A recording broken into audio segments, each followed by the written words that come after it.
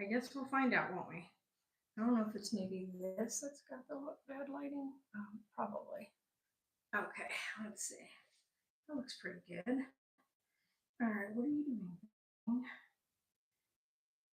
All right, let's go to, we're not going live. We're going to go to this. All right, hold on, guys, because I'm going to pull up the live stream. All right, there we go. Now, let's click on this. No, wrong thing. Oh, let's see here. Where's my thing at? No, no. I'm not trying to do that. How do I do this again, guys? I forgot. Nope.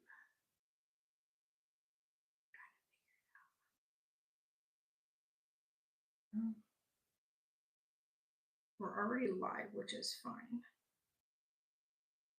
Let's go to, go to my dashboard. All right, there we go. Thank you. Need the control room. All right, let's take a look. Now I can see the chat. Okay. Guys, I'm gonna be doing something a little bit different today, but first I gotta put a bunch of pins in the pin cushion. So we're going to be pinning a bunch of fabric together. So we're gonna try something new today because we have quite a significant amount of baby clothes that were for Carlisle. And we have just a whole bunch of it. So, and we had a whole bunch of clothes that my aunt gave us back when Sarah was pregnant with Penelope. And so a bunch of these didn't get used, and they're older clothes. And so we are going to try to make a little memory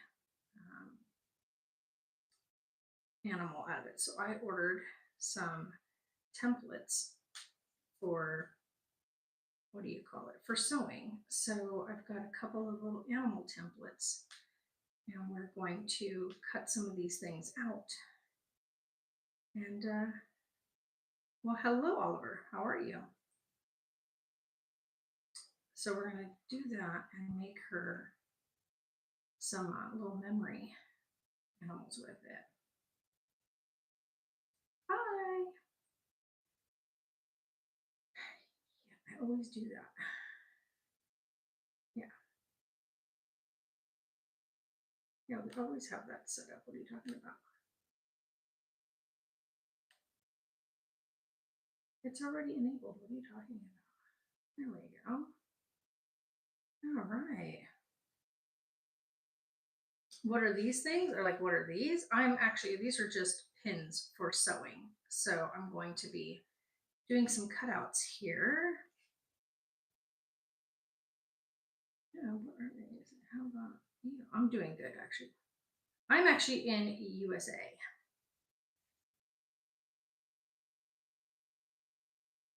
So hello, everybody. Welcome in. A lot of people I don't know. I've never seen a lot of you in here. I do plan on streaming tonight to do the Harry Potter Lego stream, but today the baby's down for his nap right now, and Grandma is going to make, or try to, at least see if I can do a hand sewing. I do have a sewing machine, but we want to see if I can do this one because it did come with instructions on how to do a so who's the child behind you? I don't have a child behind me. So there's no child behind me. But no, this is all my Harry Potter stuff behind me.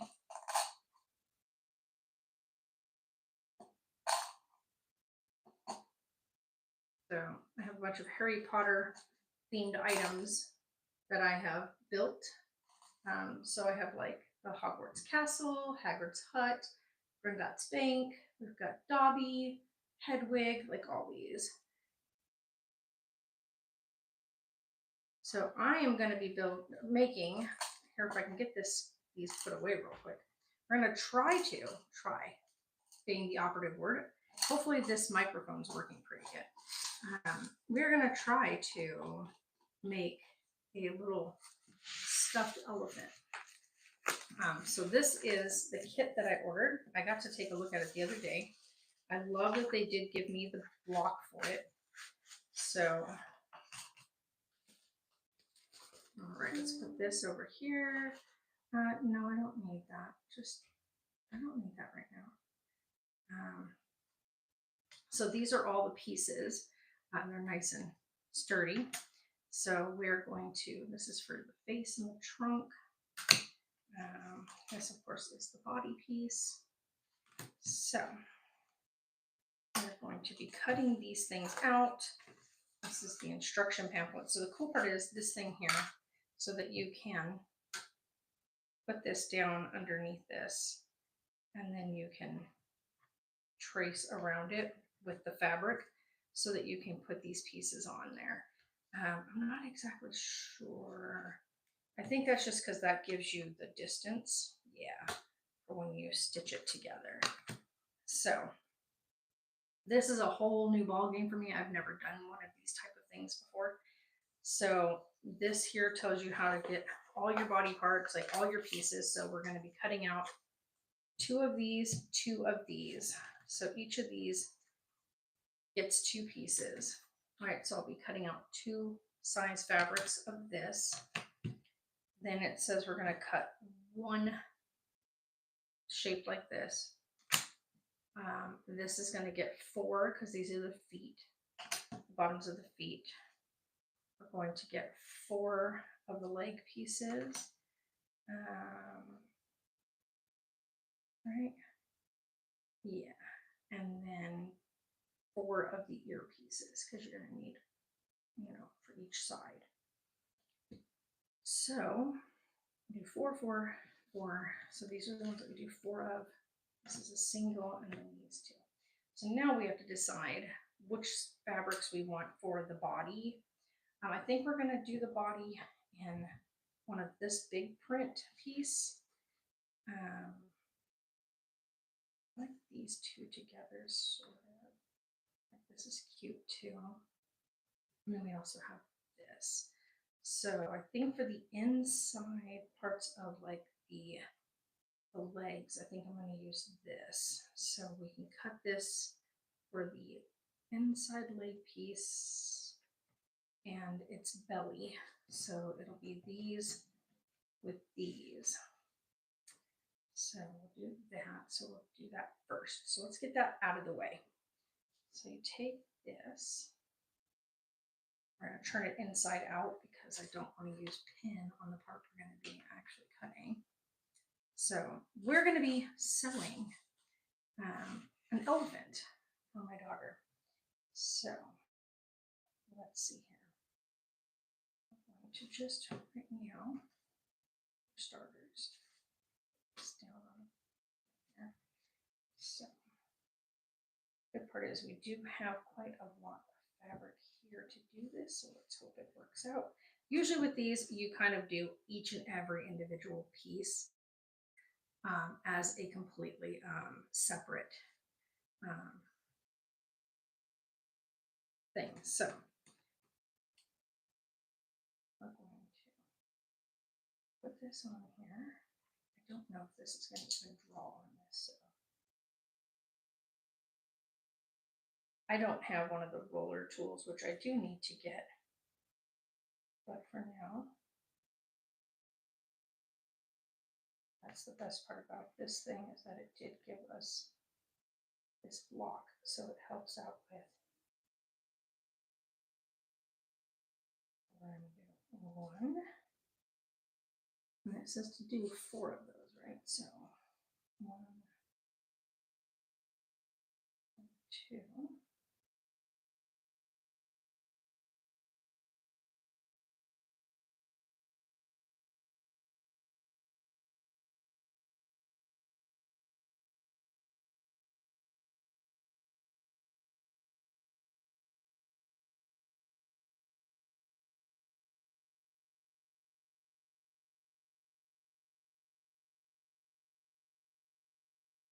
gonna guess 3 and 4.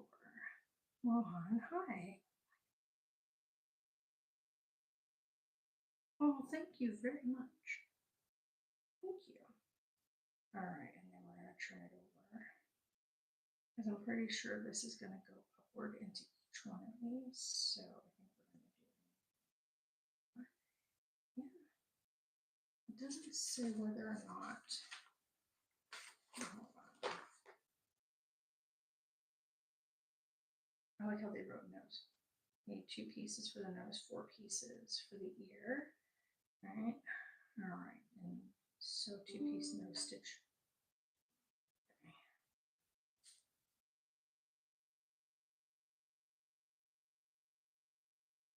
We're not on the block. I gotta get on the block.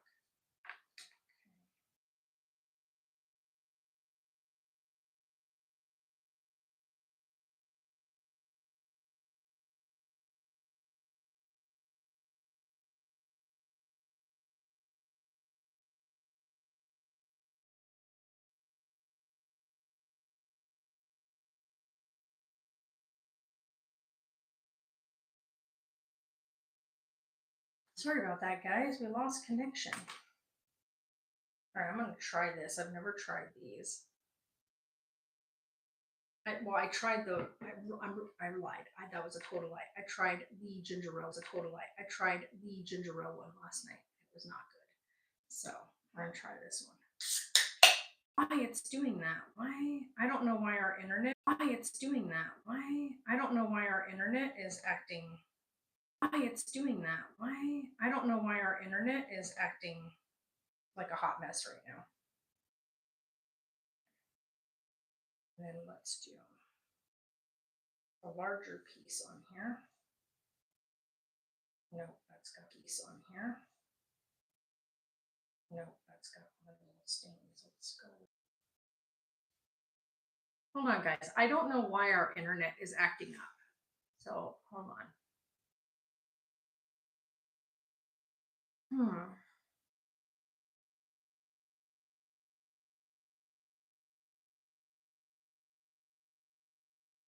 Yeah, I don't know what it's doing.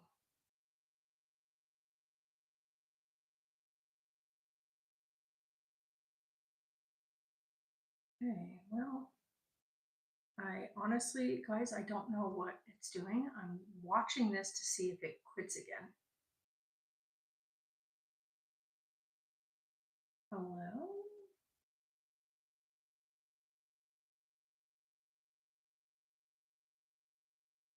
I think everything else is turned off, so I don't know why it's being so stubborn. Oh, I already did that. Okay. But why are you not loading? Okay, guys, I don't know. I don't even know if this is actually working right now. No. I don't know. I know. Why are you popping up? I don't want that. I know that Microsoft has been having issues, so it might be a Microsoft issue on this end, but I don't know.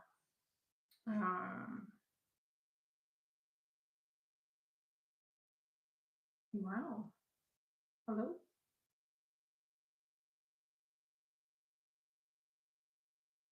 Okay, for right now, I don't know if this is working. I mean, it shows that it's still counting up. So we'll let that go, but I'm going to finish. I very rarely make items. Like I usually just take things and like do tailoring the stitching and all that. We're gonna quit internet.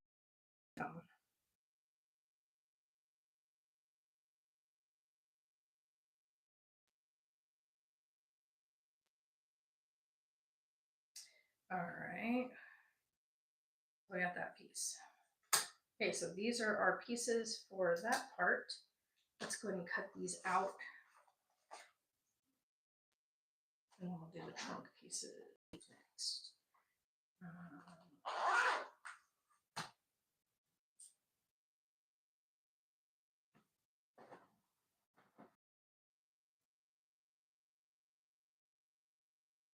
It's a good thing I brought water in here, huh? Because that soda stuff, really bad. Okay, I don't know if it's just because the internet completely quit. It says it's working. Hmm. Let's see here. Because I have redone my entire thing here. So,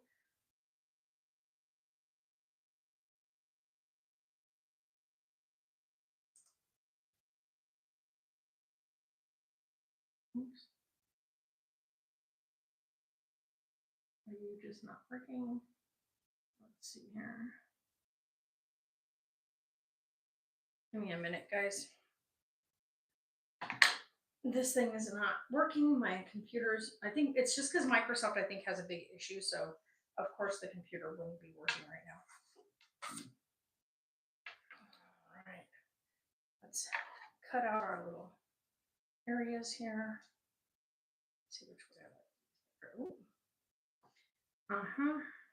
Why are you have it? Microsoft's not working. Sure. Let's do that one. I know that it's always been good for me, so let's see here. Maybe.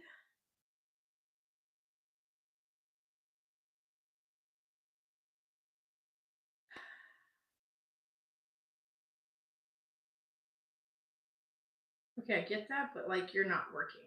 So how do you want me to do that? Mm.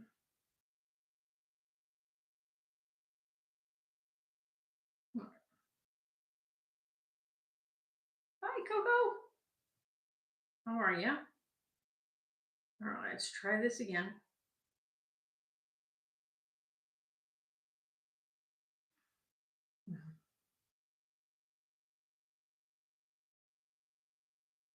Back to the studio.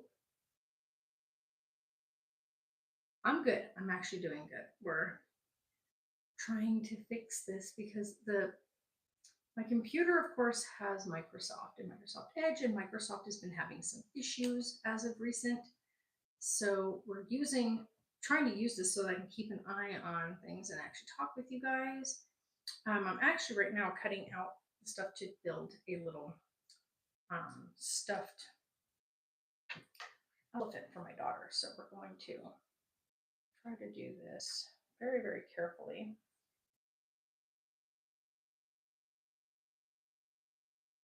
What I want to do is kind of go just a little bit wide of it.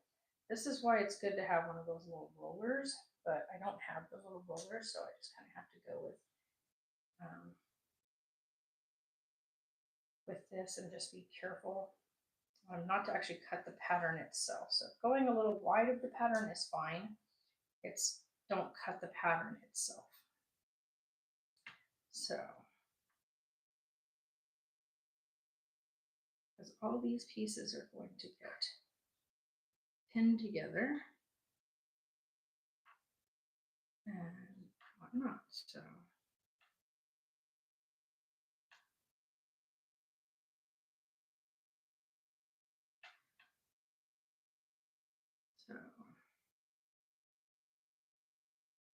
Also, I haven't streamed in a while because I had an accident and I fell through our deck and I injured myself. I'm doing better now, but took some time to heal. And now I've got some definite scarring that's going to probably be permanent on my legs. So, yeah. I think I've talked about it on here. We were going to be redoing our decking, and we live out here in this, like, the sun, and it's hot here, and our decking of this place that we purchased didn't have any, like, the people that owned it never put up like an awning or anything to keep it shaded, so the wood was exposed. Plus, they traveled a lot, so they only were here during what we have as our winter months here. And in doing that, the wood was just left exposed and so it rotted. And because it started to rot, it started to fall apart. And well, needless to say, I was out there moving stuff and we were cleaning things up so that we could start working on the deck, and I fell through. So it could have been a whole lot worse, let me tell you what. So it could have definitely been a whole lot worse.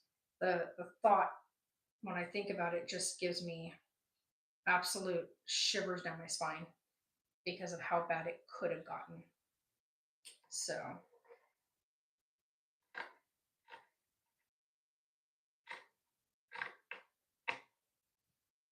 that's 1 foot piece.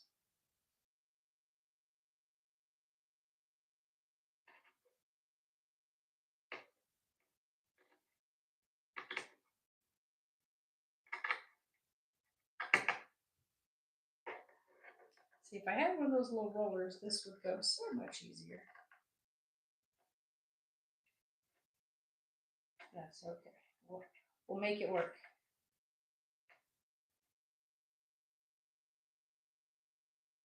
Come on. And of course, I've had no coffee today.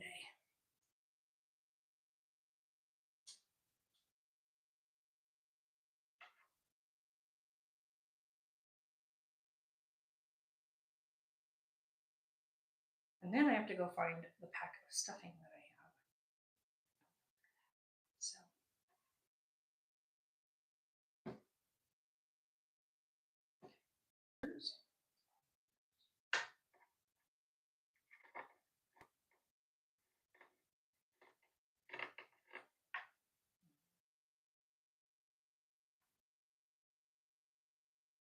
also, one of the things I'm going to probably do later is work on the little crochet kit that I have. I was going to use it for a stream, and I want to still do it for a stream, but I want to build one of the characters off stream just so that I can get the hang of how the kit is used and whatnot, and see if I can follow the instructions, because I've never followed instructions on a crochet.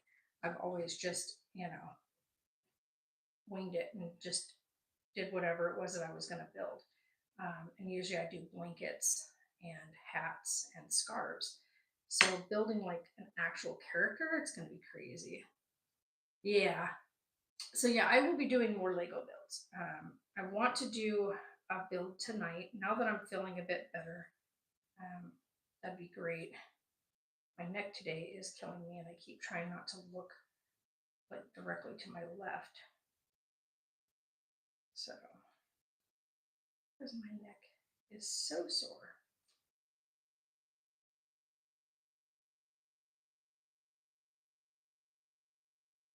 What's that? My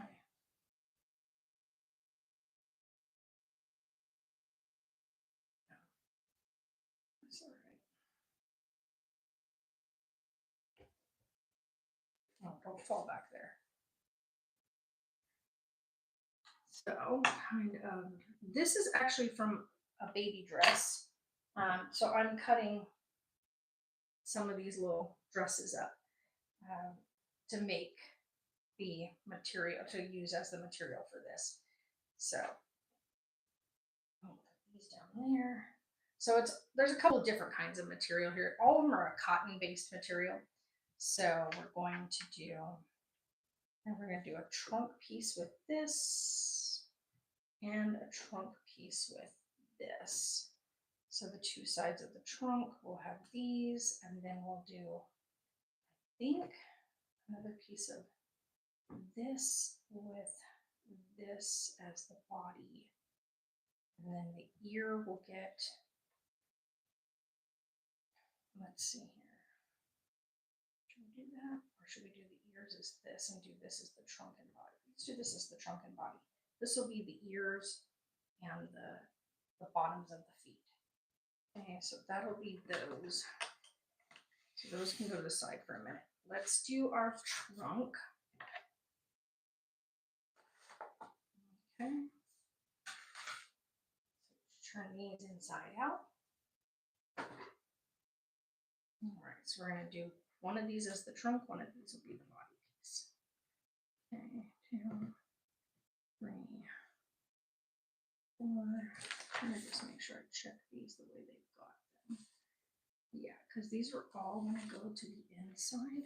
So it's going to be like this, right? And then these ones will go.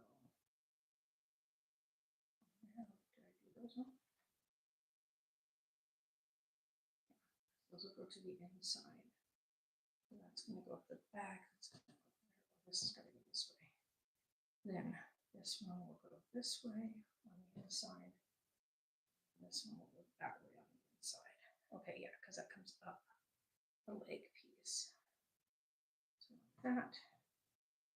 And like that. Okay. So first and foremost, trunk.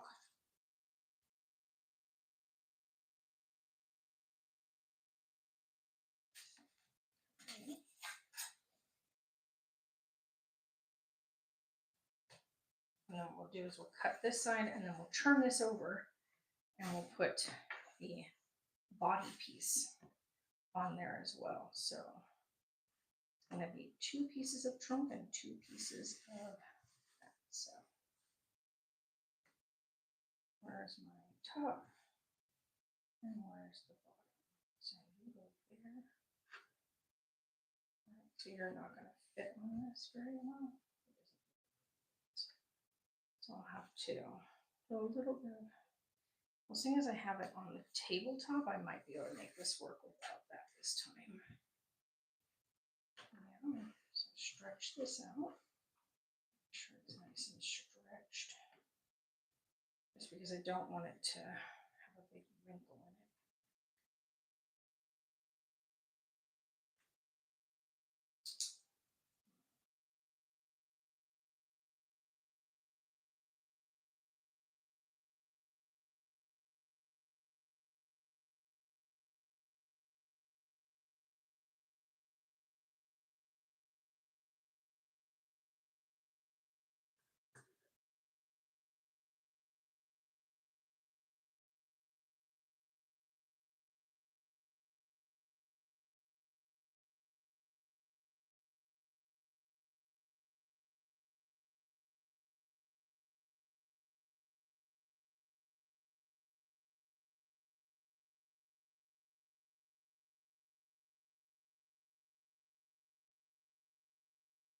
Okay, there's that piece. We're going to turn this over. And we're going to take the elephant body, put that on here. Okay.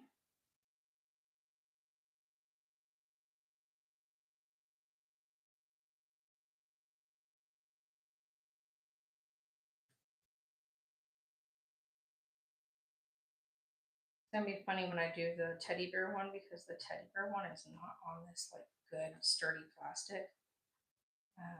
So it's going to be a bit different because that one is going to be a bit more complicated to trace out because it's on more of a like a cardboard finish.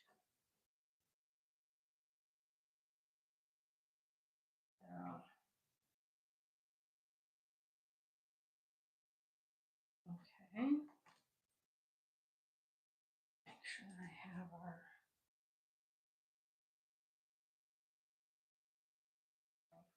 little mounds.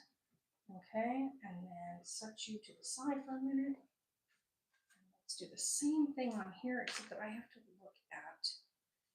This has a pocket right there, so this is going to be the side that we're going to have to use for that. But that's going to be the body.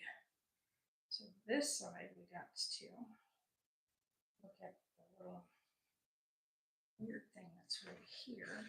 And we're going to put this way because we want to avoid putting the actual thing right there. So make sure it's under there.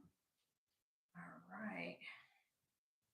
Now that I know where that is, we can go this. I think the other side of the dress has a big flower as well. Yes, I am a blessed grandma. I am a very blessed grandma.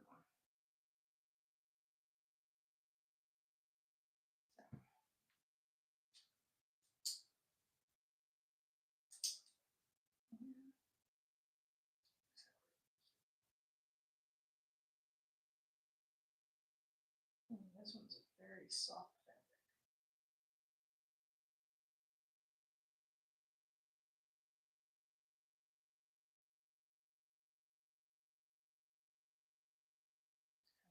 Very lightly. Maybe get some more of these pins. I like these pins.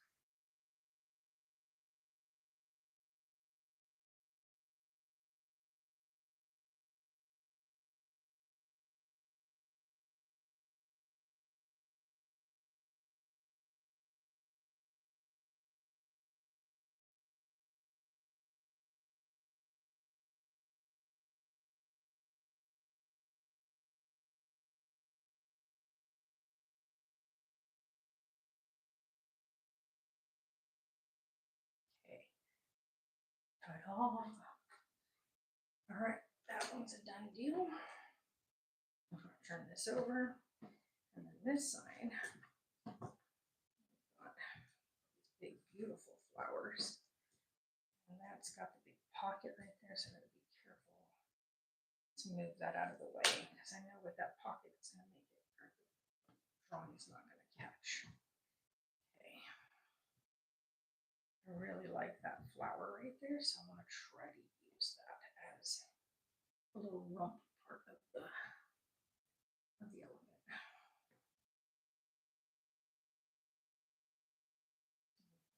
That to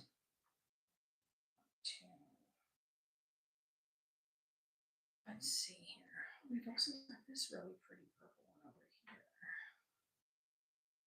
Which one do we want to go with? That one.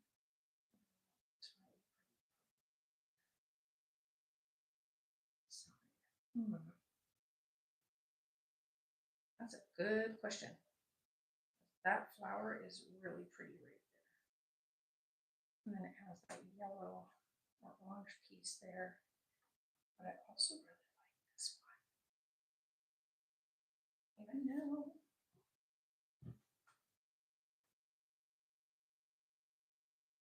okay, I really, really like this flower here. So I'm gonna try to put this. We can try to grab some of that. Okay, we're gonna cut right into that as a flower. So I'm gonna decide how I want to do that. Okay.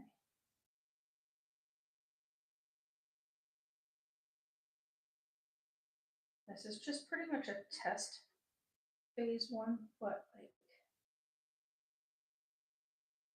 I don't want to mess it up. You know what I mean? Like the whole point is to get a feel for making sure that I can do this pretty good.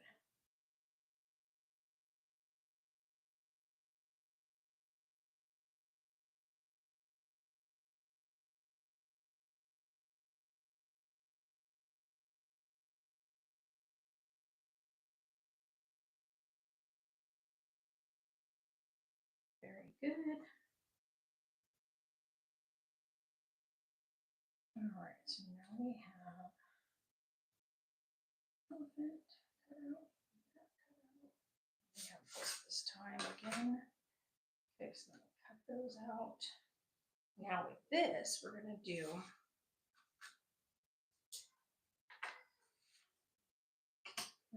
this. I'm gonna make the ears, even though you're doing like a patchwork kind of thing. I'm gonna make all the ears, both sides of the ears, the flowers, so that whether you're seeing the elephant from the side, the back, or whatever, you're gonna see the flower print of it. So we're supposed to make 4. So I'm gonna do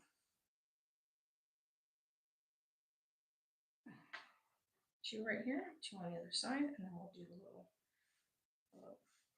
other part down at the bottom. Okay, so we should be able to do one right here and then flip it over and do the other one on that side. Oh.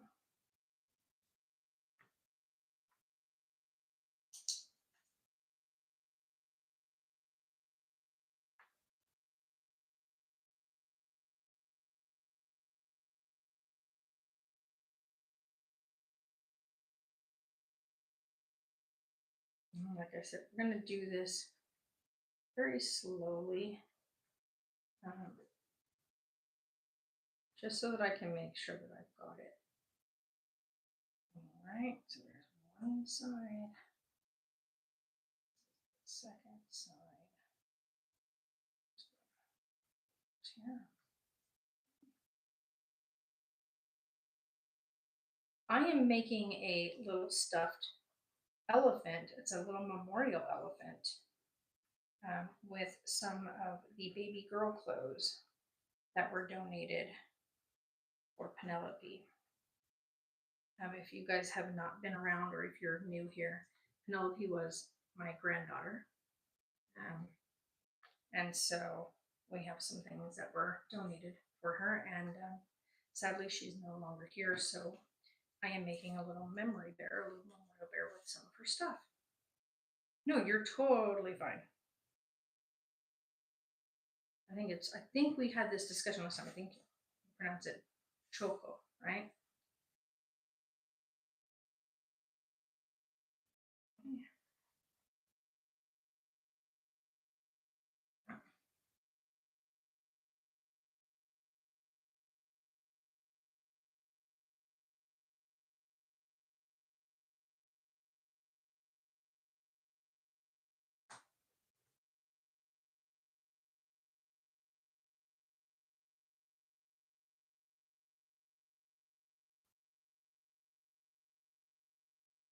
If you guys ever wonder about the ring that I always have on, it has my granddaughter's ashes in here.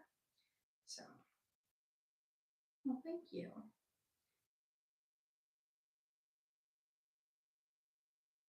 see. Yeah, right up there.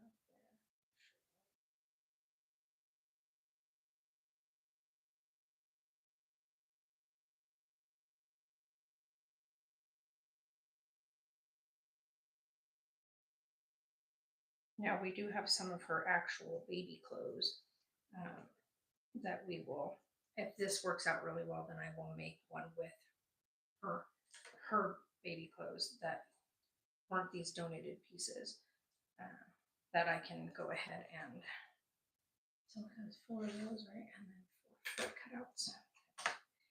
That way I can actually make her another part. So let's go ahead and get some circles cut out. All right, and then that should be all the pieces, and then we can start sewing the little elephant together. So let's try this. Let's get it where there's like cute little flowers on the bottom of each foot.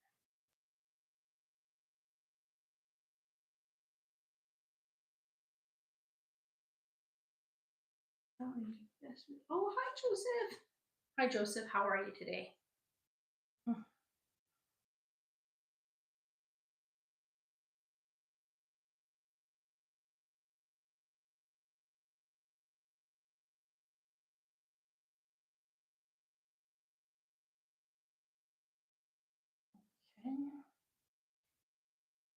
So we're going to get some of these littler, smaller ones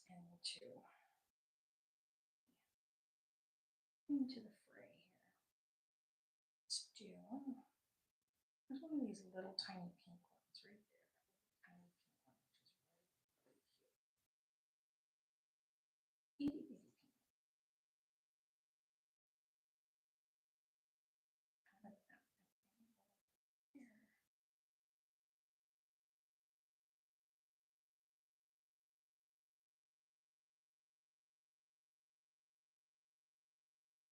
Yeah, we have another one of these cute white ones by itself. Oh, it is right here.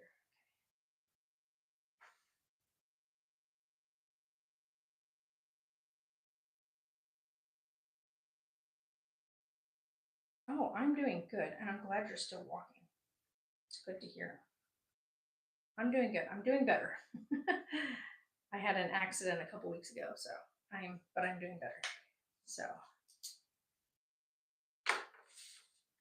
I've been offline for a little while I took time to just take care of me, whatnot. So I'll put this stuff away. We are done with this part of the pattern. So we can now take this and put these pieces away. I'll have to readjust that because I did it last time. So it doesn't fit in there otherwise. So this is the elephant. I need to label each of those so that I know which is which. All right, let's go ahead and start cutting out these pieces.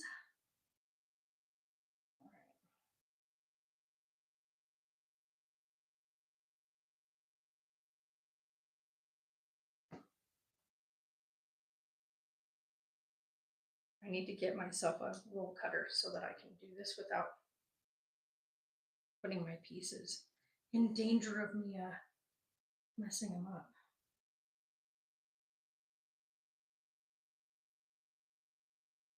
I'm not used to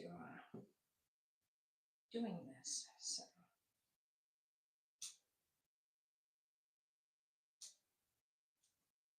I'm gonna cut wide so that I can get the pieces off. And that's the best part about, when you do these things and you have a pattern, you can make sure you got your pattern pieces so that way you don't mess anything up. We try not to, I should say.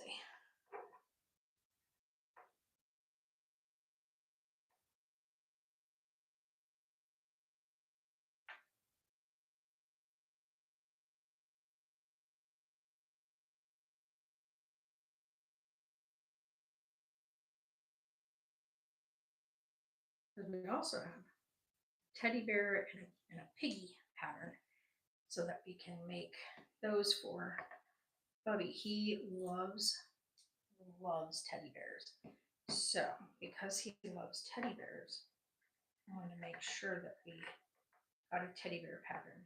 He has like a little stuffed puppy dog, like a weighted puppy dog that he has in his bed.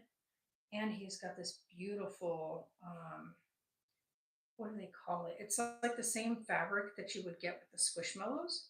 Like Squishmallows are absolutely amazing because of the fabric that they have. But that same like crushed velvet material is what his teddy bear is made of. And he loves that thing. And I was so lucky that I found that when I did. And he loves that material. So I want to get a bunch of that material with a bunch of different patterns and make him another like bear type thingy or like a little piggy that he'll love. But I was going to tell you guys, I will be buying my coop. I'm purchasing my coop, the chickens on the 1st.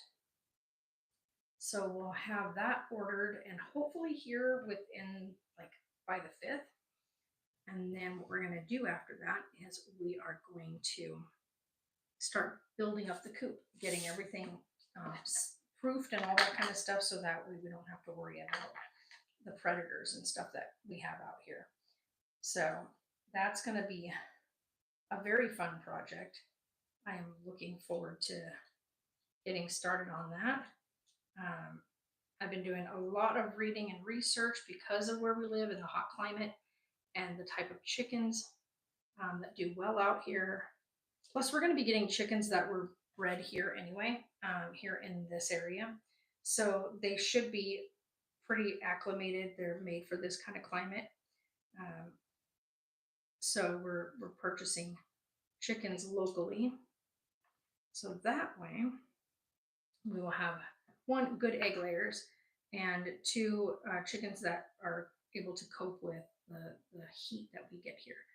So, that one was a bit close. I almost cut the pattern. Cut the pattern.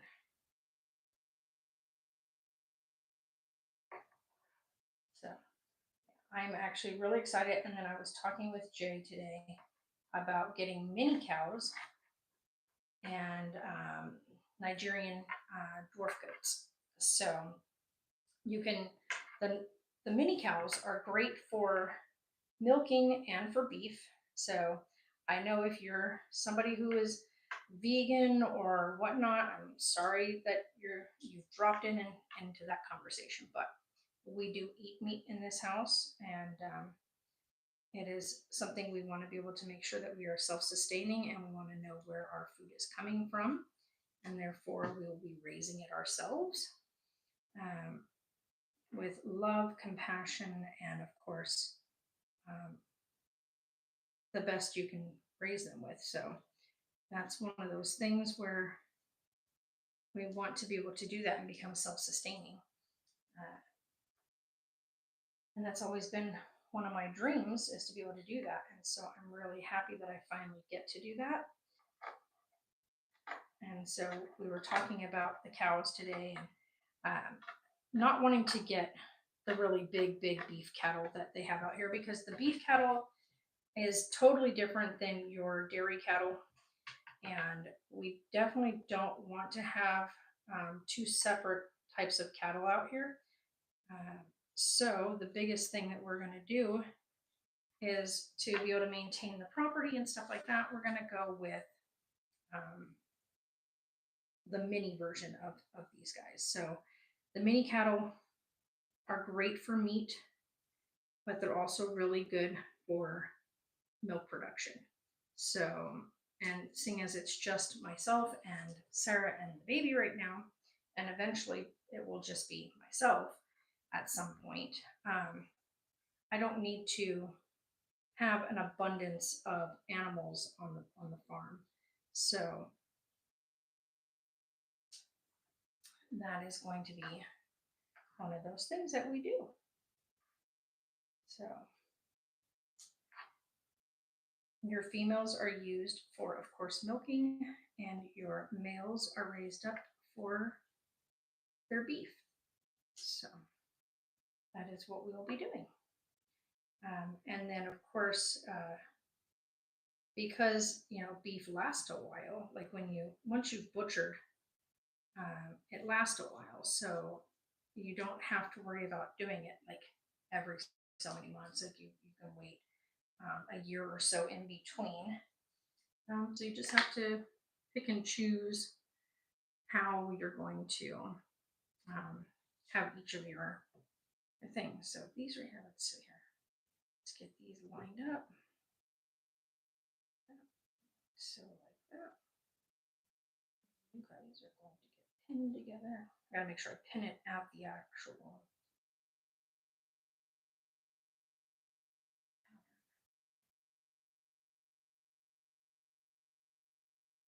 That one.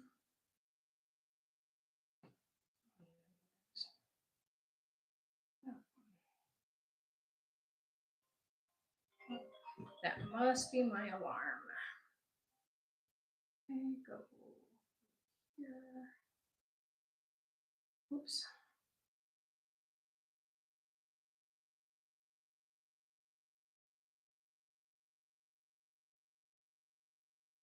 Well, thank you, Joseph. Let's do that.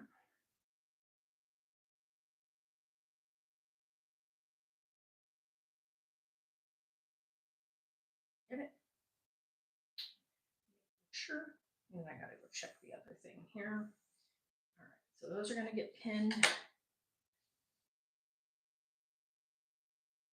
All right. Let's check and see if our delivery has been made, because we ordered a couple of things.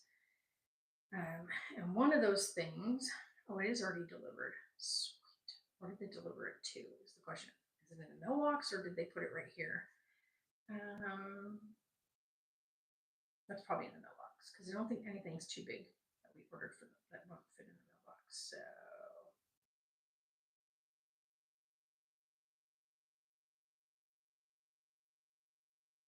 okay, so they delivered it. I'm wondering if it's outside, because we got a dog, like a cat door kind of thing, to go on my bedroom door for Godric. so that he can get in and out of there, but the baby can't, which is where his food, his water, his potty pads, and stuff are. Then we got safety lock things for these hall doors so that the baby isn't going in and out of the office spaces. And then we got a guard for my Keurig, or my KitchenAid that I got for my birthday, which, by the way, if you guys didn't know, my birthday was last Saturday. So it's been a week. So my birthday was 1 week ago. So, all right, now we get to cut out our elephant parts, the body parts, like the big body.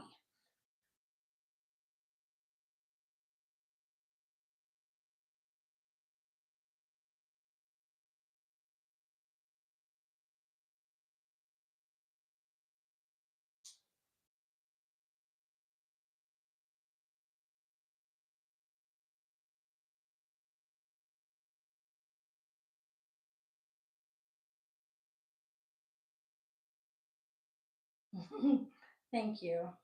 Yeah, I was actually going to stream on my birthday, but stuff happened and whatnot, so it ended up not happening. I had a kind of an issue when it came to a couple of things that were supposed to happen that didn't happen, and so things kind of got a little bit, you know, annoying, and so I didn't get to do a few things, and then I spent the rest of the day on my birthday making my cake, which I was kind of happy about because I was able to finally do that. But well, thank you.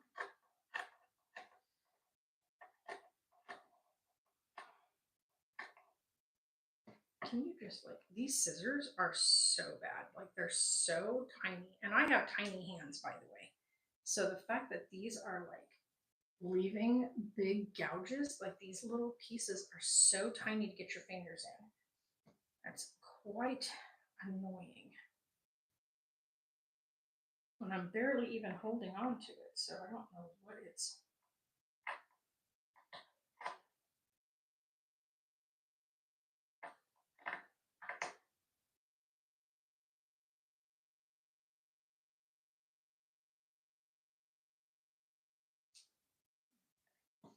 The body part. Oh, that is like not the most comforting thing to do. Okay.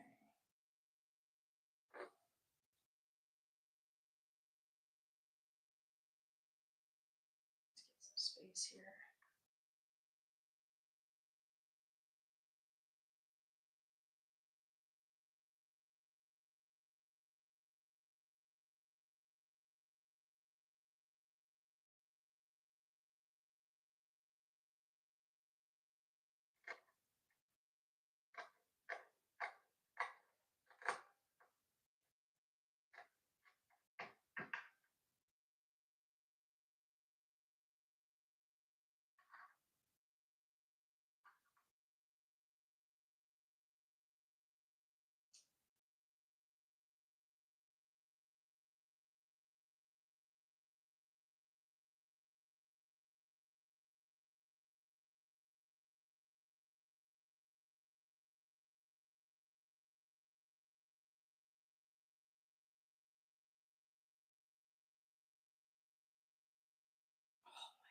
This is like the most annoying set of scissors I think I've ever encountered in my whole life.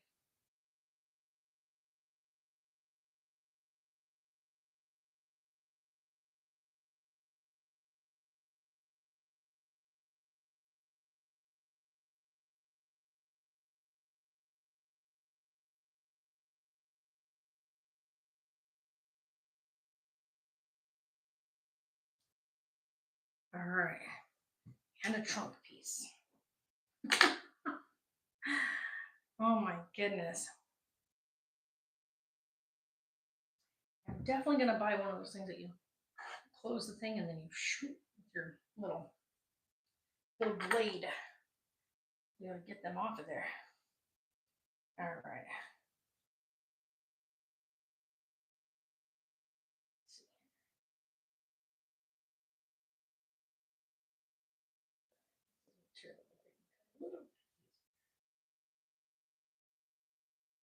This like super soft material is so hard to cut.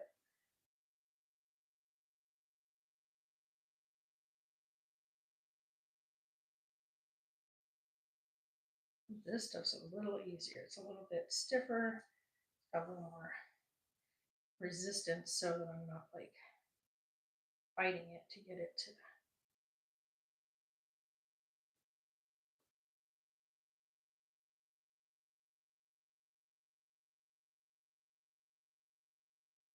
You still plan on making your painting videos on a live stream?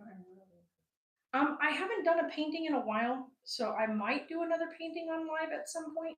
Um, it's not a priority right now because I just don't have a lot of like the stuff for the painting. I did get some goodies, but like nothing too nothing too exciting. As I'm still working on like learning techniques, so it's not like one of those things where I'm going to be right on top of wanting to like jump into it right away. Let's see here. Make these to face each other. That is not going to work. Why did they tell you to do it that way? Oh, I need to cut one of these the opposite way. Because I did, this one's correct. Those are correct. That's correct. This I did not do correct. I need another one of the trunks. Because this trunk piece I need to keep. But this trunk piece I need to recut because it is the wrong way. So, oops, that's my bad. Okay. Yeah, because this goes on the bottom, so that's going to come to the top. And then this was supposed to face downward, so oopsie doo. So this goes like that. And then this is going to face this way for now. Yeah, I really enjoy painting. I just haven't really taken the time to get in there and do more painting in a long while. I think I should have some space right here to do another one of those. So let's get the pattern piece back out real quick. Oops.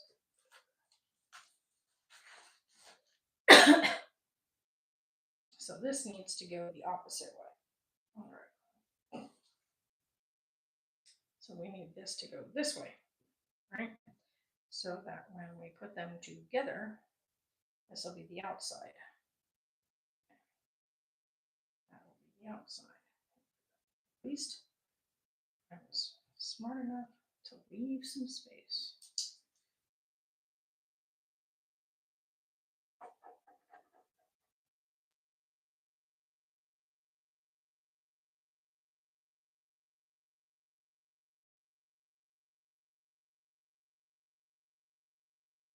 Just roll over the back of my hand.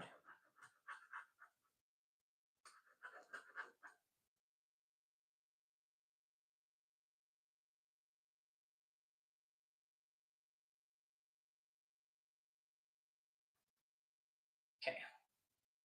Ta-da.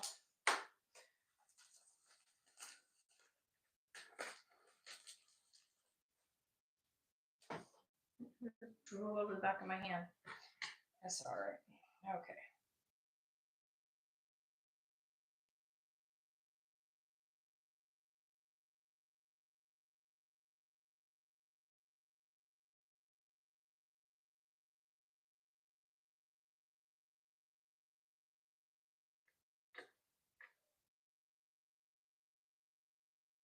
Okay.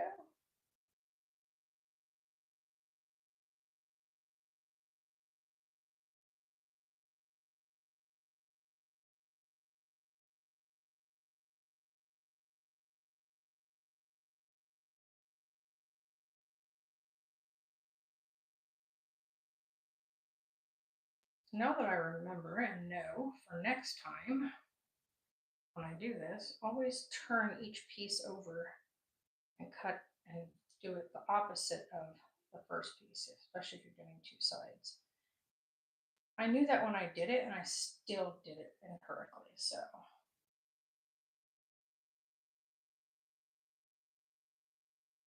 Happens to the best of us. It's all right though. Lucky I had enough material to do a second one. So it goes this guy down. So you get to go inward like that. This one's going to go right on top. And then when I stitch it, it'll go around those edges. Very good. So, because I got to pin everything after this. So all these will get pinned together.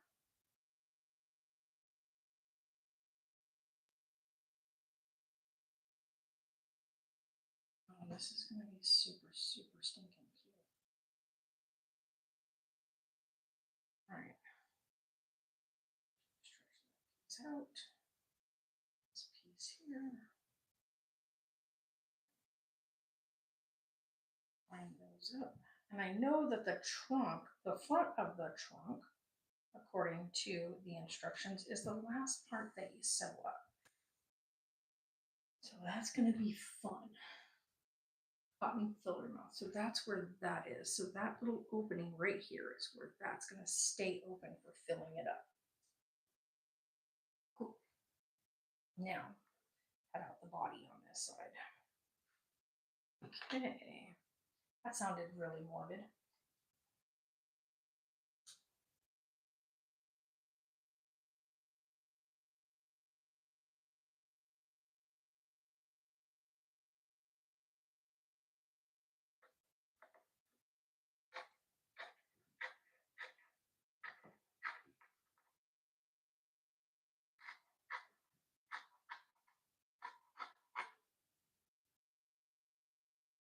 Well, I sure hope this comes out good because it's so stinking cute.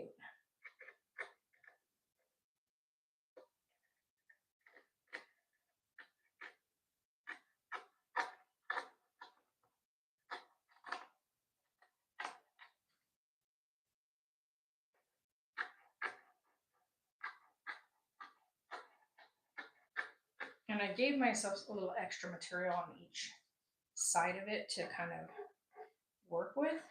So the funny part is now I've got the extra trunk for when I want to make another one. It's already got a trunk piece cut out. So let's take a look here. Now what it says to do is after you've got everything cut out, now line everybody up. All right. Just get everybody lined up.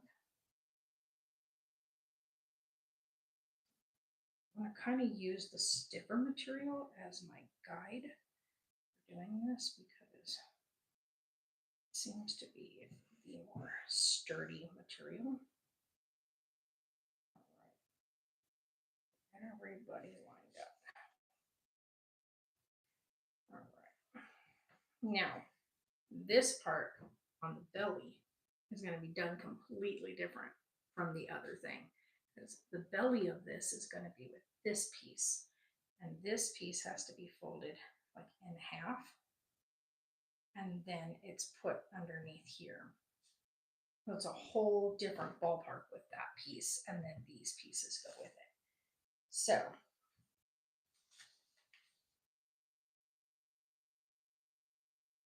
there's supposed to be a yellow line on there.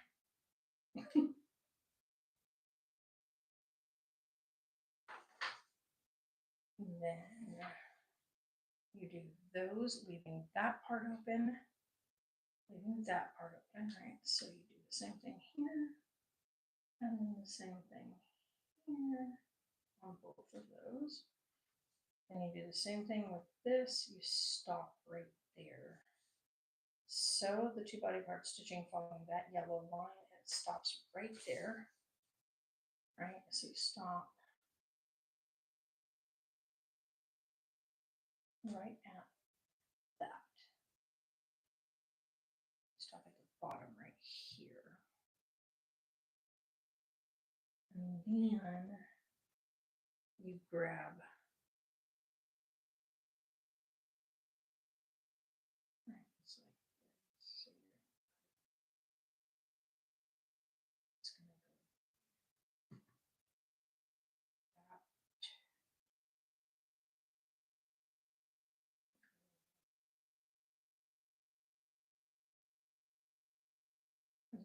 turn it back inside out. So it's got to be facing itself. Right. So that goes right there. This going there. Only sew it to there and to there. Okay. Take these out of the way. We're going to literally stitch on the line as I go. So.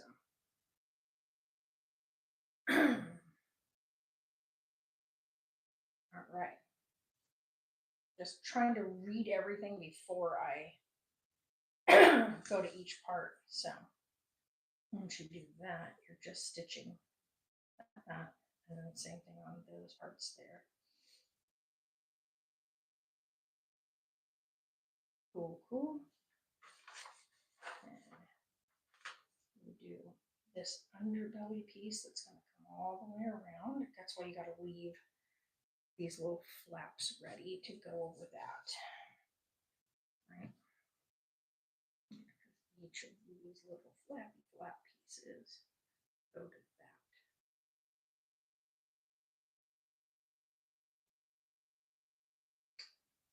that. Okay. And then you take and you put your little discs at the bottom of each one, stitching those inward. And then you stitch ears. How are you stitching? Right, so sew the bottom of the belly piece like that. Yep, and the first part before sewing. Yeah. Then nose, whole body, and ear. So as the picture shows, put the ear between the entire body and the nose. Okay, because that means that they got to go on the inside like that. Then stitch this together. Same thing with that. Okay. So, because that way you have that open. So when you turn it inside out, when you stuff it, everything's going to have an opening. So we're making a little stuffed element. Okay, so we're going to do this one thing at a time. So it says to leave. So you're going to sew the whole part right here just to the mouthpiece. We're not touching that.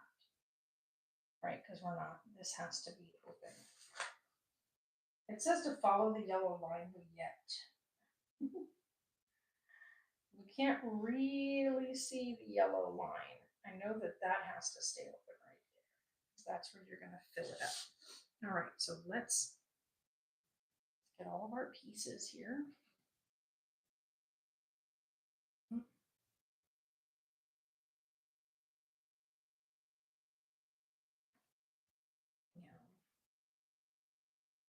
Because this whole area is going to stay open because this gets sewn separately onto that part there. So.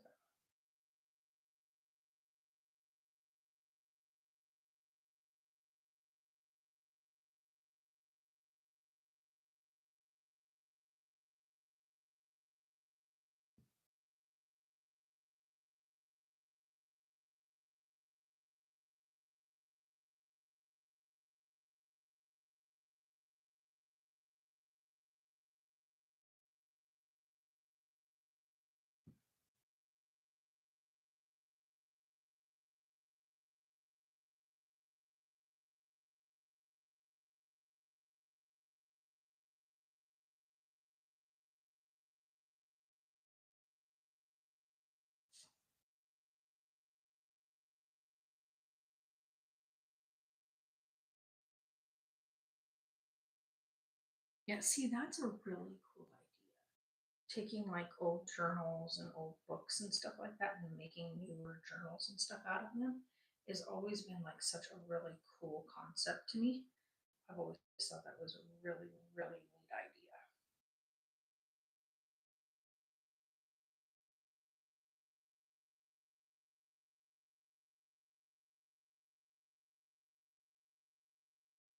Okay, so I'm just trying to decide if I want to use this side of the elephant as the go-to guide, or if I want to use this side seems to be pretty lined up now.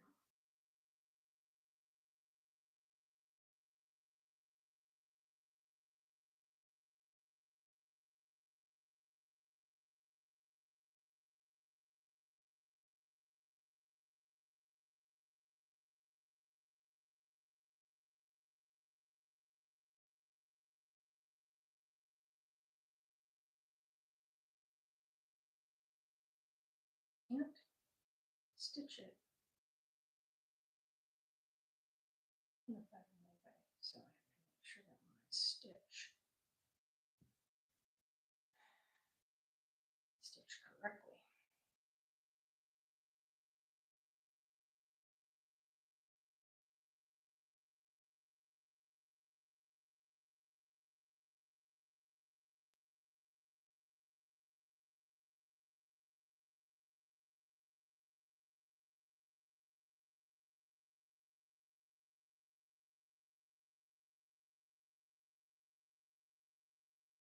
Why are you moving so far down on this side? Here.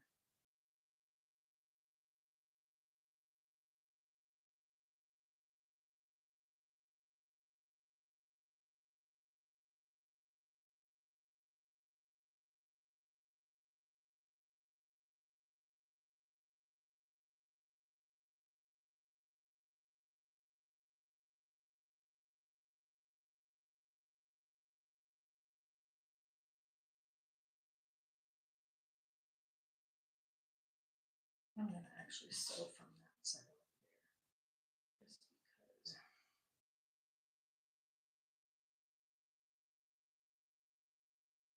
This is just pretty much to hold the two fabrics together.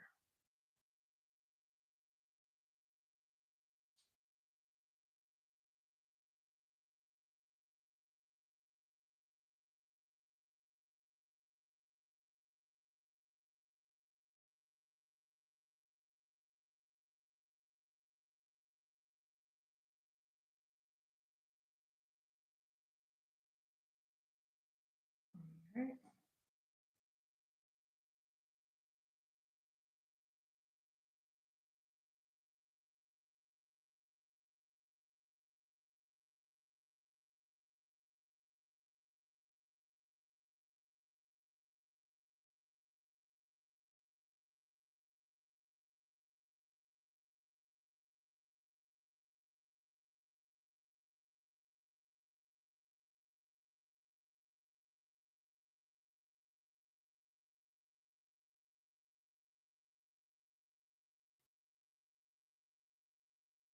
And I have jabbed myself so many times recently doing this. Let me tell you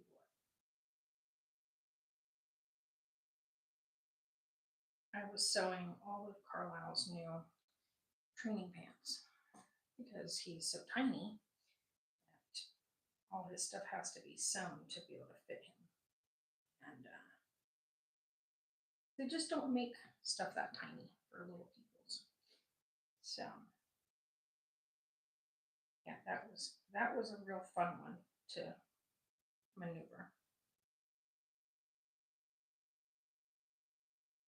Because I got it all set up and was going to use the sewing machine, and I put a couple of the pins in backwards, and I got myself pretty good on multiple occasions. If you're going to be sewing, just be mindful of where you place your pins. Okay, so now what we're going to do is I'm going to turn this over. I'm going to start here, and we're going to follow that line all the way around. Because I want to follow this line here. All right, do we have enough? I think we do have enough to do it. So.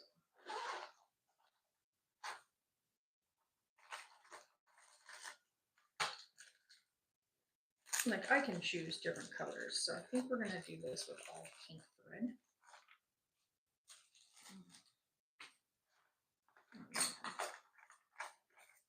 This out. I don't usually ever use a thimble, but I might this time. I mean, I keep sticking myself with the dang thing.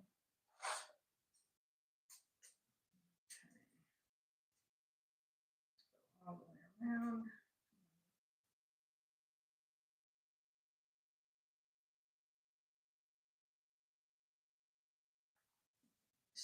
Thin needle. You guys have never sewn before, just know if you're doing hand sewing, do the thinner needle for the fabric that you're working with, because sometimes if you do a fabric needle or a needle that's too thick, it will catch on your fabric and then you have run into all sorts of issues. So just an FYI.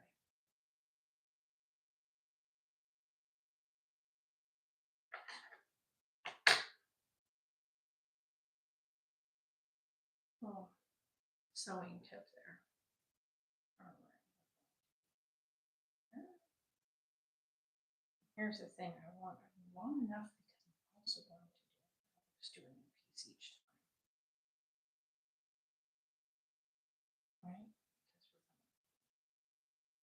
This has to stay open, and that has to, so we're starting right here at the little knob.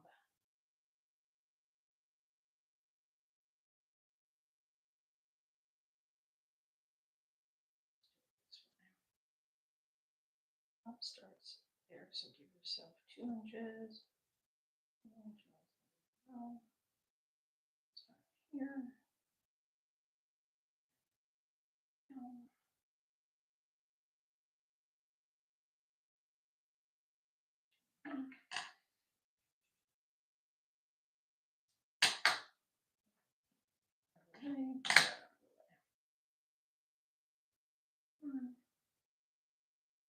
Or yarn. This is thread.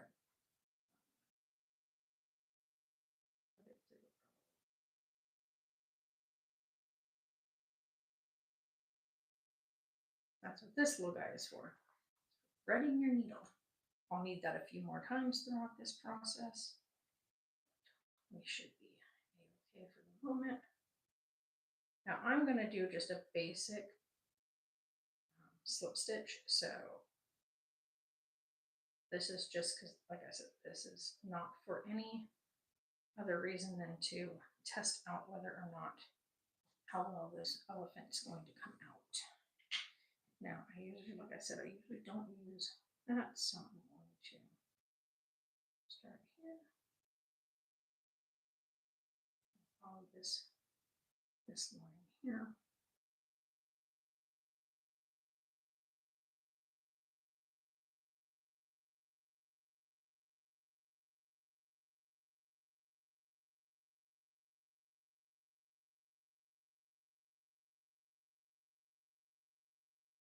Like I said, I'm doing just a basic stitch. Hey Jessie, how are you? So bring our little pin cushion over here, seeing as we're going to be using that quite a bit. I'm not going to stitch this too tightly. Just like I said, I'm just kind of, this is just being a basic slip stitch. So.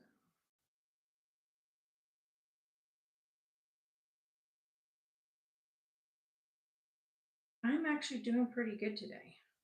So it's been a rough couple weeks, but I'm getting back at it again. I'm getting better. I don't recommend falling through a deck. I don't recommend that to anybody. So it is not a fun experience, and like I said, wouldn't recommend.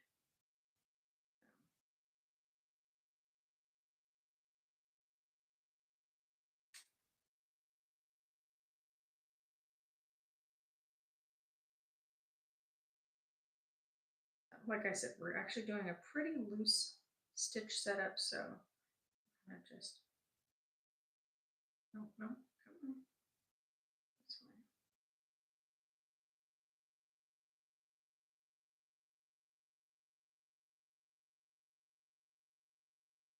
Yeah, we need to get more yarn, and I thought I had enough.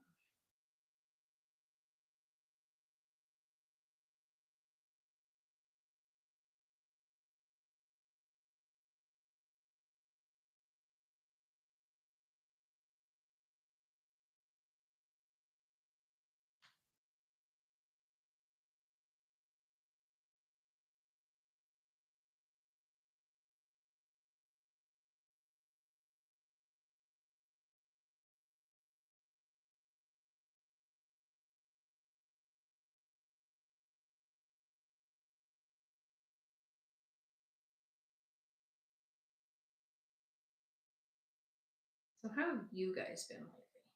Like, I want to know how everybody else is doing because you know it's nice to hear how you guys are and what you guys have going on in your lives. I mean, for me, as you guys already know, I just had my birthday, and I am now just working towards getting our farm put together, which I'm actually super excited about. Getting all that stuff started. Can't wait till I get my chicken coop, you guys. It's going to be so much fun. Oh no, I better not. How did I manage you? How did I manage you? Come here. Come out of there. That's the third time I have done that in the last couple weeks of sewing. I swear sometimes I have the worst luck when it comes to this stuff. I am making a little elephant. So if I can just get this knot out, that'd be great. I don't even know how I managed the knot. How did I manage that? Come here, you. How did you get in there?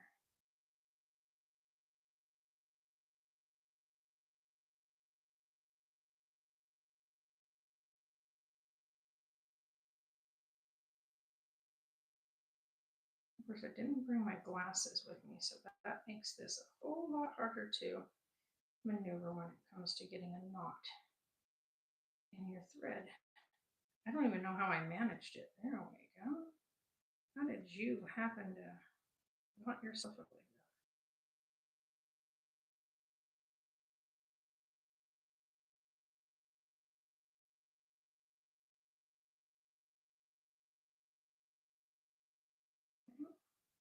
Doing the overlap, so that will happen.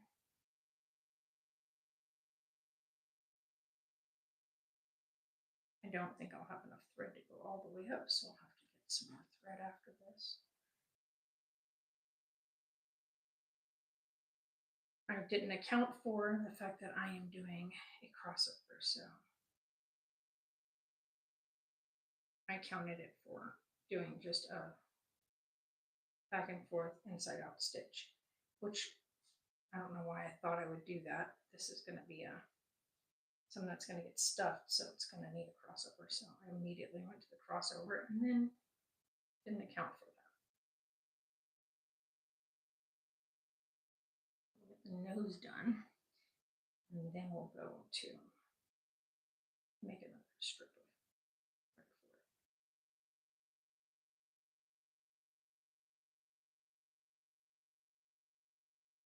We'll see how this comes out. I'm actually quite excited to see how it comes out.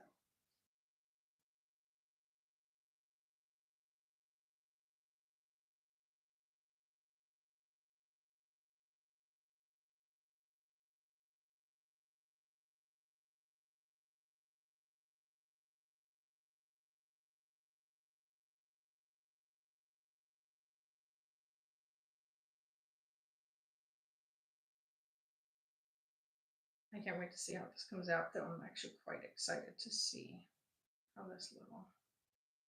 No, no, come on. Keep getting stuck over the top of that. Come here. Be on this side now.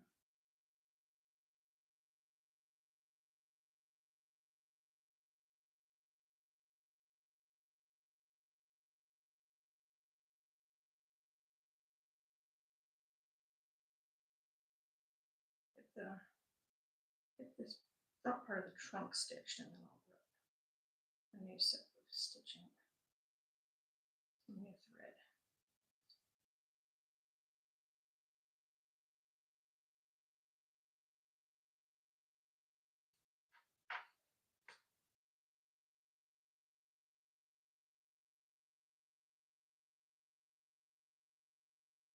More, probably do like 2 more stitches, and then I'm gonna have to pick out some new thread here.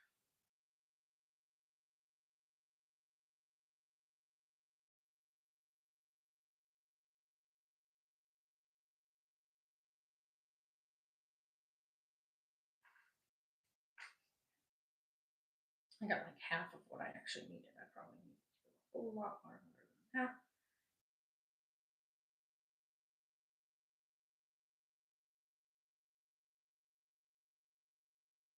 How many of you just cringed waiting for me to stab myself with a freaking pen? Because I sure did. As soon as I flipped that over, I felt all of them against my hand. Mhm. No better than that, too.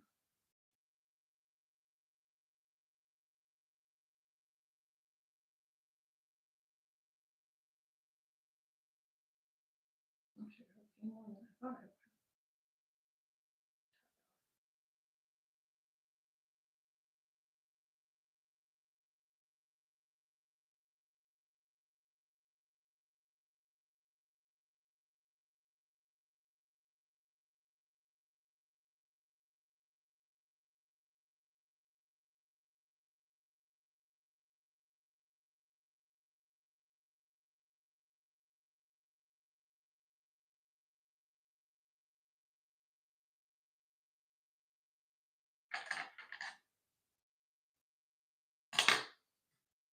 All right.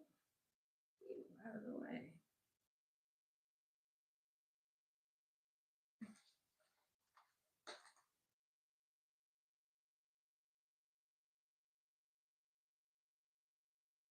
Hopefully the microphone is still working.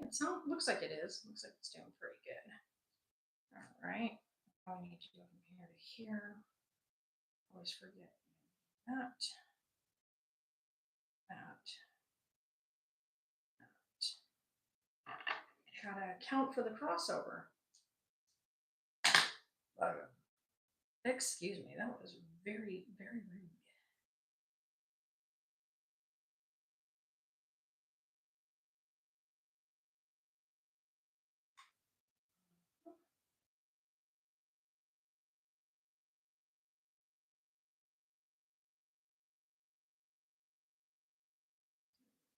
Do this. Second.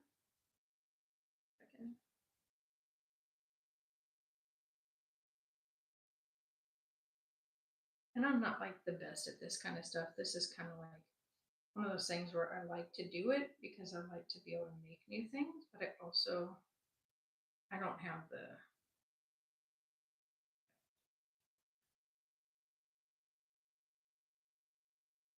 come on thing because I'm not wearing my glasses. I only wear my glasses when I need to like really get good, if I'm gonna be reading or something. But when I'm doing this, I really should have my glasses on when I'm threading and stuff because I can't see for crud.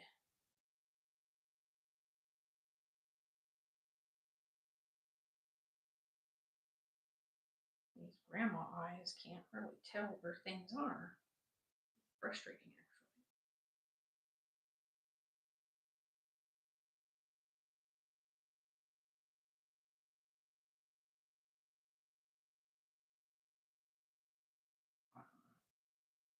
I am caught. There we go. I was actually caught on the pin. So I am making a little stuffed elephant. The funny part is I don't have any stuffing, so I've got to figure that out. But for right now, I want to at least get the body of it made. And then we can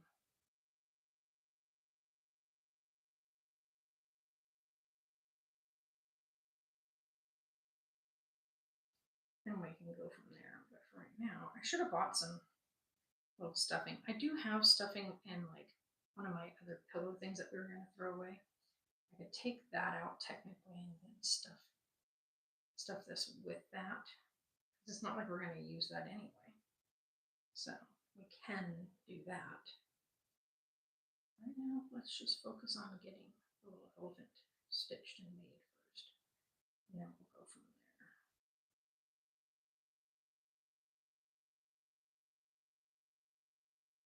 And the funny part is like the areas that I've held them together on the back there, that area will not be staying together. That area is going to actually go to the next space. So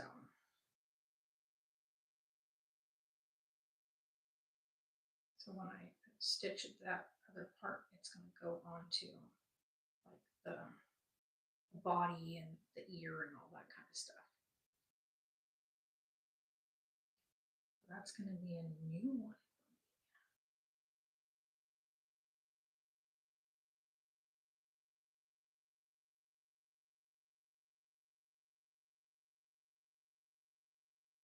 It might have even been kind of cool to stuff the ears and then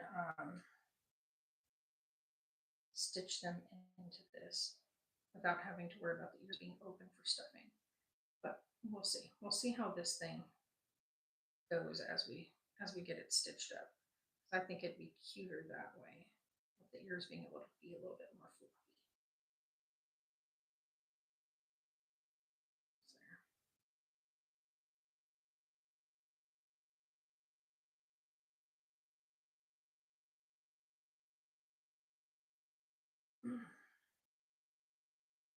Sorry, because I have bubbles in my belly. So that one stuff is so gross. I don't know how they're like, this is the new type of soda pop. I'm trying to be really good. By the way, guys, it's been one whole week. I have not had a single energy drink.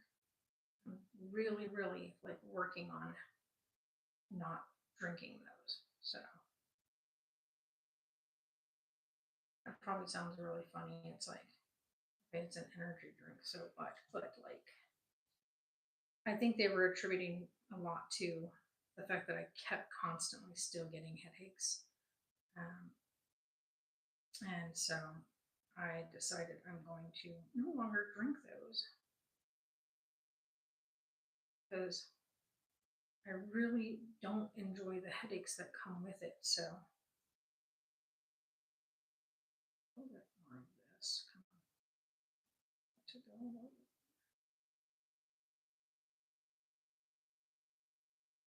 Here we go. One more stitch. Stitch, that's all we need.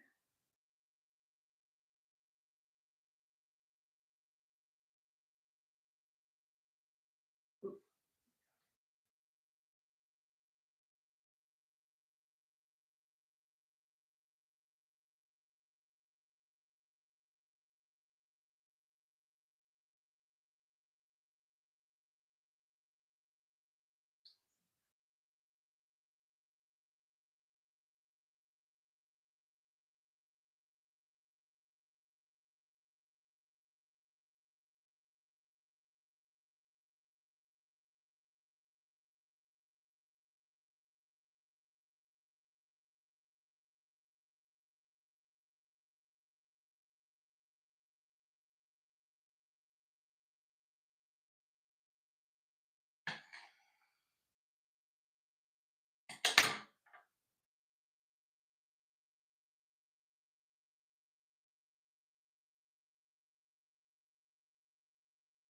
I should never do this, but because I did cut that a little short, let's go ahead and trim that.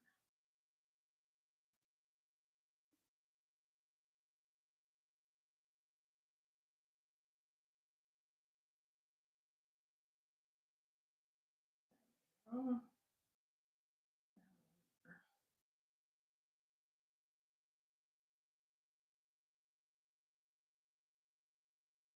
All right, so now we have the elephant's little head. All right, so that part is on. And that's when it's said to do that. We're not going to turn it inside out yet. All right, so we put this piece to the side, leaving the pins in it to hold it together. And it says we're going to do the ears, leaving this, where's the portion at? This portion right here open. All the rest of this is going to get stitched. And it shows with that little weird part. This little weird part is the actual bottom of the ear. So I'm going to just hold this where it is and not pin it. This area is going to get left open. Yeah. Same thing there. All right.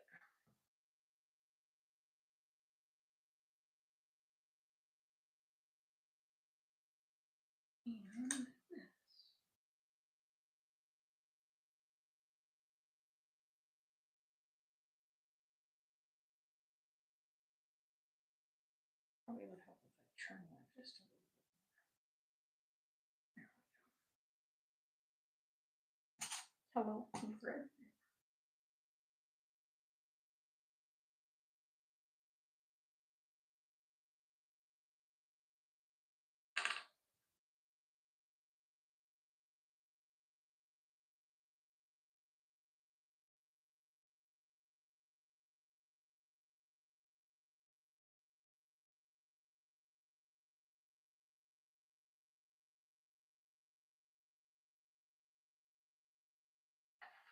And shall say.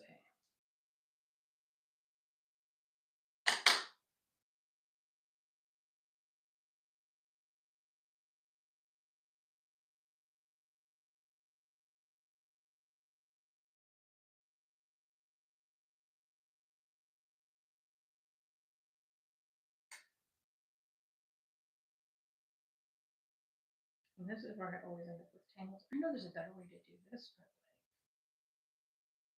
I like having it double threaded. Most people don't. I know that I technically do not need to double thread this. I could just single stitch it and it would be totally acceptable and it'd be fine. But with my sewing machine, it's going to double thread because I'll have the bobbin and the lower threading and then the top threading. So I already know that. And so preference wise, I like to double thread. So.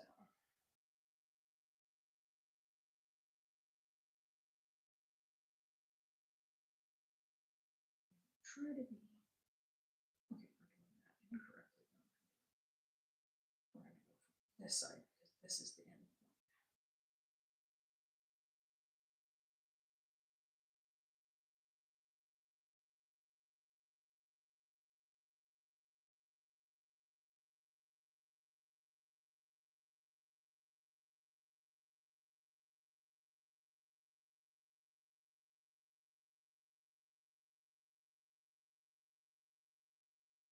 I decided not to pin this one. We're going to find out if that's going to be a mistake later.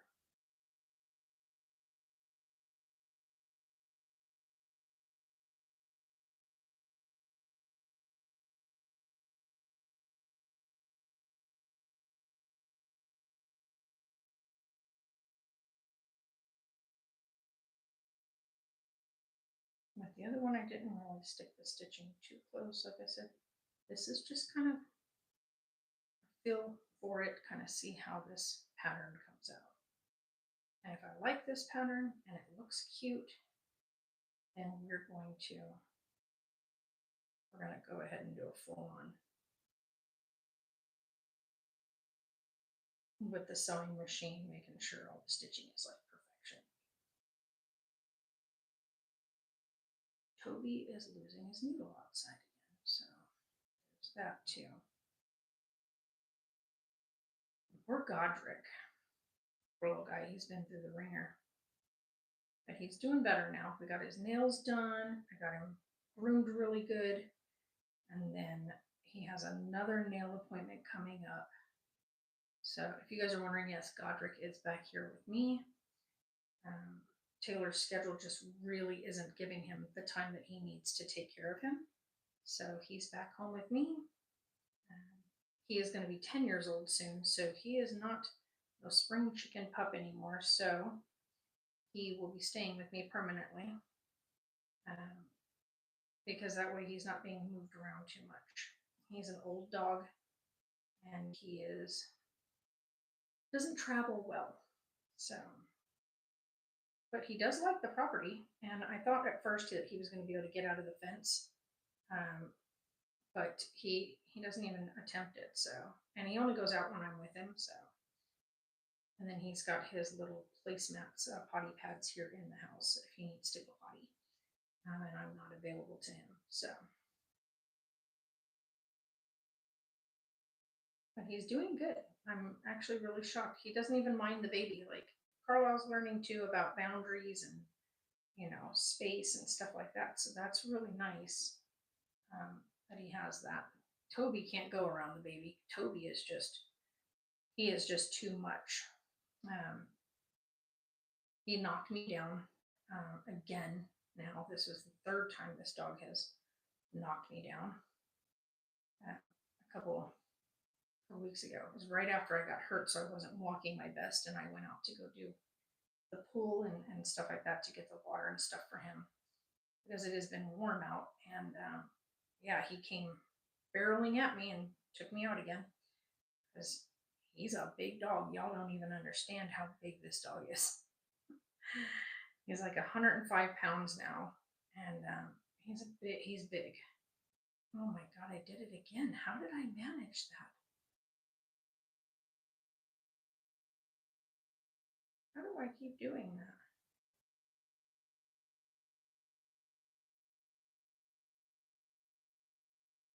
All right, come on. It's because it keeps twisting in on itself, so I keep on catching it on here. Oh, it's not that side. What side has it? What side are you knotted on?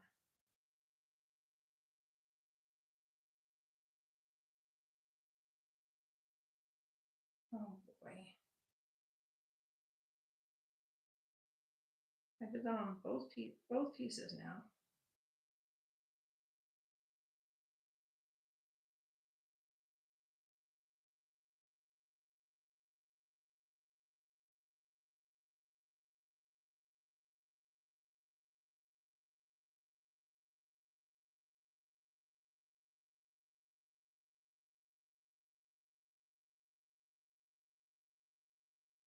It's because I keep letting it get twisted. So, but yeah, so Toby definitely cannot be around the baby. We had the baby outside like a week or so ago, and Toby just plowed right into him like he wasn't even there. So Carlisle's fine. He hit the dirt pretty hard, but his little boy toughened him up a little bit. But like, no, we can't have that because like where we live, we're pretty far out from any kind of medical assistance. Um, if we like if it's like one of those desperate need in like moments, but we don't need anybody getting cut up that needs stitching and all that because that's just one hell of a drive to get to the doctors or even to the hospital. So we just prefer to avoid taking the baby anywhere near Toby right now. He's still just a puppy, and so he's quite insane. If you guys have ever had a puppy, or I should say, the type of dog that he is, too, doesn't help the situation. He has got poodle in him, which are high strung, and husky, which are also very high strung dogs that need lots and lots of room and lots of energy built. Like their energy is just intense. How much energy that dog stores in him, and so I have to take him out and really just run him out there. It's a good thing we have 2.5 acres of land to just let him run on because he utilizes it. He is absolutely an insane doggo. So he may make a really good guardian dog as he gets older. I doubt it. I mean, like, I don't hold any hope for that because, like I said, he is quite the piece of work. So,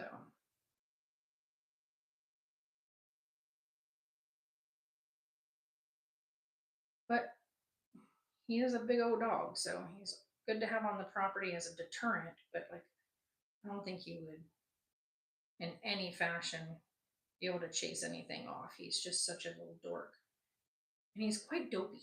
Like he's really quite dopey. But man, and when he wants to use his body weight on something, he's good at it. So if he wants to take something down just with his body weight, he's got the upper hand there. So like I said, man, he took me out so hard like a couple weeks ago. Holy cow, hurt my hip and everything. And then of course it didn't help that I went and fell through the deck before that, so I was already injured. I was like, he definitely would not have made like at all. He would not have made a good service dog. Even with all the training in the world, I don't think he would have made a good service dog. He is all over the place. He's got a great demeanor, like when we're out and like when I'm walking him. But other than that, he's quite the insano. All right, let's do that. And then let's stitch you down. Okay. I can hear him digging against the house again. So he is outside making a ruckus again.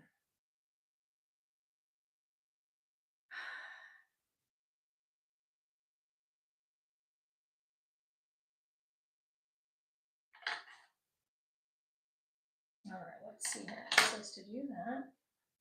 I don't know what that part is right there. Okay, so now we've got an ear. And from what it looks like, it says to go ahead and turn these right side out, right? Because when you put it in here, yeah, that's why. Okay. Sew your two-piece ears together like that, right? And then it shows when you turn it inside out, because when you put it in here and turn this inside out, it's got to go the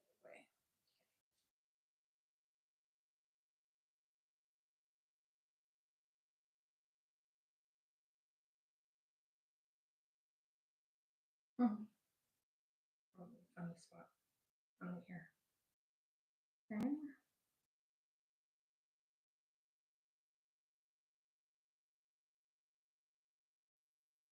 All right, because when you put these in here, you're going to put it inside when you sew it, right? Because it's going to sew like that.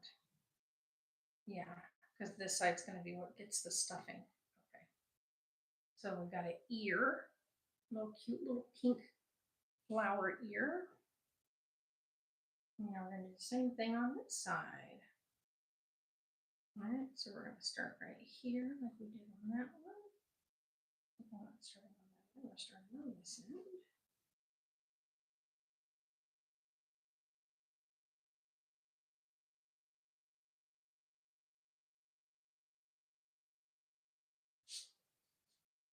All right.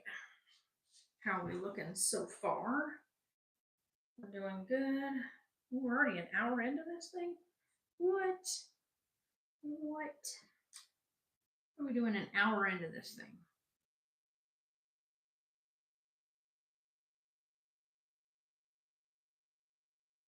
Oh, there we go.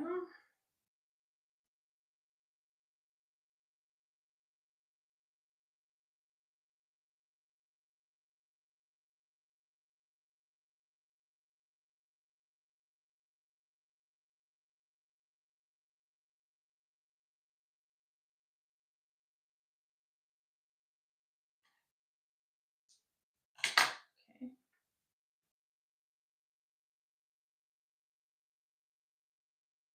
All right, let's try not to tangle ourselves again.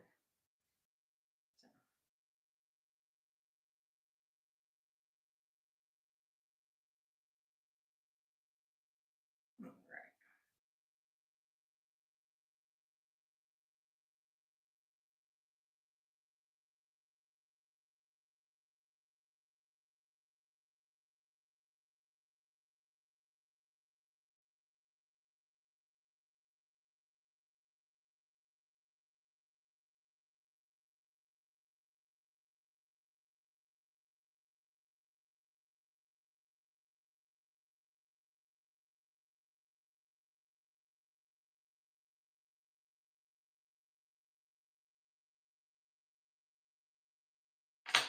Ah, probably should not have those sitting there. That's a quick way to get tangled up.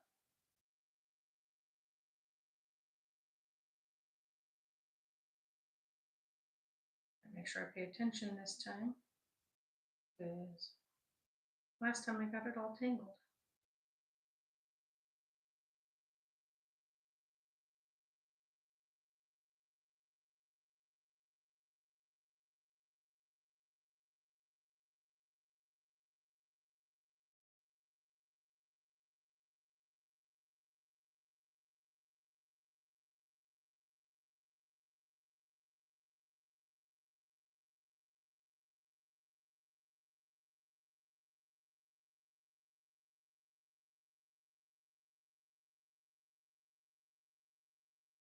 The good part is when you use a sewing machine with these patterns, you get to stay like right on the line and keep the thread going right through the line.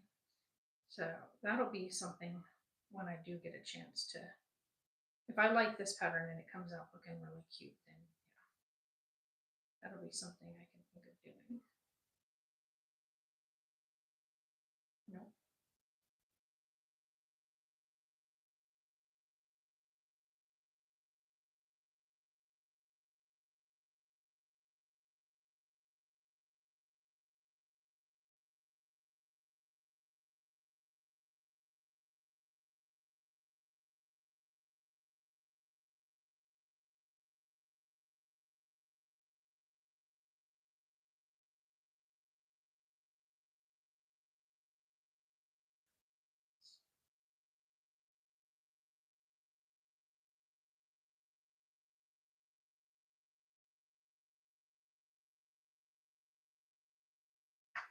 Heidi, how are you? I am doing pretty good. Hanging in there.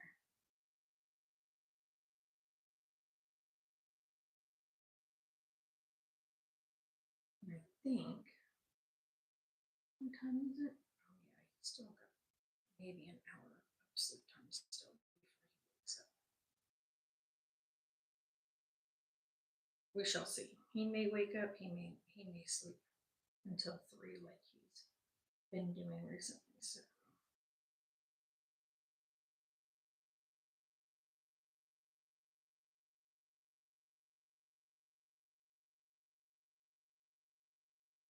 like this one's gonna be that's gonna be the fun one to do when we do the legs and everything. So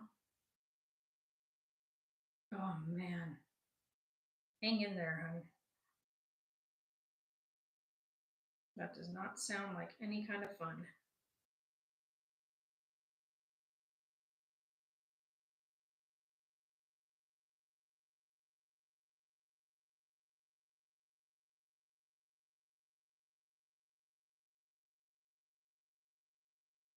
Here's my question. Are we, I think the ears will stay open so that they actually stuck with everything.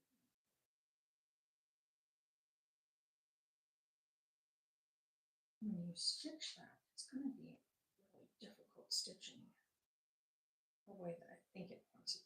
I don't know. I'm going to have to look at it some more because the instructions on this are quite weird. I mean, they're pretty straightforward other than how to put the way that it's showing the ear goes on. I know, right? I love crafting. I like doing stuff like this. So we are actually making a stuffed elephant with some of Penelope's donated clothes that were donated to her before she was born. And of course, as you know, Sarah lost Penelope. So I'm going to try to do this little elephant for her. And Sarah had her whole theme for Penelope's room and stuff was all elephants. She collected a lot of little elephant pieces and stuff like that for the baby. And then sadly she didn't make it here. Um, so we're taking a lot of these little outfits that were really, really cute that we know aren't going to be, we're not going to hold on to them for if she has any other little people. It's just, one of those things that she never got to wear them. And so it just, let's take these and make something special out of them. So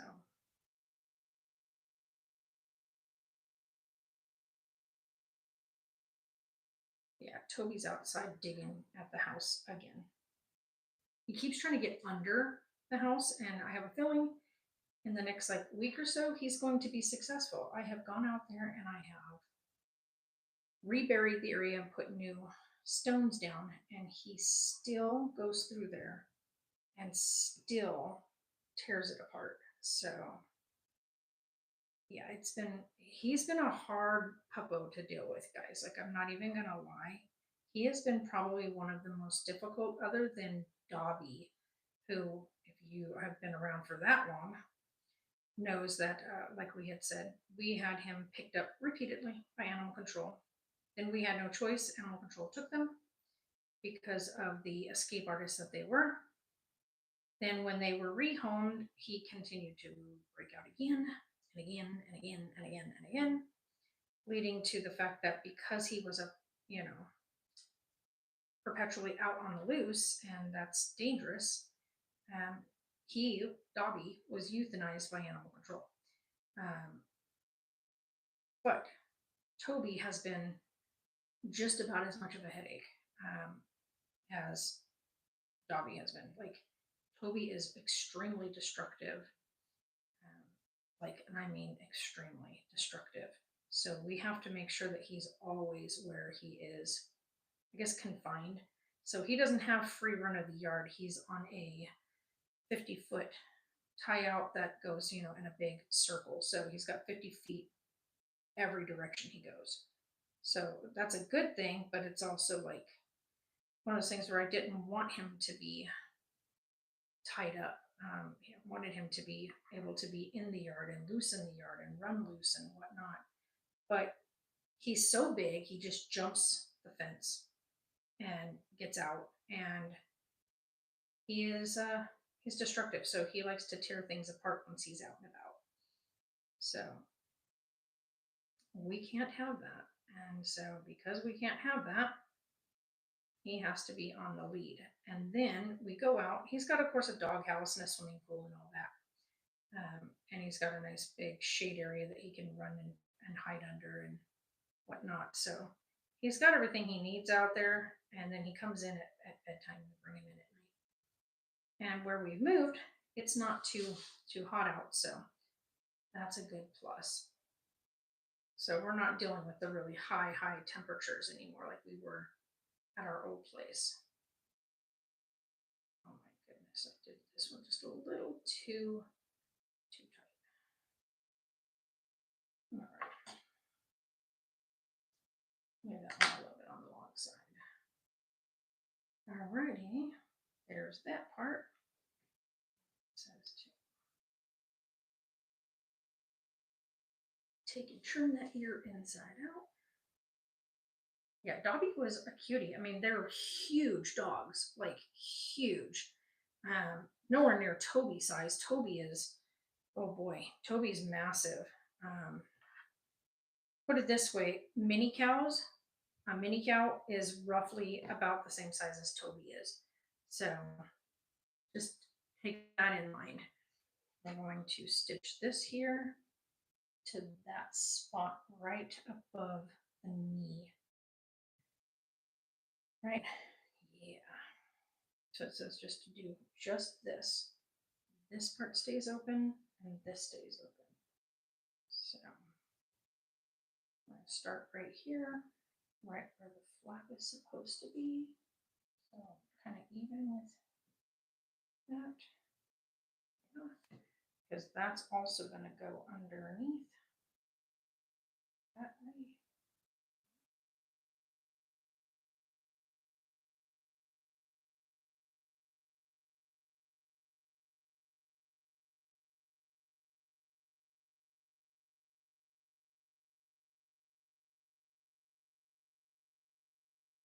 No, I don't. I don't know what that is, hon.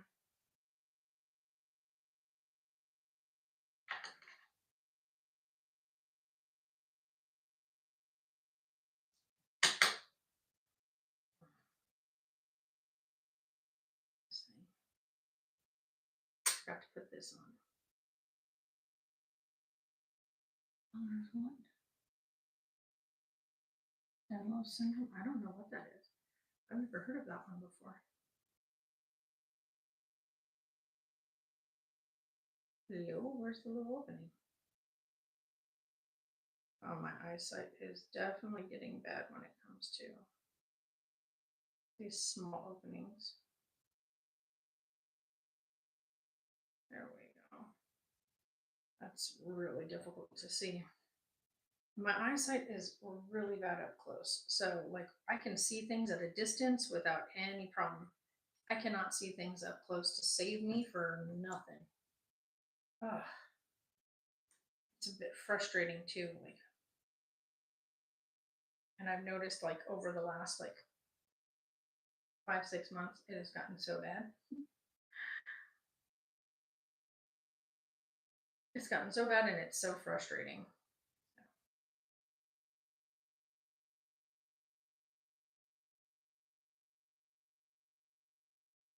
All right, so we're gonna start here. It says here, but like I don't know. Is that gonna? It says right even with that, right? So it's like right across there. But then when you look at the next stage, we're flipping that up all the way. So that makes no sense to stitch it that far down. Because you're going to want to flip this open from what it's showing.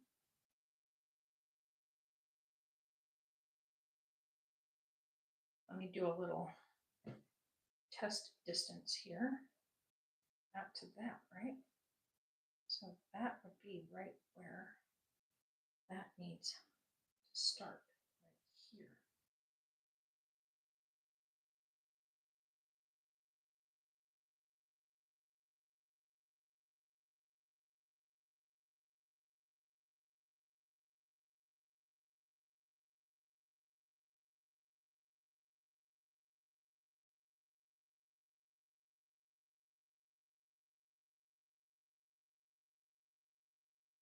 Oof.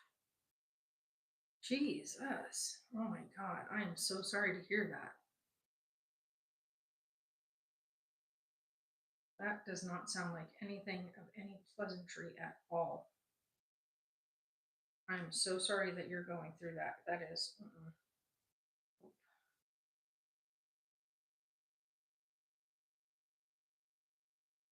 it's already bad enough what I already have to deal with. I do not envy anybody or even wish that kind of stuff on anybody, not even my worst enemy.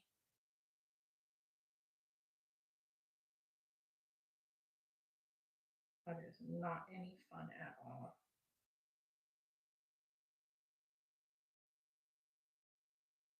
I'm sorry that you're going through that.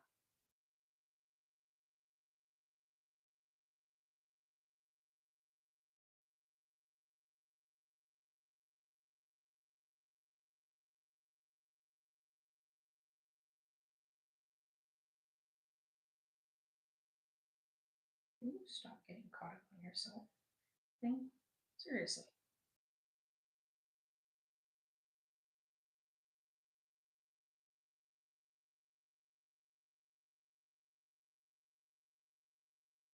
Probably did not measure this right again. Of course I did.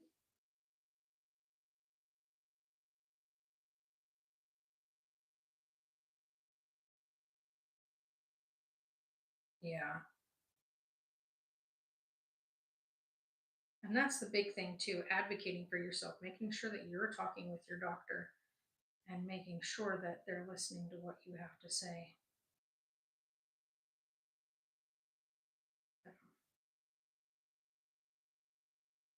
Wow, I really miscalculated again.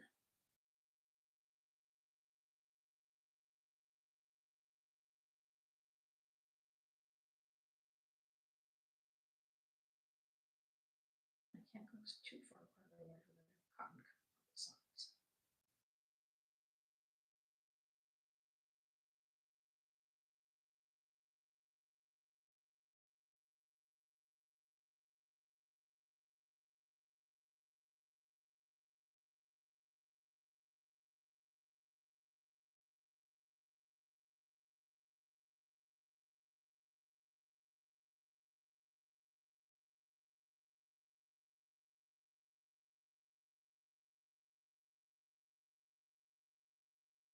Oh yeah, I might as well just chuck it up to my set.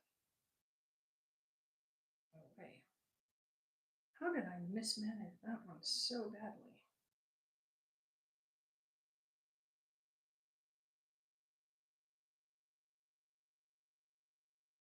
Yeah.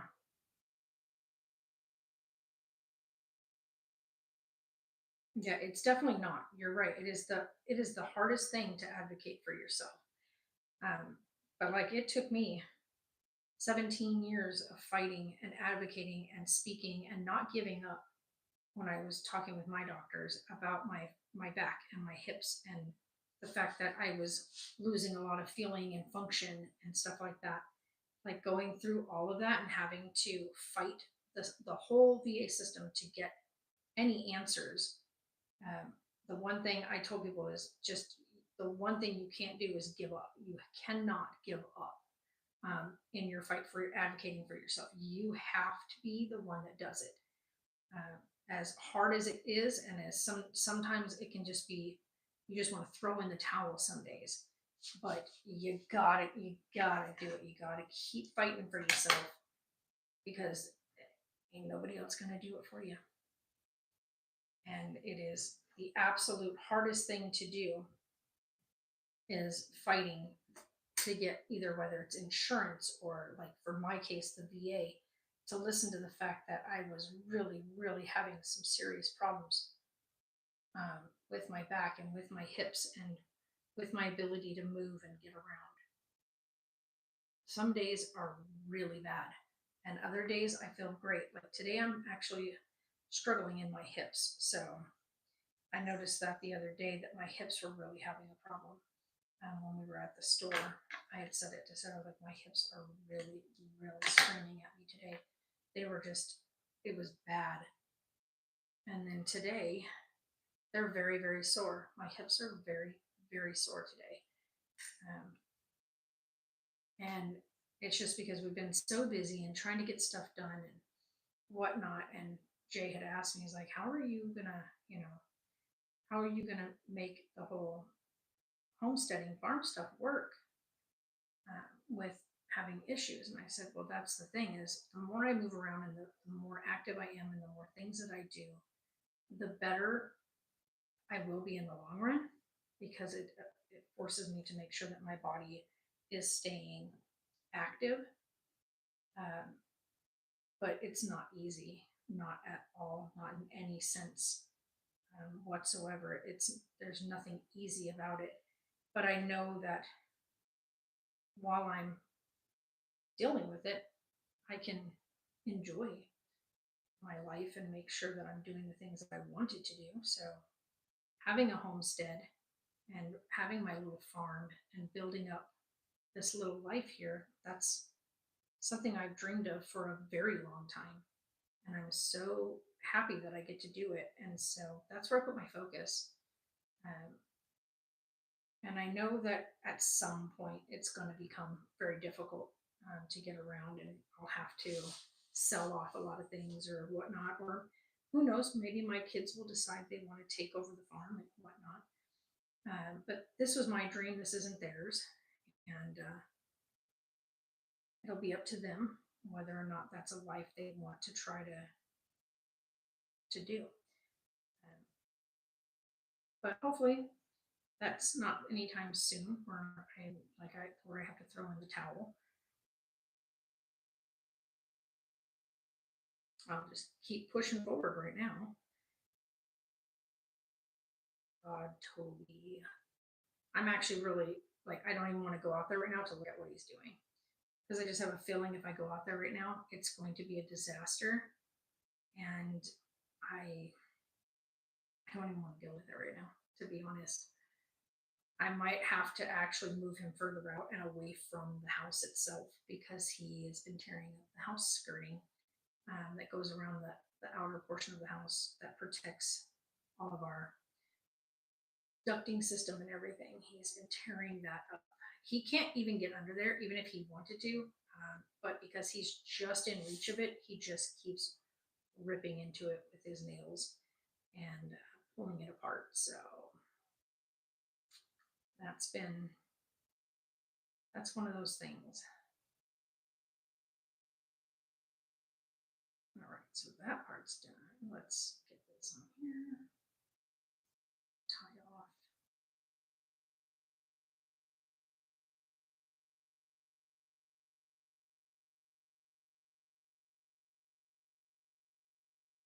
All right. That part is done.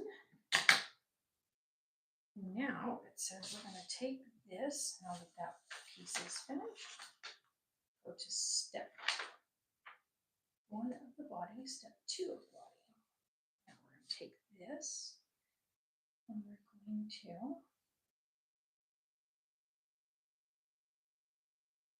flip this upward.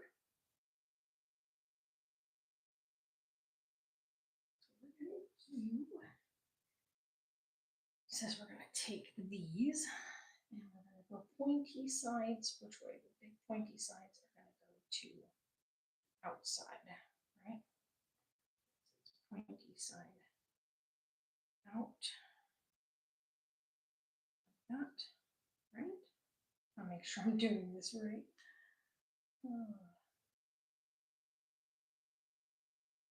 Yeah. So you go there. And then this one goes here. Pointy sides. Okay. And it says you're going to stitch just these right here down the sides.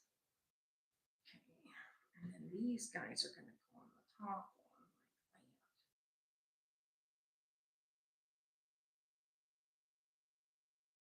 Yeah. All right, so we're going to do this. Okay. You can go out of the way for right now. I'm going to do this side. We might run out of pink yarn for this.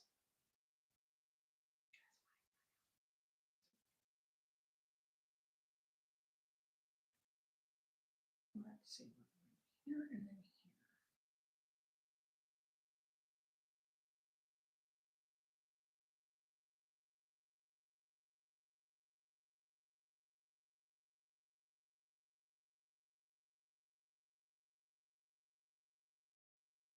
That way I can just do the next side after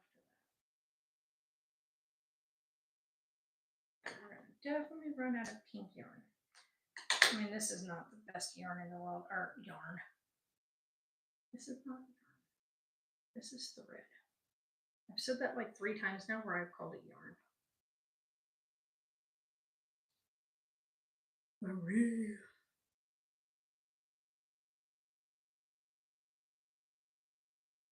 Also, you guys, Carlisle is getting so stinking smart. He's so smart. Like, he's now started singing, and it's been one of the best things in the entire world that he has started singing. He loves music and loves like stage music. So I love them. I love Les Mis. Okay, my favorite is the stage production. And I love the whole production that is Les Mis. Like, it is one of my absolute favorite things. And Carlisle cracks me up because he will sit there and sing to Les Mis, and it is the cutest thing in the world. So this is where this gets weird. Right, so it goes like that.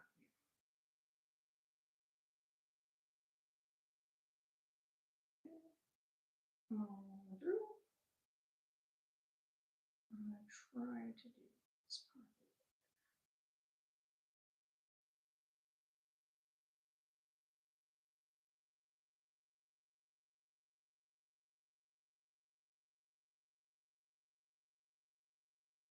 Why is that like so weirdly set? I'm so weirded out by the way that that's cut. Okay, well, whatever. I mean, that's how you want to do it, but okay.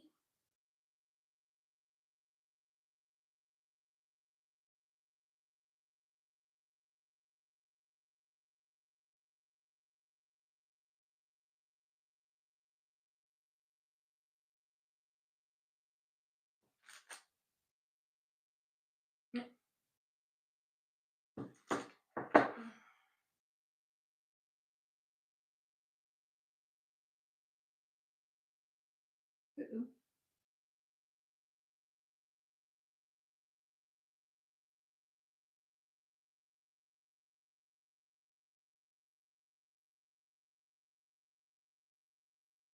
Seriously, get back over there.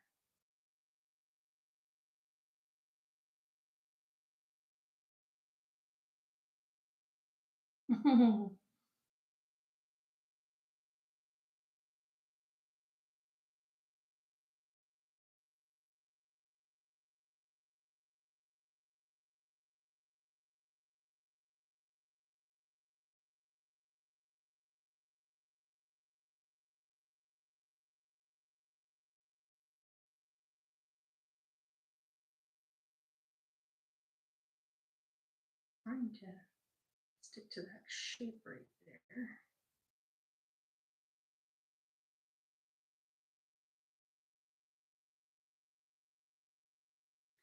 Taylor, oh my goodness. Hey girl, how are you? Oh my, how are you, hun? Long time no see.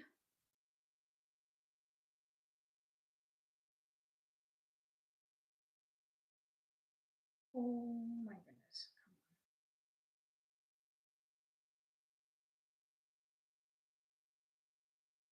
Cutting it close here. Hey.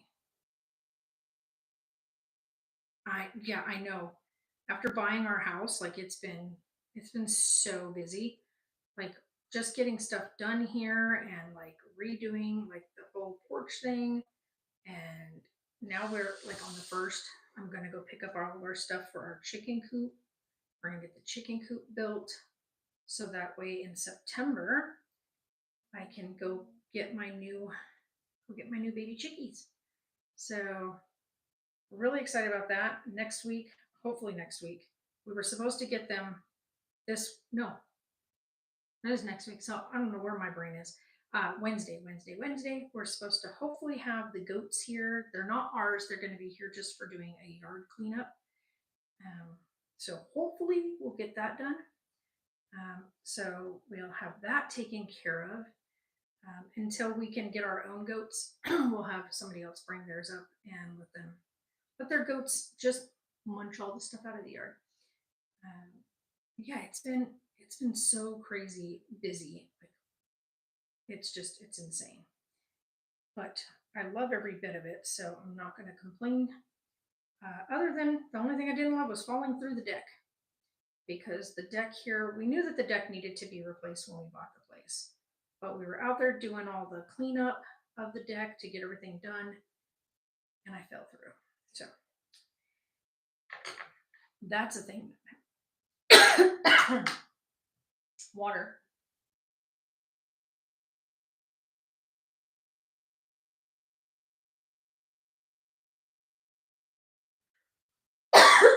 Excuse me. Wow, that's a lot, girl. Working two jobs. Props to you. Sorry, my throat got dry. Let me my eyes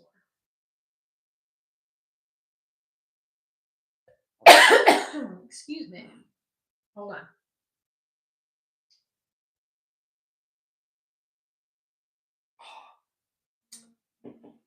Hello.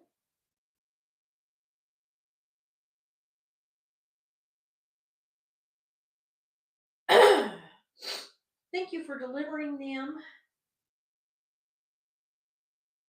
Oh, okay, that's talking about the clippers. I don't need them. I don't need them. But thanks for the offer. But right now I am making a elephant for my daughter.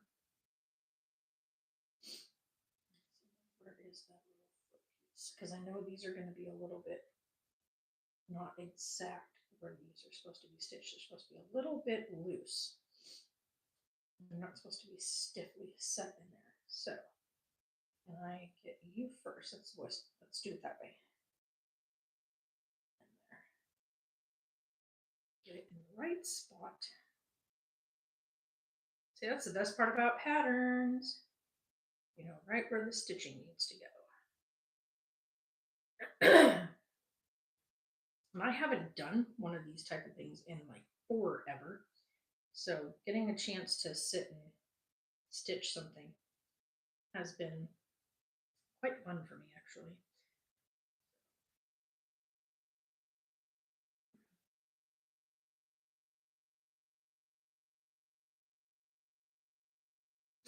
Oh, I know, right? That would be great if you didn't have to work two jobs anymore. Holy cow.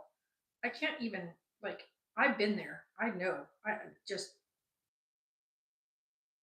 you know, every day here on the farm is going to be a busy day, but I'm looking forward to that. Like that's cuz it's something I'm choosing to do.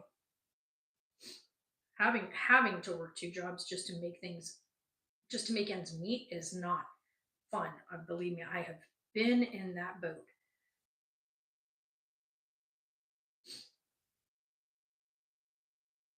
Yeah, I look at it and like I'm so glad that I am in and when it comes to the working world that I am retired, but with my home life and the fact that we are starting the farm and whatnot, and the baby just woke up. I can hear him out there yelling at his mom.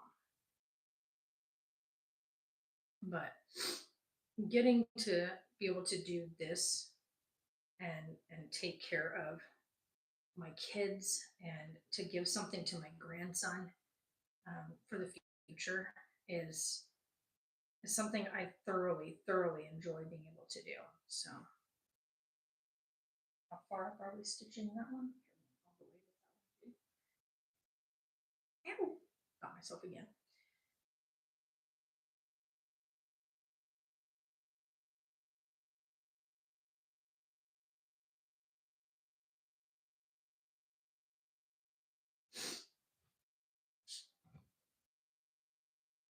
Yeah, exactly. See, and that's the thing. Like the opportunity that I had to when I bought this place, I wouldn't change it.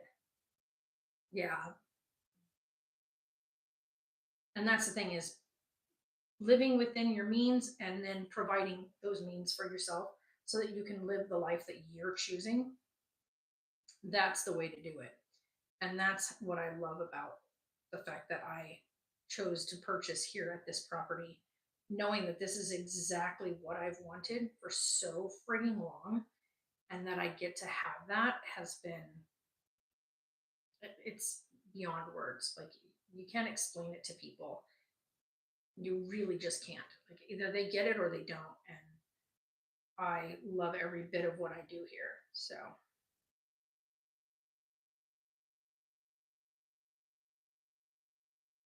and I don't let anything, other than like my health possibly stand in the way. So, or my dog that thinks he needs to mow me over. So, because let me tell you what, man, getting run over by a 100-pound plus dog is not fun, and definitely wasn't in my bingo cards a couple weeks ago. Sure as heck happened. Let's tap you off. I didn't realize I actually made enough here. Go figure that the other two times I didn't even make it enough.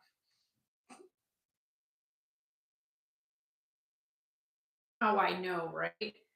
Nah. For me, anyway, but I guess that's like I have Jay and whatnot, and he's literally like my absolute best friend in the entire world. And we've got 22, 23, almost 23 years together. So we don't live together, never have. That may change soon, depends on what he's got going on. So, hey, where'd you go? Um, so, depending on how things go for him with where he's at and the job that he put in for, if he's able to do that, then we're going to have some definite changes happening, which I am a-okay. I'm actually happy about. So, excuse you, get your butt over here and uncurl yourself. And then these things, this is the way they are. There we go. It's going to be, that's going to be the hard part.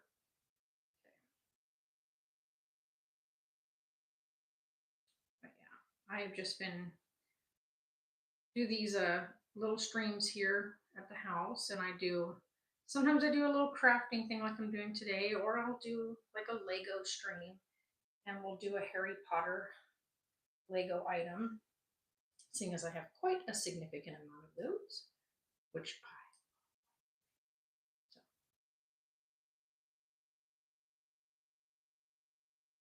Found ya.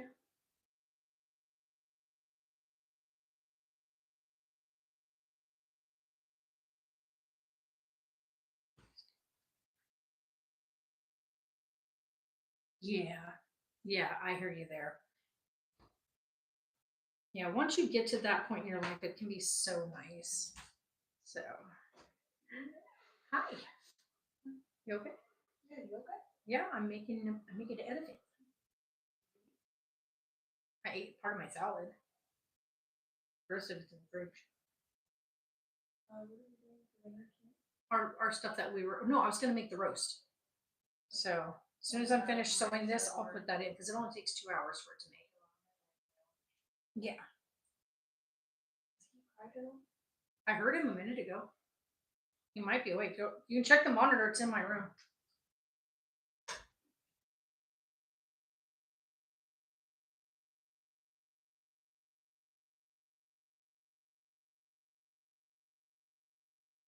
Yeah. Yeah.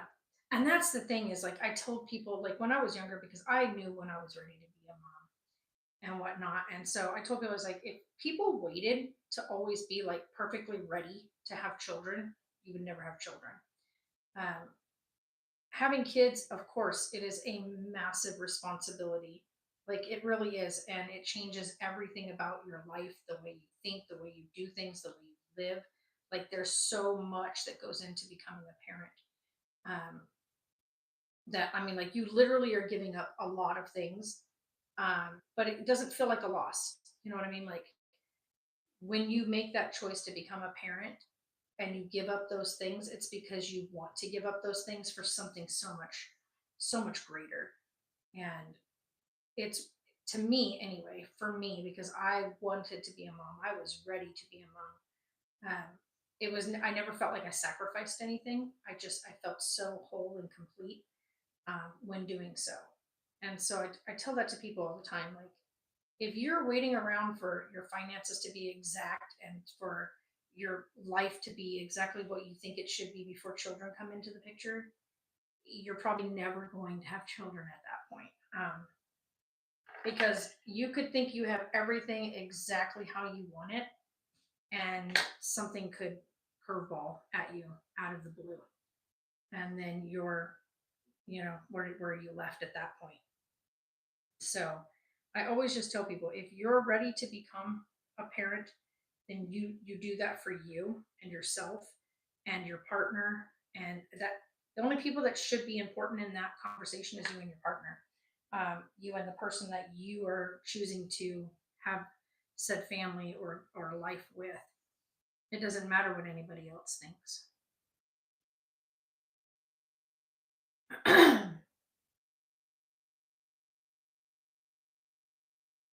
Yeah, exactly. I mean, my daughter decided she wanted to be a mom. She said, "I'm going to be a mom," and that's just that.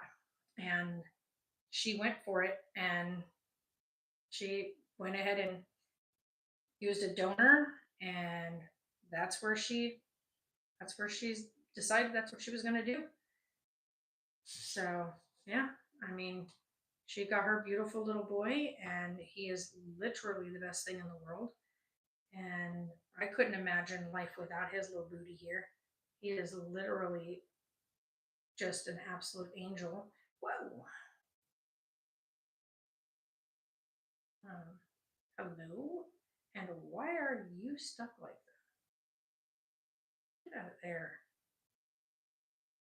That is not where you belong. I try to get a big old chunk of this out so that I can use for the next part. should work for legs. Should. Don't know, but it should. Yeah, she went the donor route, and I think there was somebody that a friend of ours was talking to and had referred to um, Carlisle's donor, and they thought that he meant like he was just being sarcastic, like like his biological, and we were like, his biological is a donor, like he's not, he has no rights or anything to the baby. He was, his stuff was purchased. So, but a lot of people, because like you get a lot of people that are smartasses out there who use the phrase donor when they're referring to their children's, you know, whether it's the mother, whether they're referring to the egg or the sperm.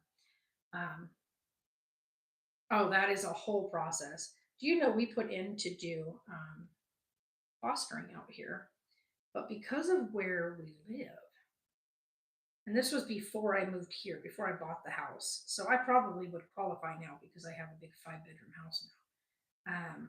But back then, because of where we lived, and because I was a single person, um, we didn't qualify because my work, because I worked a couple hours away at the time because I was at the time running the smoke shop um, that I put into to foster. We didn't qualify because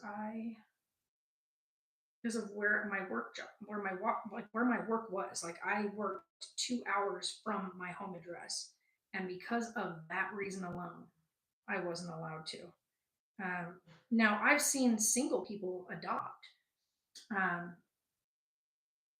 yeah, yeah, and that's the thing is I've seen single people adopt. I've seen quite a few single people adopt. I've seen single people foster as well, and you can. That's not even an issue. Um, it's just like they have so many strict regulations. Like where I'm at now, I don't think I could foster because of how far out we are, and we're nowhere near any like bigger city or anything like that. So because we're out in the boonies in the middle of frigging nowhere, which I love, by the way, don't get me wrong, and because we are starting up a homestead and whatnot, the only route I'd be able to do is if I did um, like adoption. Um, but as of right now, I don't have that in my cards. Financially, there's just no way. The process is so flipping expensive to adopt. Like they they make it almost impossible to adopt out here. Wow, how do I keep managing that? This is now 3 or 4 times that I have tangled the crud out of this. Um, where did you get? How did you get that?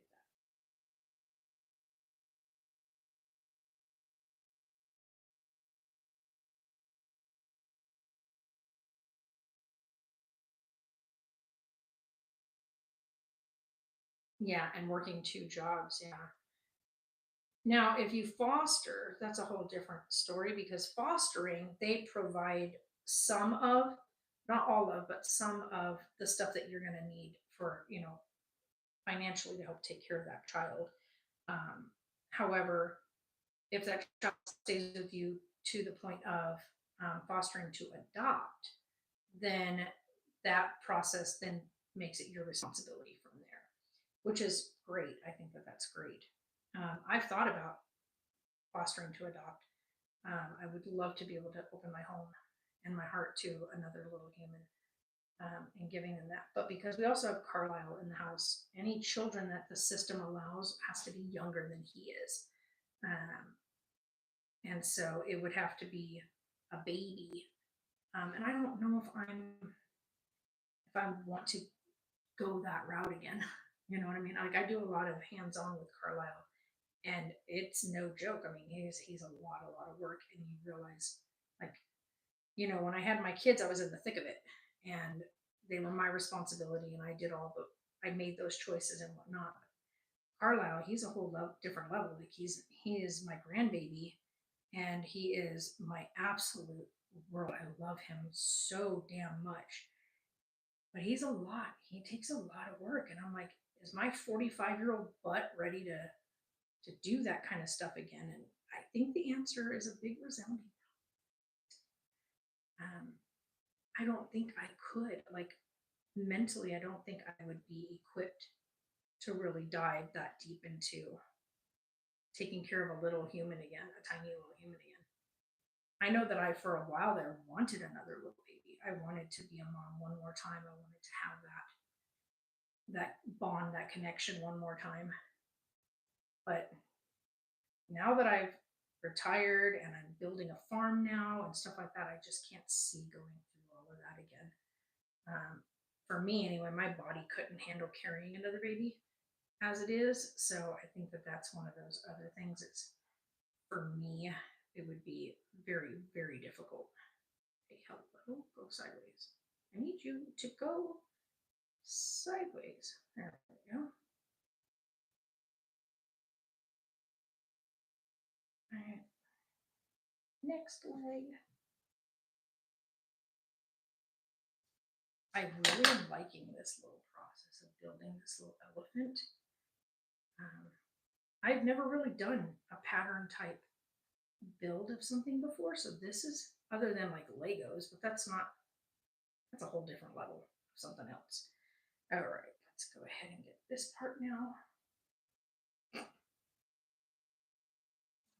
the front one first, like I did earlier. I'm almost 30 and single, and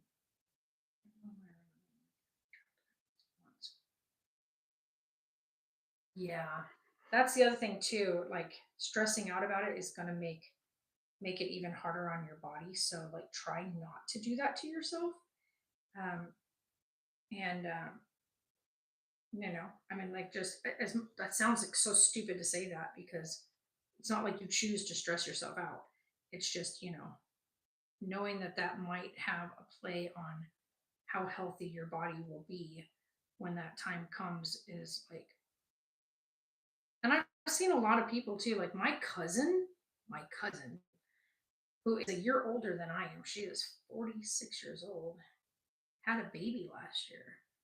I was like, girl, her oldest kids are already grown. They're like, they've moved out. They're on their own.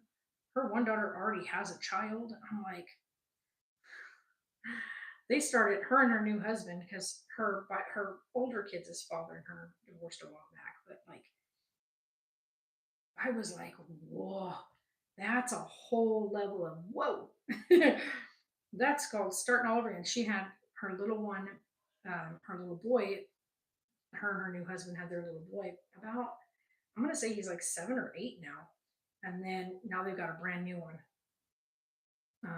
a little 1 year old. I was like, yo, I don't think I could. Like my kids are grown. My kids are in their 20s. What?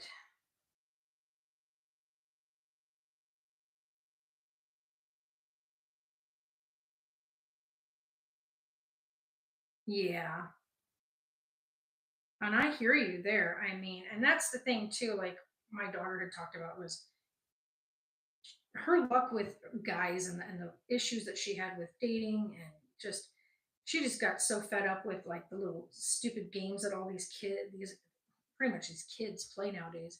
She was like, you know what, I just want to be a mom. And so she went the donor route and did at home insemination, and it took her 3 shots, and here she is. Yeah, dating is horrible.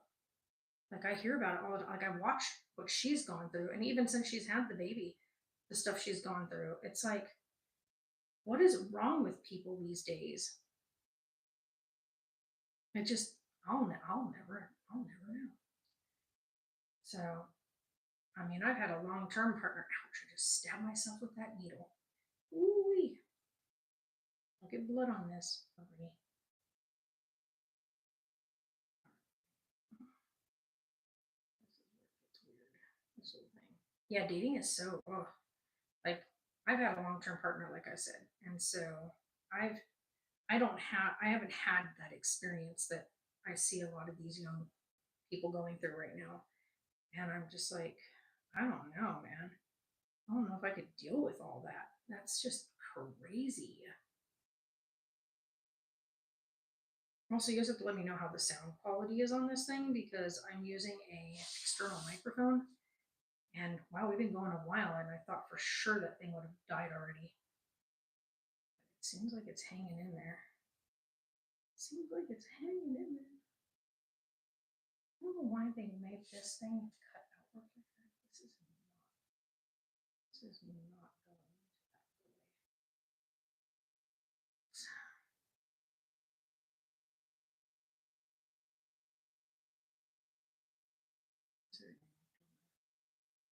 that way. I know, right? I know my daughter had me laughing last night because she was like, you know what? She's like, I'm at the point where I might just get me a woman. And I said, sometimes that route might even be nicer. Who knows? But yeah, she was just so fed up that she had a recent thing going, and so she's just like she's like, I don't know, I don't get it. I'm like, I don't either. I honestly don't. Like I've seen some of the way these relationships and stuff go, and I'm just like baffled at how terrible some of these guys are. Um, it blows my mind at how terrible these things go. Okay, where's the start of that? Okay, I'm gonna start it right there. All right. This little elephant is going to be so stinking cute. Here, and then grab this under here.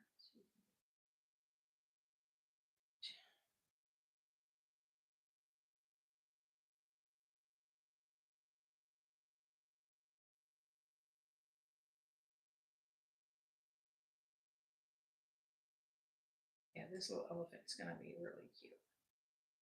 I think it's going to come out pretty cute. I should have probably gotten some yarn, like some thicker thread, and I could do the little eyes and stuff for it.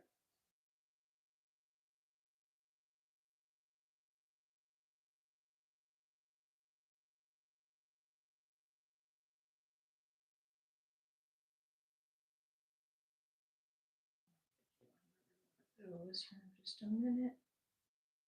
Nope. No. We're getting there. We got one more leg to put on the belly, and then we attach the head to the ear to the body. Oh, I gotta put the feet on. I gotta put the little feet on. So still got that to do. Sounds like she's getting the baby food ready.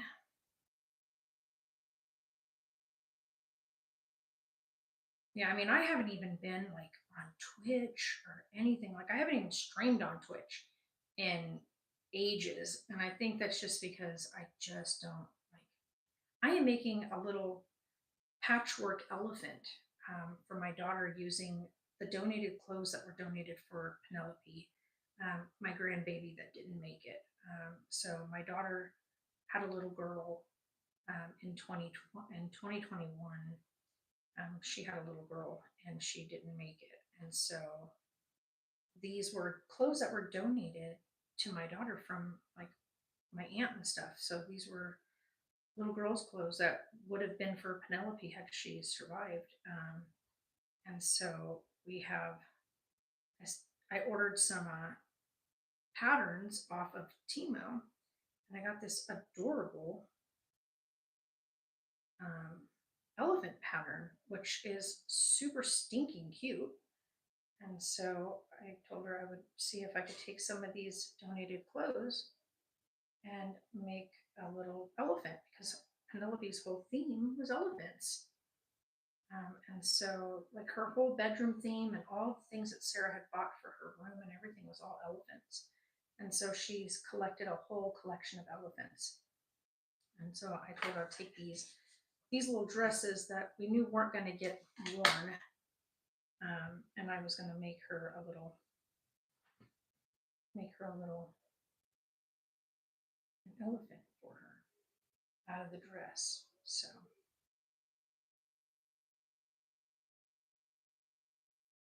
think that might work. I think that should work. Our ice machine is so loud. Hear that? I don't know if you guys can hear it because I don't know how well this microphone is working. But I got these cool little external mics.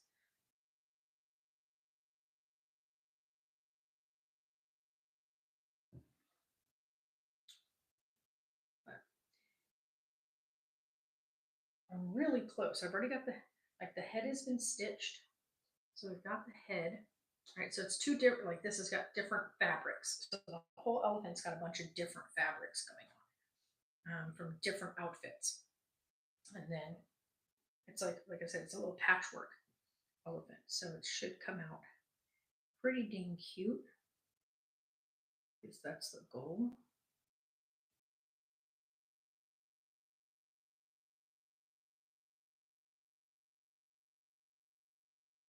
Yeah, I'm hoping it's going to be cute. Like I've never ordered patterns off of the internet before, so I was like a little bit, but these were really, really well done, and so I was a little more ready to order from Temu, and I was so excited when I got it because it is the hard plastic pattern cutouts. It's not like cloth cutouts or whatnot. So it was really nice. We got a teddy bear one as well, and I got a little piggy one because I know Carlisle really likes teddy bears, and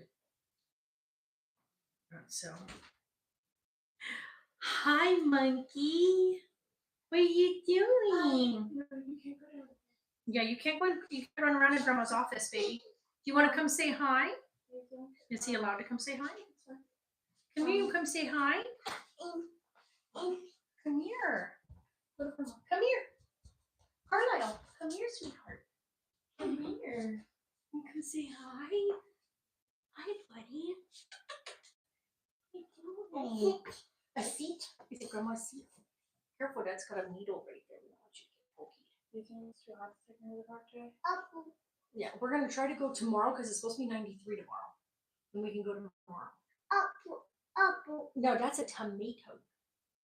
You say tomato? Tomato? Yeah. Picture. Taylor Baylor says, hey, buddy. Yeah. You ready to go with mommy? You gonna go eat? You gonna go eat nummies? Have a kiss? Mwah. Okay, go see mommy. Go eat. Go ahead, go eat some nummies. Good job. You gotta go eat it? Okay, I love you. He's a grandma's boy, can you tell? He'd stay in here the whole day if I let him. Yeah. He just turned 2, so he is literally like my heart. Y'all don't even know.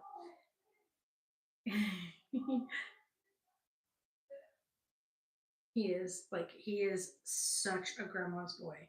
And he loves food, so she just finished cooking out there, so she's gonna feed him. He will not eat processed food. I think it's just because we've raised him up like um, where I've made everything by hand and homemade. I know, right? And yeah, she's been through the ringer to get to where she is with him. Yeah, he's literally the cutest. Oh my god, he's so stinking cute. So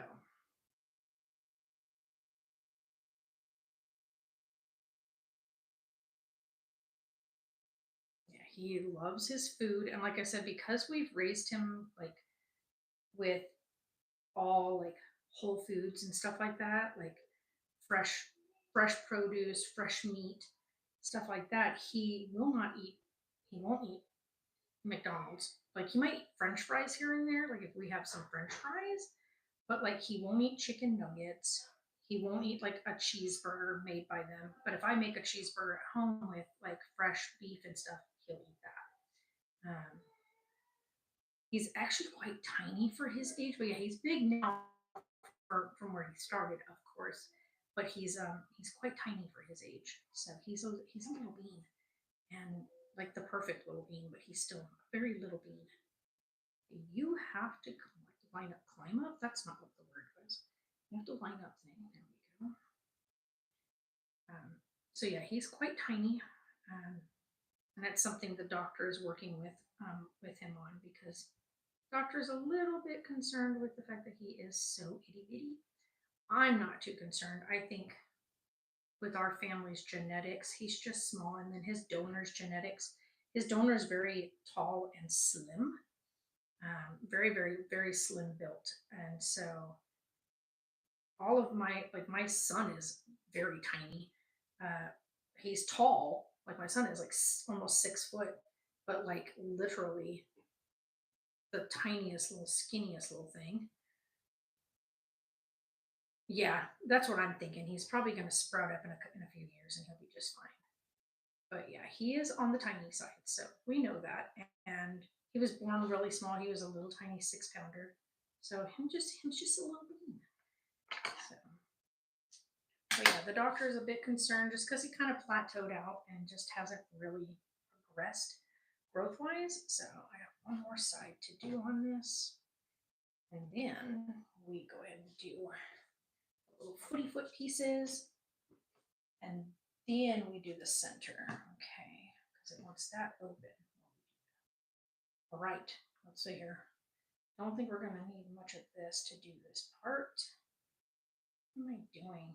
Come here. I just tangled it. So that is the piece that goes up here. The piece that's going to go here. Okay. And then we'll use a different color after that for the other part. All right. So pink is pretty much gone. Not gonna be able to sew anything with that tiny bit. And then let's go to yellow after that. Right. Yeah, he definitely will. I think he's gonna be just fine. So, and he's so dang smart, and he talks quite well. Like you just only heard like a tiny bit from him, but like he really does talk really well, and he uses sign because I use ASL a lot, and I went through school for ASL, and so right after he was born, we made sure when we talked to him, we used ASL as well, so that he would grow used to having it and using it. So he uses it interchangeably with speech. Sometimes he doesn't want to talk, so he'll use ASL and communicate that way. Sometimes he's too frustrated and he can't get the right words, so he will actually use ASL to communicate when he's having a frustration, which I think is brilliant. And I think all parents should teach that with their littles. I think it's such an important skill to have. So if you have the ability to do so with your littles, then do so. That's how I tell people because ASL is so important. Yeah. So he is very capable of communicating what he needs when he needs it, and it's been good to see that.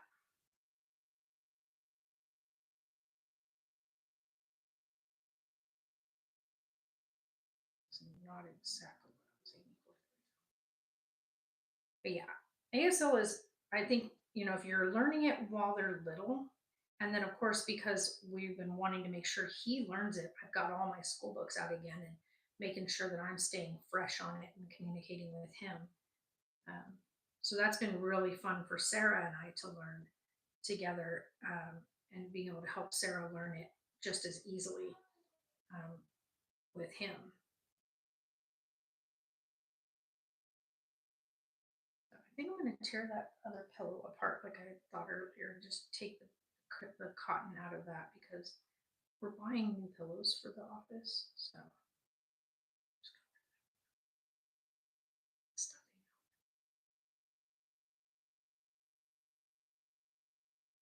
we can this little elephant and finish it today.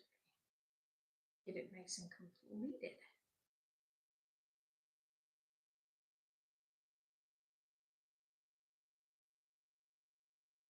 Oh, and he also watches Miss Rachel. Somebody the other day made a comment about Miss Rachel, and I wanted to hit them in the news because Miss Rachel is amazing. And there's nothing that she does on her channel that is what people are like, is woke or whatever. I hate that stupid word. Like, I hate that phrase. So, either you accept people for who they are or you don't. Just for me, it's like if you can't accept people for who they are, just get out.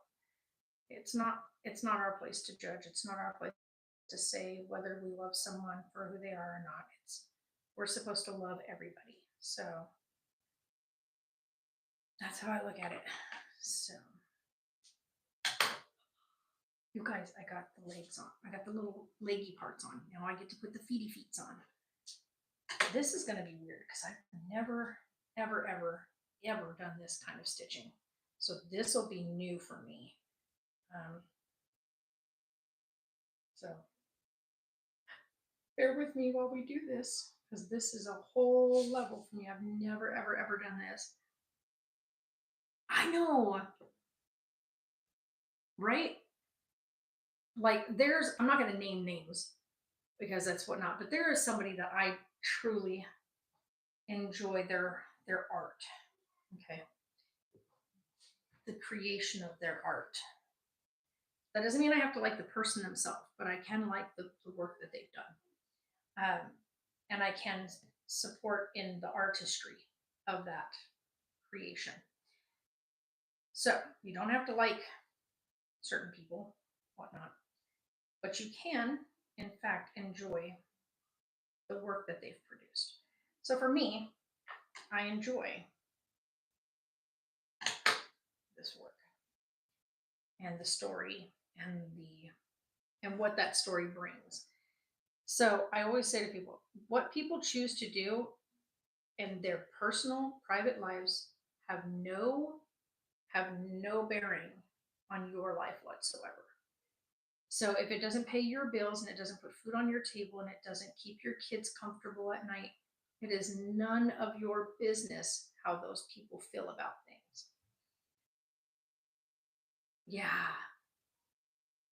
Oh yeah, people can be a complete talented person and be a complete jerk. You know? So could you just, could you thread? It'd be really nice of you to thread for me. Thank you. Yeah, and everybody has, for the most part, I guess you'd say, has well intentions, or their statements might have been well intended for one group of people, but it insulted and it can turn and backfire on you with another group of people. And the wording, I think the word choicing and whatnot and phrasing is what got people into trouble. But either way, everybody's entitled to their own thoughts and opinions on how stuff works. So that's how I look at it. You don't have to agree with everybody, but you don't get to pick and choose what every other person chooses to do in their life. So as long as, like I said, as long as it doesn't affect you in any given form, then it shouldn't be of any significance at that point. So, get back in there.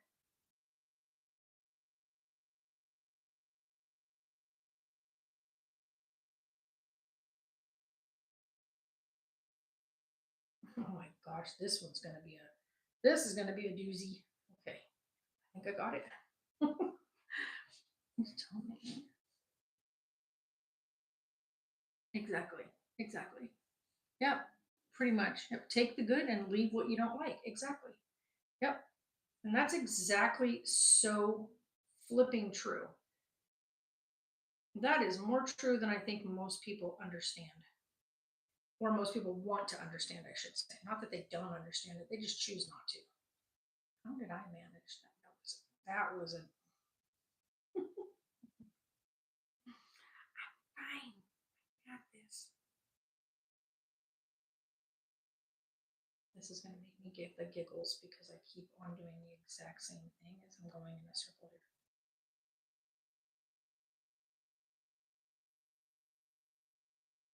This is going to be one heck of a little doozy of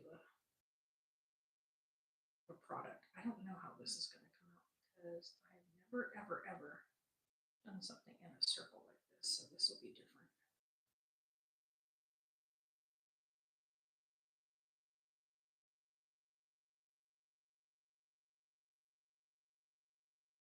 I missed you too, Taylor. I've missed like the whole community. Like I used to love going into um, Allie's streams and just hanging out and just being able to feel like, part of a community that was just a welcoming people that were just fun and there just to have a really good time. And everybody was so just welcoming. And I miss being able to do that. But like God, life has been so crazy busy. And then with the loss that we suffered, and then I just kind of took a step away from everything just because I knew that I wasn't in the right mindset and I didn't want to bring other people into that into that mindset. You know what I mean? Like sometimes when you're going through grief, you you kind of avoid other people to prevent other people from having to live that grief with you. Um, and so I think we all just, myself, my daughter, I think all of us just like stepped away from everything internet wise because it was just too much. And then you see all these people living their life and being happy and laughing, and you're just like, you get angry with them because yeah. And I've also keep up with you on Instagram too. So I don't usually comment too often or whatnot on anybody's Instagram for that matter, but I definitely keep track of everybody that, especially a few of you that were part of the community because, well, you guys were important. So, okay, hold on. I am now into the funky territory. Come here.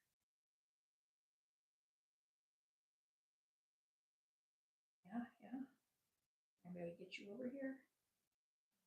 Get you right there.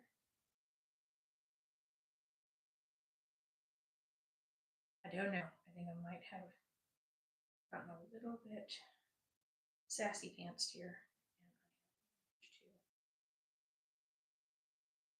have to wonky this up a bit. Are you gonna work? Are you gonna work? Please? Yeah.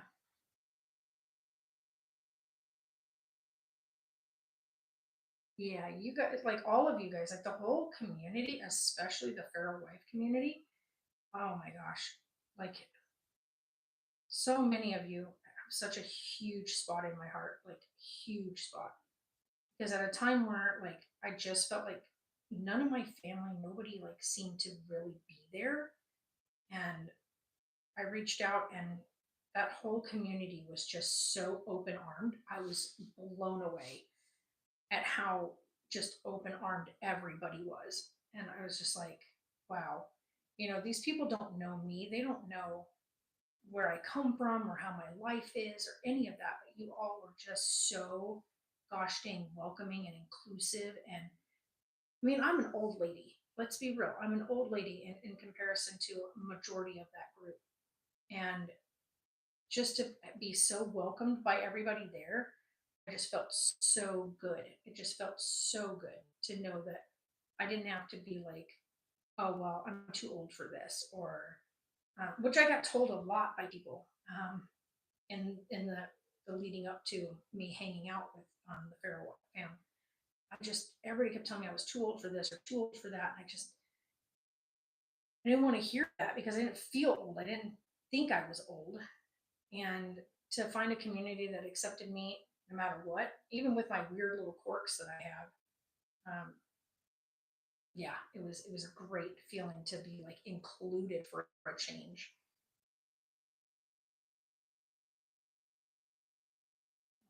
Come on, you're so close, thing. You're so close. Just keep going, keep going. I'm so close. I'm like right there.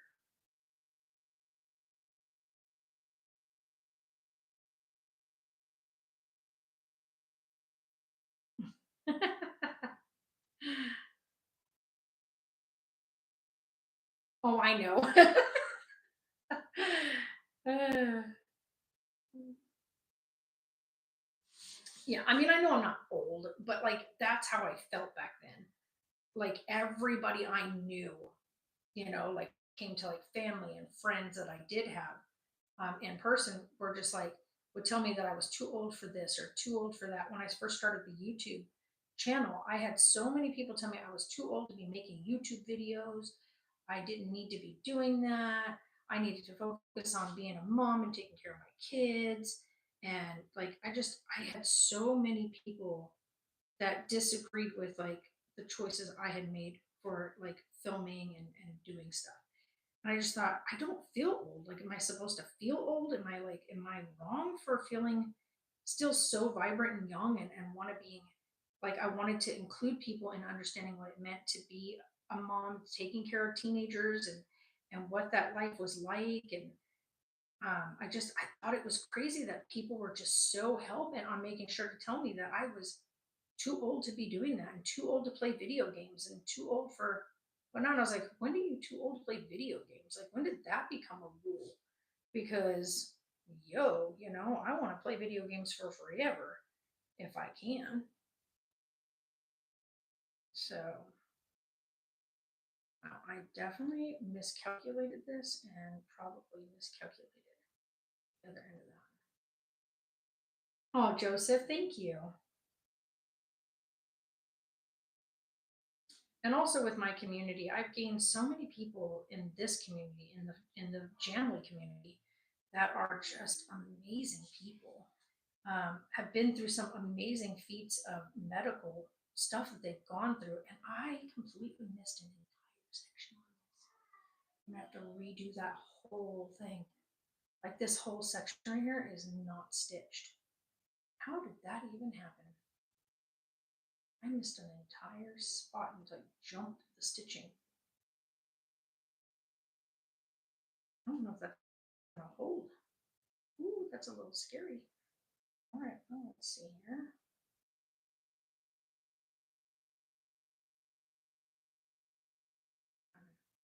Back into this part right here. Screwed that part up. So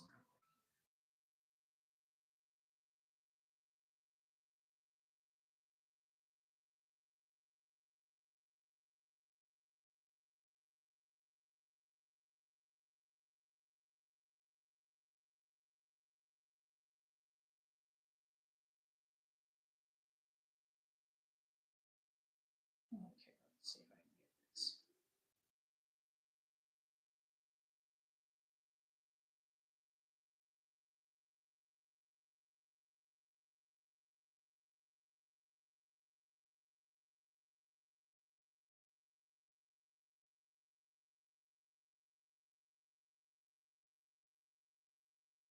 Love listening to him talk.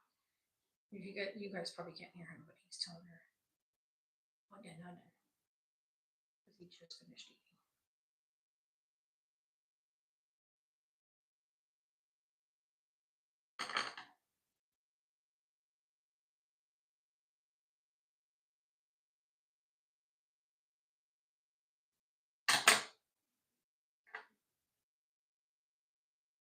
Okay, 1 foot. All right, this time around, make sure I get enough yarn.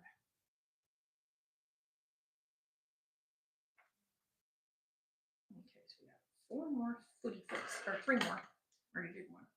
3 more footy foots to do. Yeah, so we got the first little closed in foot. It's really quite cute, actually. Spread that out a little bit. All right, next, the white foot there, right? So we got a pink there. This one, the little small ones on the front. So pink here. This little pink there. So a little pink on this side. Okay.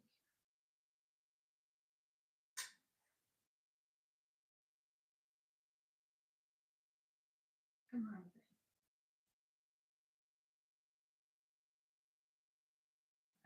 That thing is so difficult to put in there sometimes. Okay. One, two,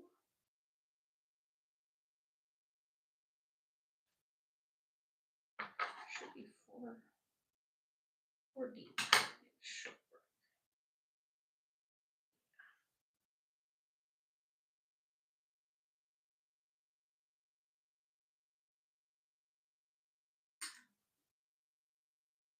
Mhm. It's coming. It's coming along. The hard part is going to be that belly piece because I am so confused about that belly piece. Ew. And then when I close it at the end, that's something that I still need to teach myself is how to properly close up a stitch at the end of something. I know there's a trick to doing it. I'm going to look it up again online. But I know there's a cool little trick to being able to do it so that you can close up something like this and the stitching end up on the inside. So I know there's a trick to it. I've done it before when I made pillows, and I have not done it in so long that I have forgotten that skill on how to do that skill.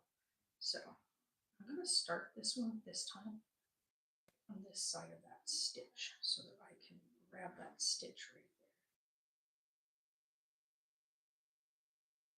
See if that helps me with this. And also tighten this as I go a little bit more. I don't have to be so frugal with that little tight stitching spot.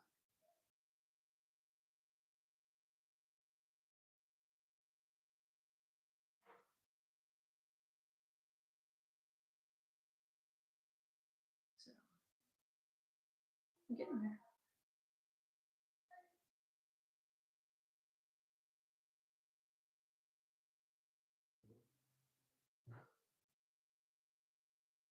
He's pushing the stool around out there. He has a little stool, you guys, for getting in and out of his ball pit. So that's what he's doing. He's pushing that little stool around for the ball pit.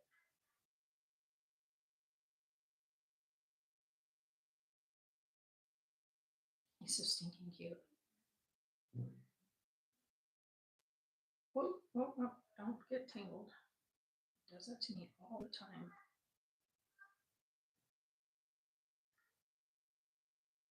Try to tuck that in again like I did.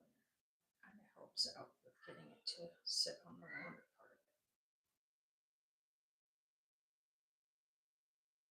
Oh, you guys, Sarah and I have started watching True Blood. Like I've already watched True Blood. I've already seen the entirety of the entire series, but Sarah has never seen it, and so she has just started watching it. And I have had the best time watching her discover True Blood. It has been so funny. If you've ever been a fan of True Blood or were around when it came out, um, Jay and I were every Sunday waited for that new episode on HBO. Um, but yeah, it's been super damn funny watching her discover the whole of True Blood. I have had a great time watching her learn. Though also, if you are finicky or whatnot, don't watch it. It does have a lot of adult content. Lots of adult interaction scenes, you know.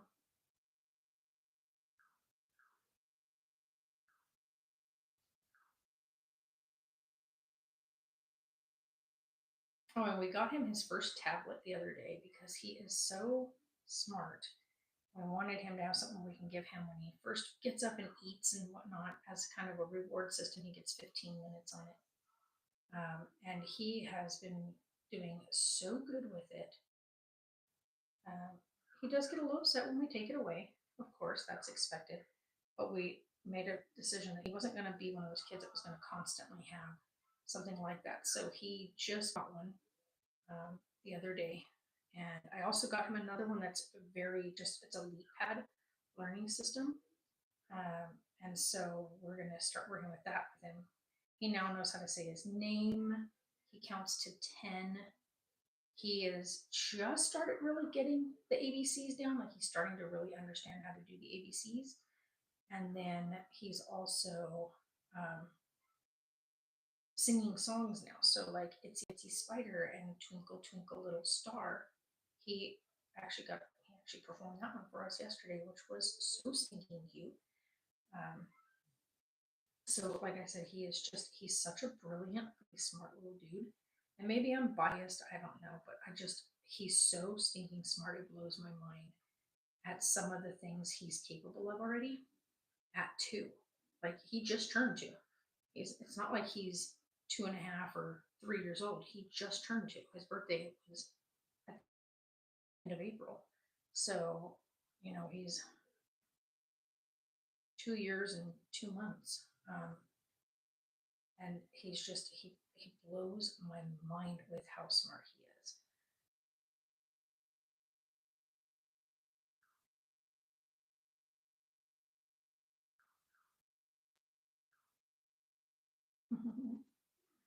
You can hear him trying the new game out.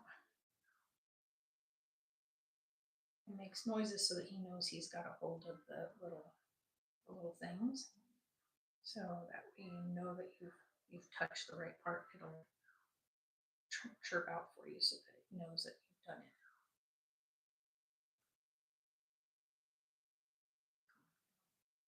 I cut these a little bit weird on some of the parts, so I don't want this to be, complete perfection because it's handmade, literally handmade. I do want it to line up so that it's at least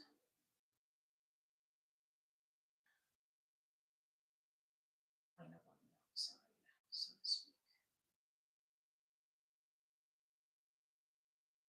I'm following the stitching lines, like the pattern line, so that I stay kind of on point to where it should be. So, okay. 2 more legs to do. Like I said, this is going to be one of those longer videos, which is fine with me. I don't mind. Probably should have gone a little bit earlier. The next one I know to go 5 pulls on the rope.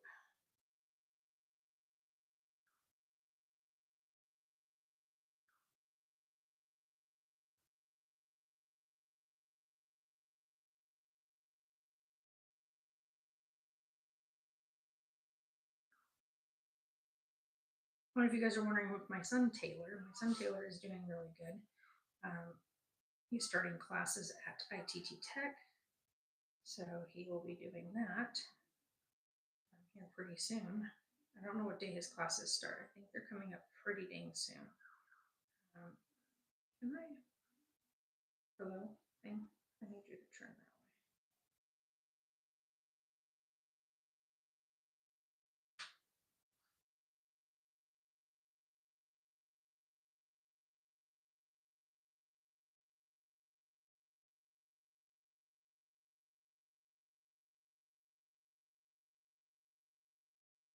Need you right there.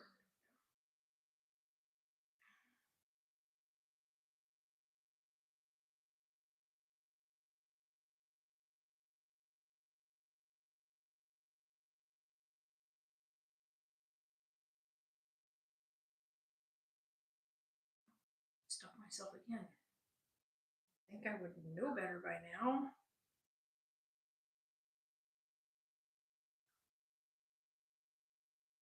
One more. Good measure.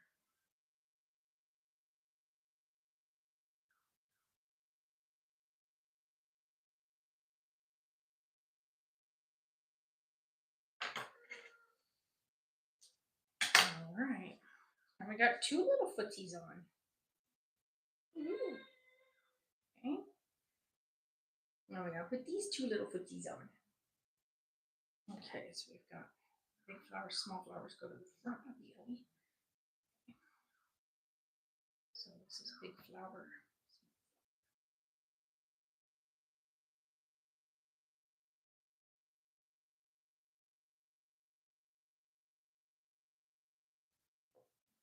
I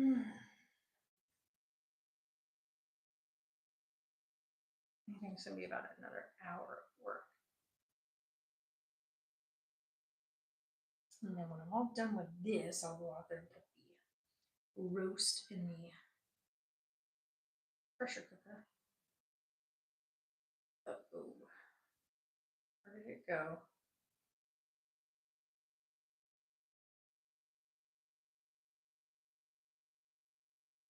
There you are.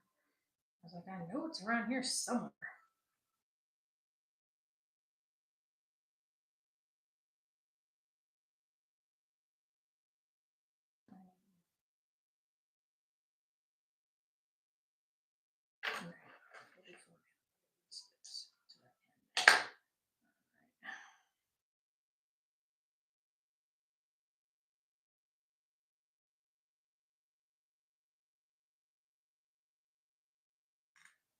Okay.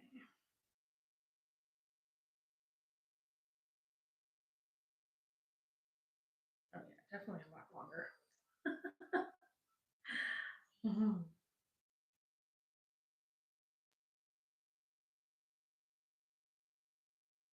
Right. Oh, give me that. I need both pieces.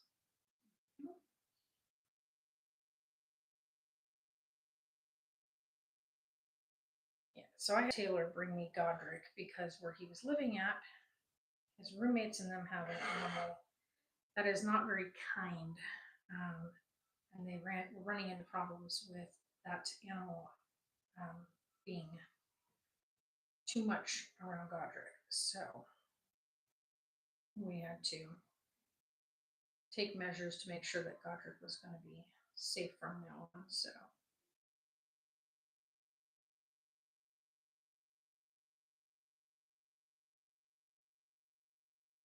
but he's doing fine now.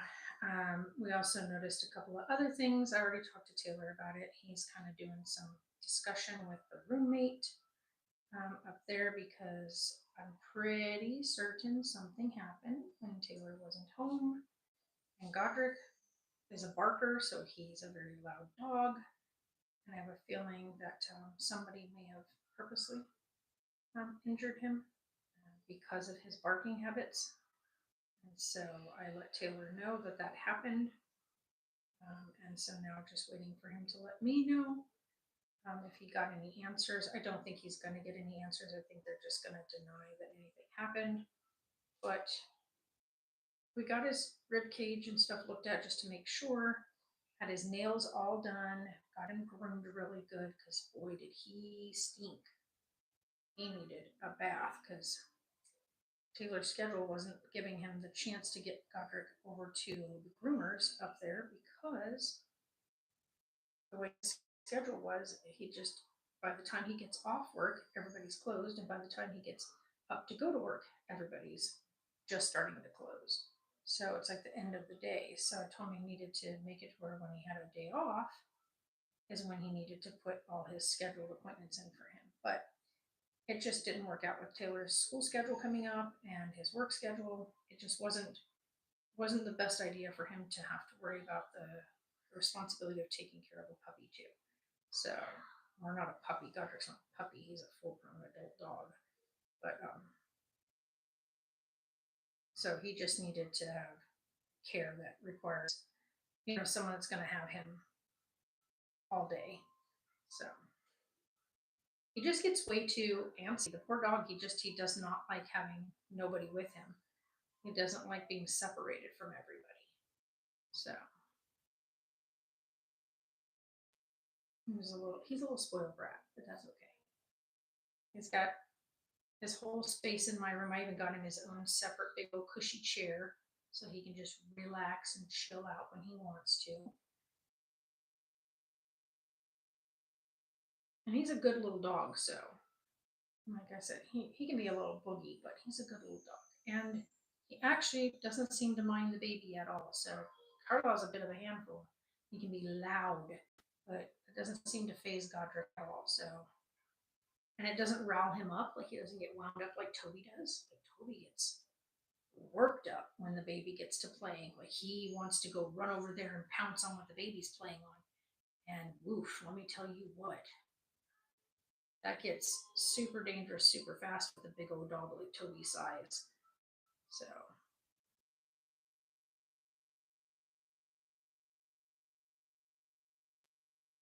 all right, look at that. These little feetsies are coming together.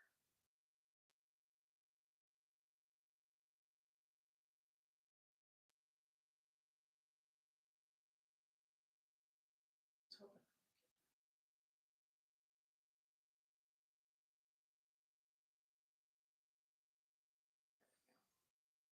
had me a little concerned. There we go. And I got one more little foot after this to put on, and then we get the belly on, and then we can sew the head and ears on.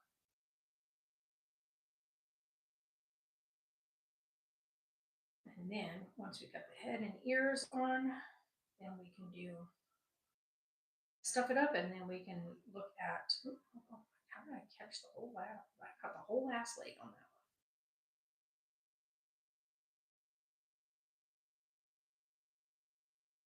Oh my god, this is gonna be so stinking cute. I'm actually starting to see it.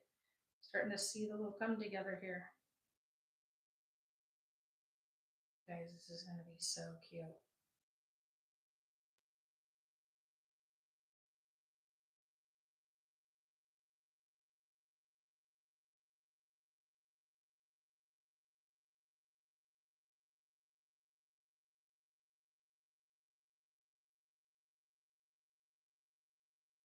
This is, I can already see the little coming together thing. It's literally, I can't even right now. The only thing it's not gonna have on it right now because I don't have any buttons is like eyes and stuff, so that's fine. It'll just be a really cute little.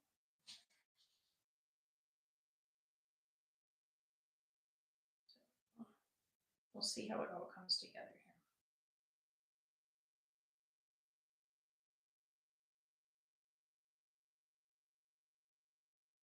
Oh, did any of you guys watch Celine Dion's performance last night at the opening ceremony for the Olympics? Anybody else? Anybody else? Because yo, that was so good. It was so good. So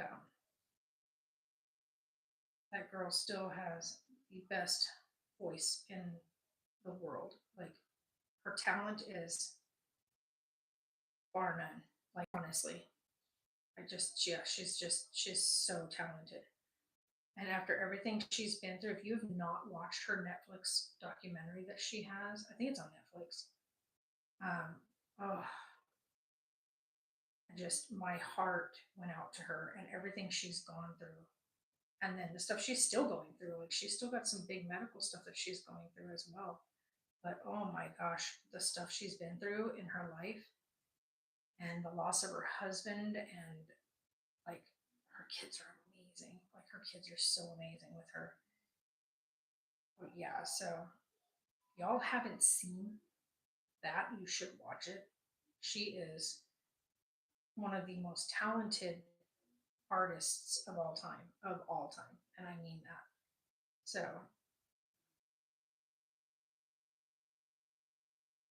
she has like a voice that you cannot explain.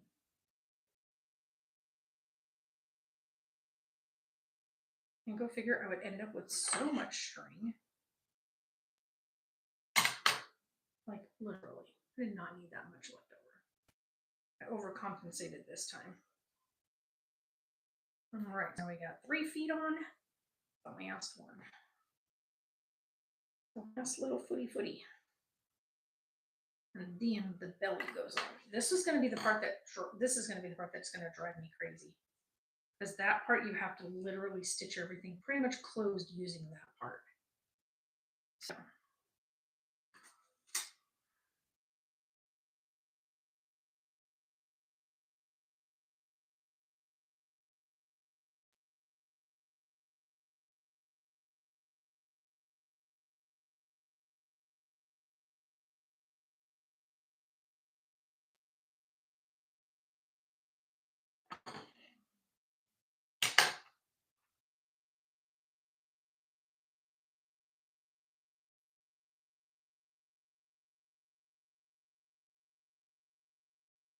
And I bought these the other day. I bought this one and a ginger ale one. It's called Cherry Cola. Called Ollie Pops. They're supposed to be like whatnot. They're not very good.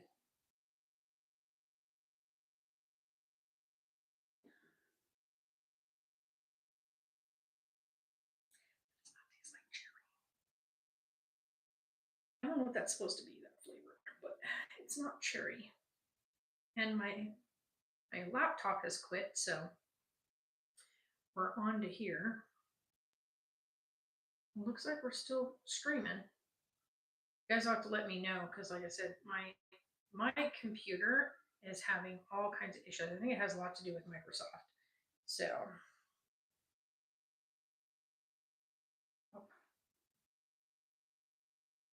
So this is the front. So let's go like this. Oh, excuse me, that was rude.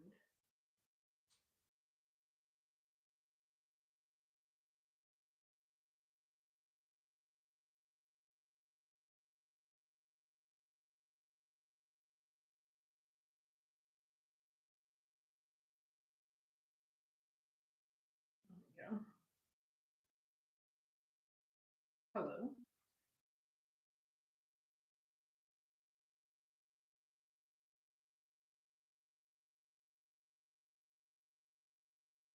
Ooh. I think I just lost my microphone. So let me go get the other one. Be right back. Don't go nowhere.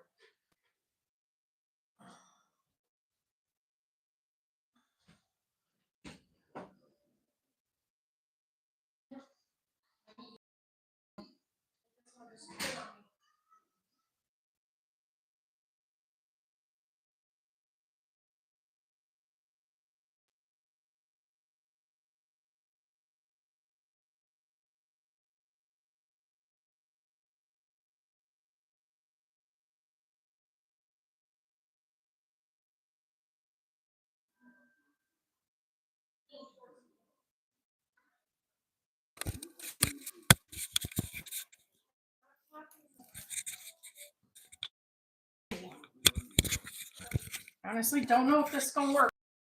Give me a second. Put it in here.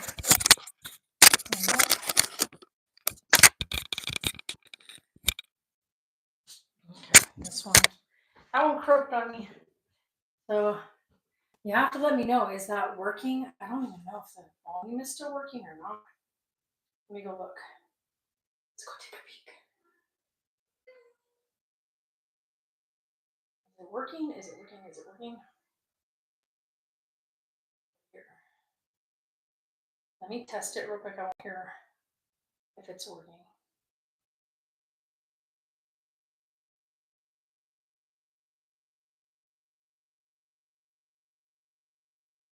Okay. I think. Okay. There we go. It's working. Okay. There we go. Sorry, guys. We're going to go grab that real quick. Finish this. What are you doing, thing? And I thank you for that, Joseph. I really do. That means a lot to me. I like to know that. Oh, that's my neighbor. Hey. Good. What's up? Okay.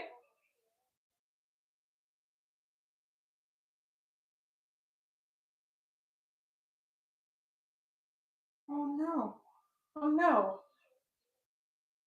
Okay.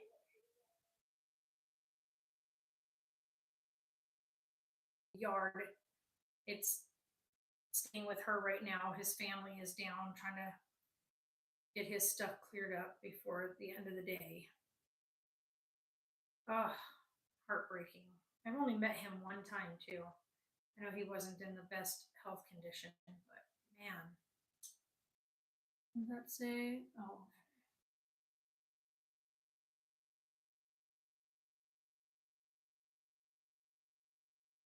I guess we'll see.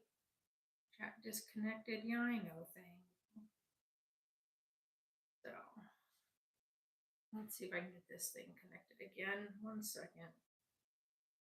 Come on, reconnect chat for me. Yeah, the internet out here is just it's so bad. We're just gonna go with Starlink because it's kind of the only other option we can get out here. So I'm gonna probably just bite the bullet on that one and get it set up. Yeah. You guys are literally like y'all don't even know what it means to have like the whole internet family that we've built in this community. It means so much. Like you guys don't even know. Um, I mean, maybe you do. Maybe this is a family that you guys joined as well and felt very welcome here and understand like what I mean by that. So, but yeah, that was my neighbor. She was calling to let me know that one of our other neighbors passed away this morning, and she's got his dog, so she's probably going to be keeping his dog over there, depending on what the family says. But it looks like she's going to be staying with her.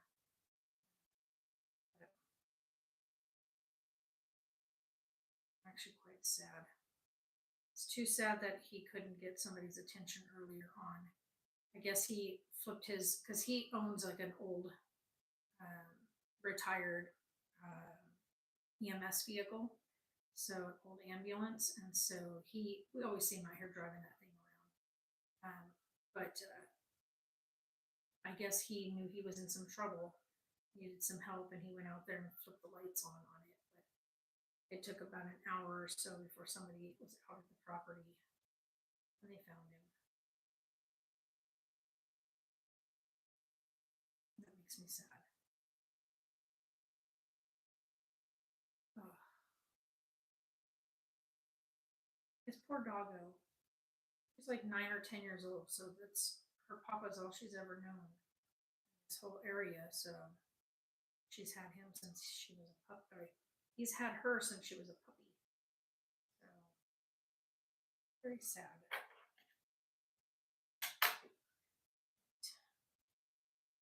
All right, we've got all of our little leggy leggies on now. Now it's time to stitch on the stomach. So this part goes here. This is going to be like a journey to stitch. So I'm going to start at this end here. This right here. You know the only thing this thing doesn't have? A tail. So it's an elephant with no tail. I should make a little tail and stitch it right there. That'd be kind of cute. That's okay. Doesn't need a tail. I'm just going to start at this end here, our way around. That's all I can do. Oh, sad news. It's okay, you know. Like she said, he's a much older gentleman. He was not in the best of health. He was struggling pretty bad recently, so he's now in a better place. So.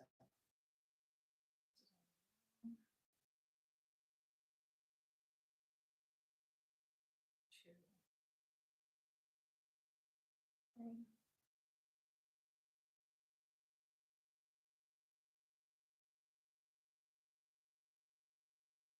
6, just because I want to be absolutely safe side of this one. I have no idea this is going to take. Kind of a wonky shape.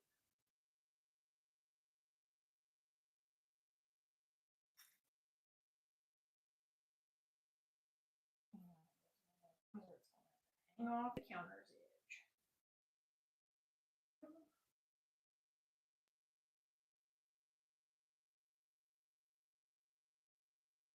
Hang in there with me.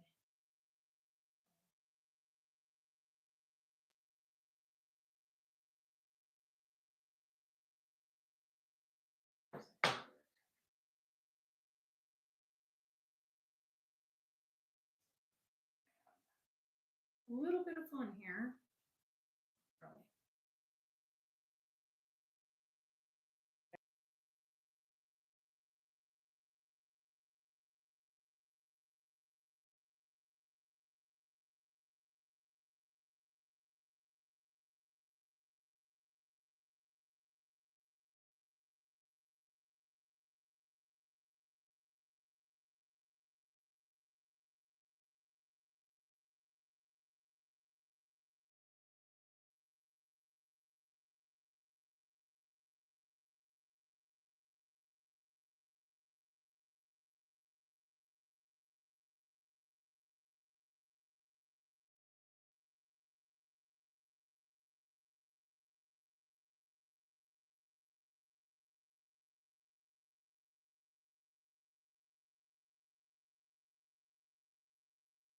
So again.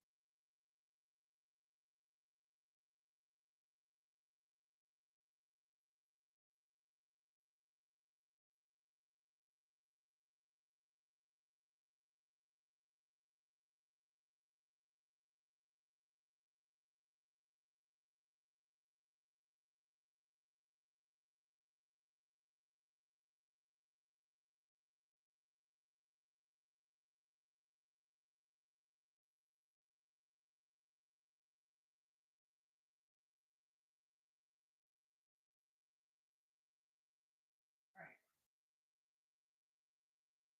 moving along here. This is gonna work, but we're gonna keep right on going.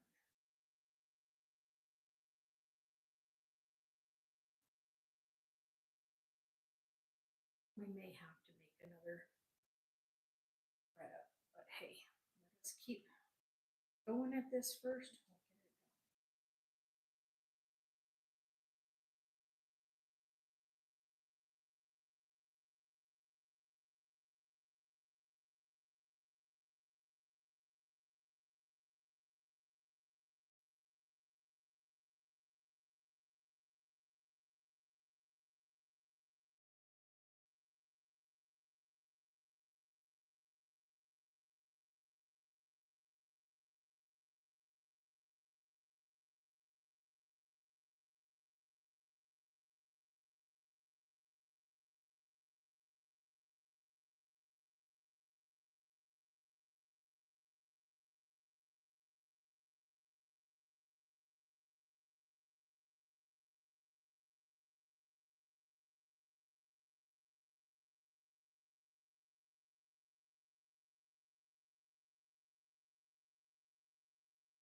We'll get it done.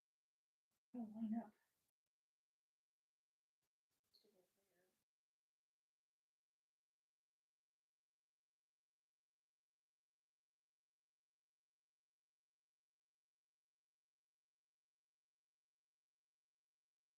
To stay off there. This keeps getting caught. There. I want to accidentally stitch that part to it. Let's see.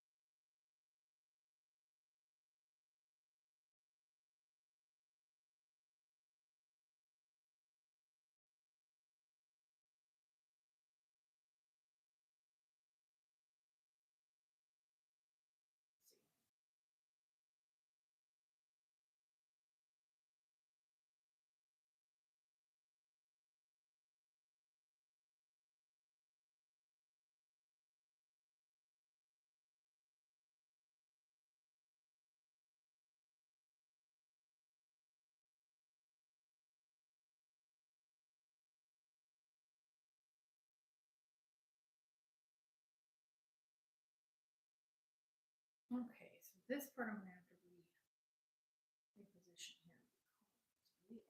running into a big issue.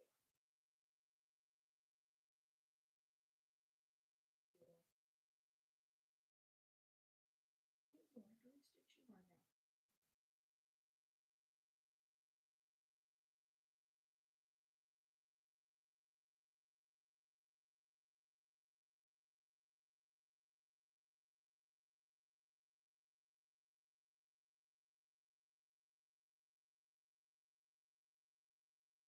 Oh, come on, line up.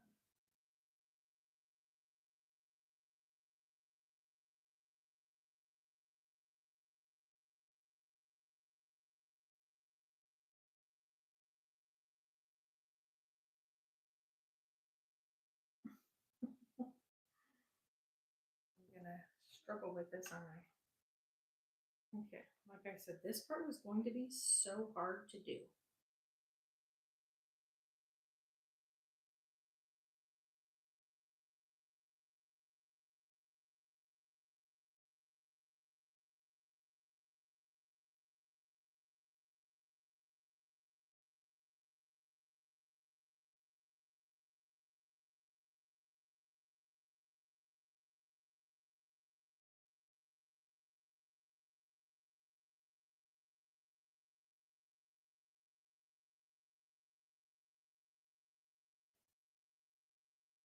That's where the problem is. This needs to spot.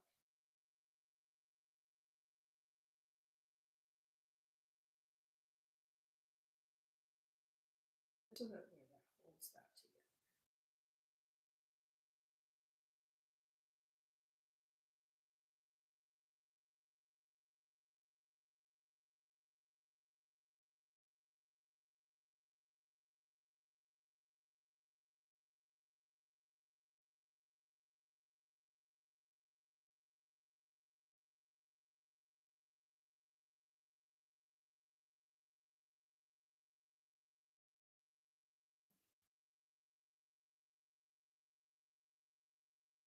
All right, let's see. It's working, but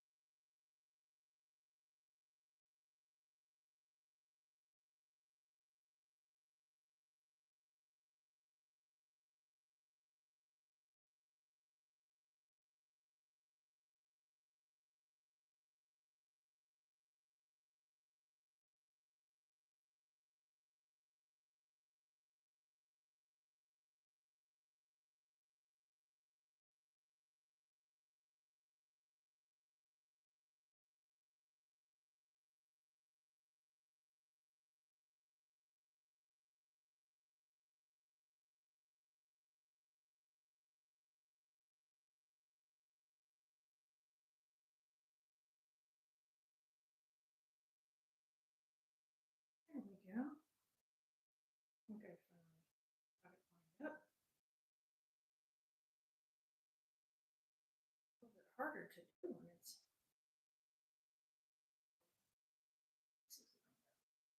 oof.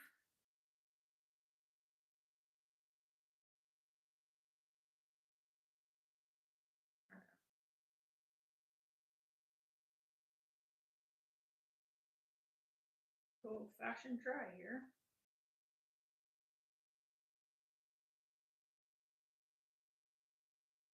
I'm very good at them, not like one of the best stitchers or anything like that in town, but like at least I know where to go. Figure out why it wasn't lining up. Because I lined everything up before it started.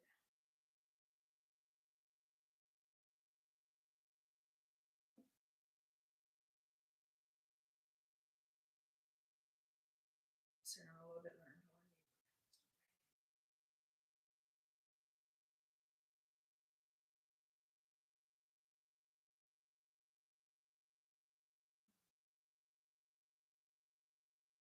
Well, hi there.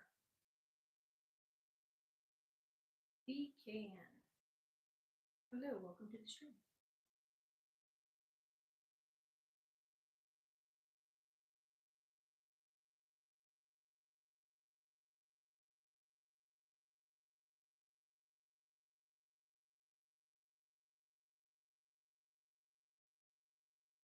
I'll wait to see how this comes out.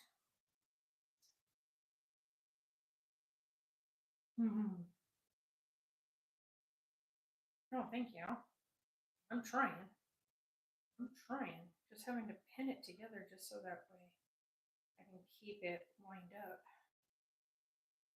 It's not going to be like the best pin job. It's just meant to kind of keep it from coming apart. This part falls apart like that. Oops,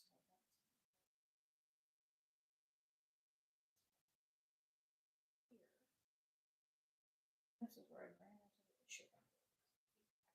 Grabbing the inner part of the leg. I don't want the inner part of the leg. I want that piece goes there.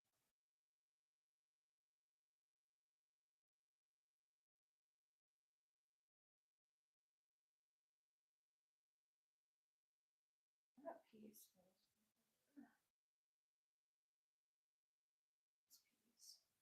I keep getting the inner part of the leg on it, so it's kind of frustrating because it keeps on grabbing the wrong part.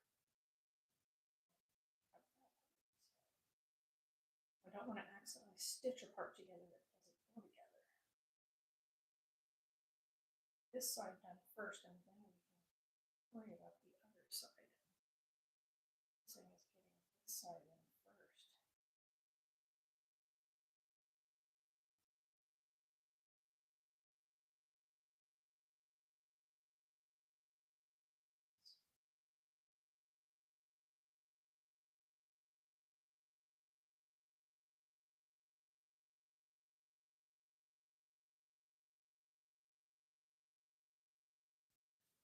Sign and continue.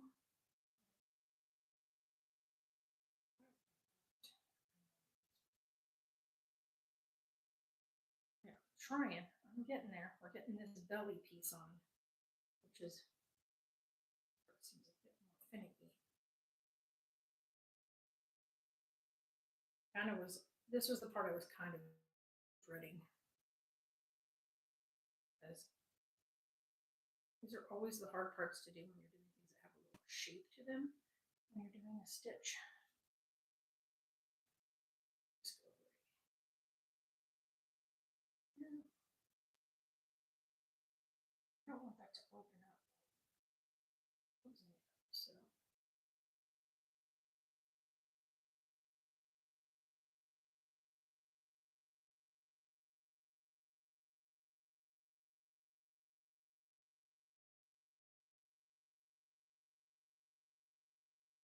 And there's some kind of fire going on somewhere in Cali, so it's like all the smoke and stuff needed over here. That's a fun one.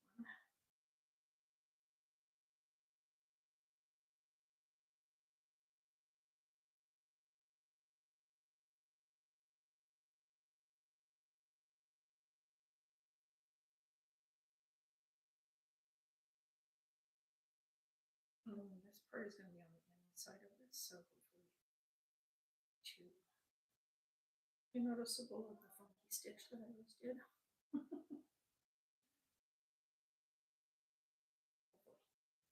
We shall see.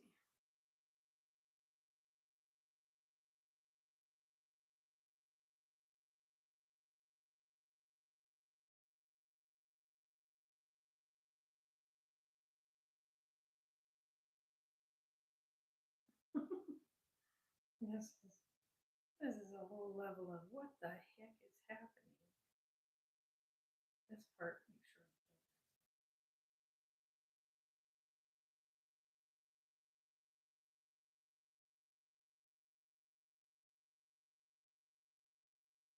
Excellent. We're on the other side of the leg. We don't want to stitch the two parts of the leg together.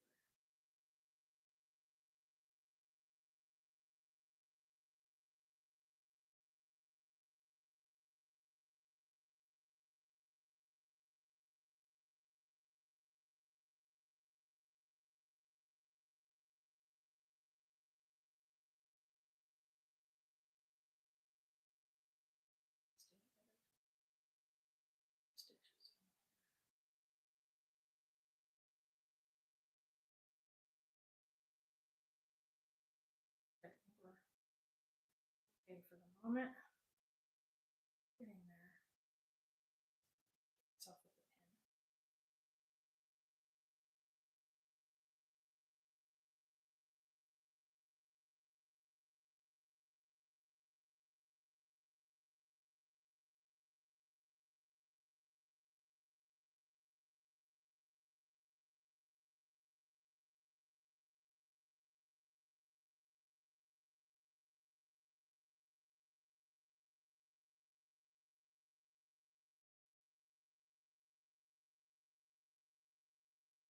It's definitely coming together now. We're definitely getting somewhere. We're getting somewhere.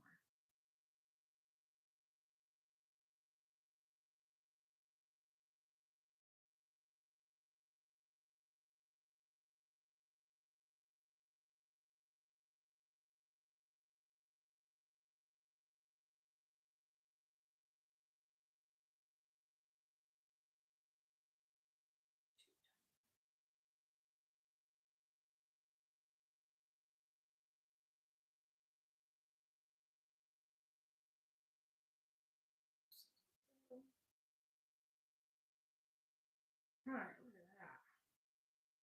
Getting somewhere. No. Yep. Toby is losing his mood outside right now. And more than likely it's because the neighbor just let me know that they have a new dog over there that usually lives down the road.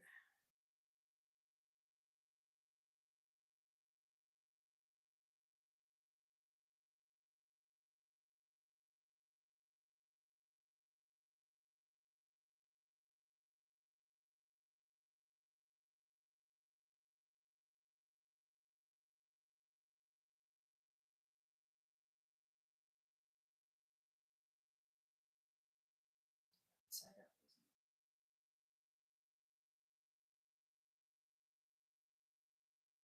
It's lined up.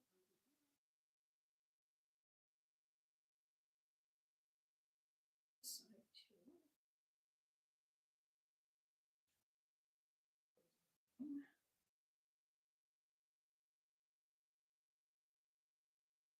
And this part. So give me a second.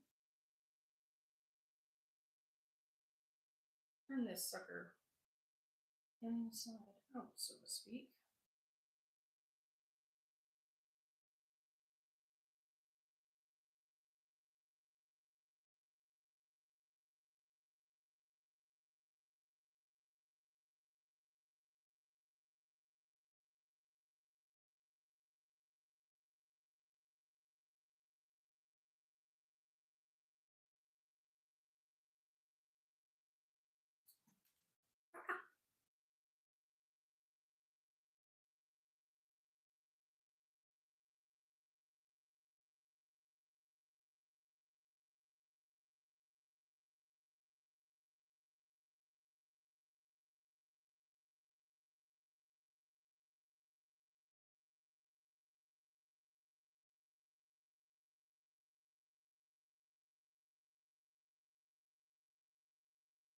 This thing inside out.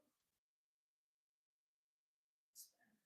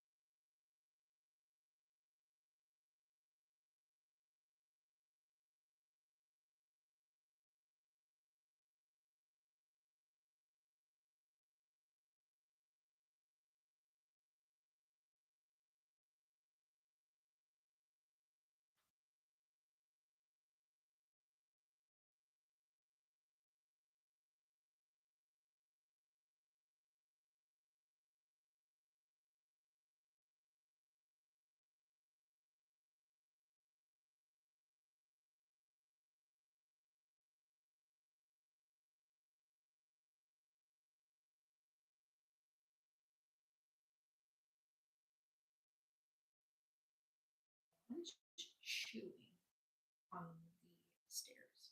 I can hear him chewing the stairs.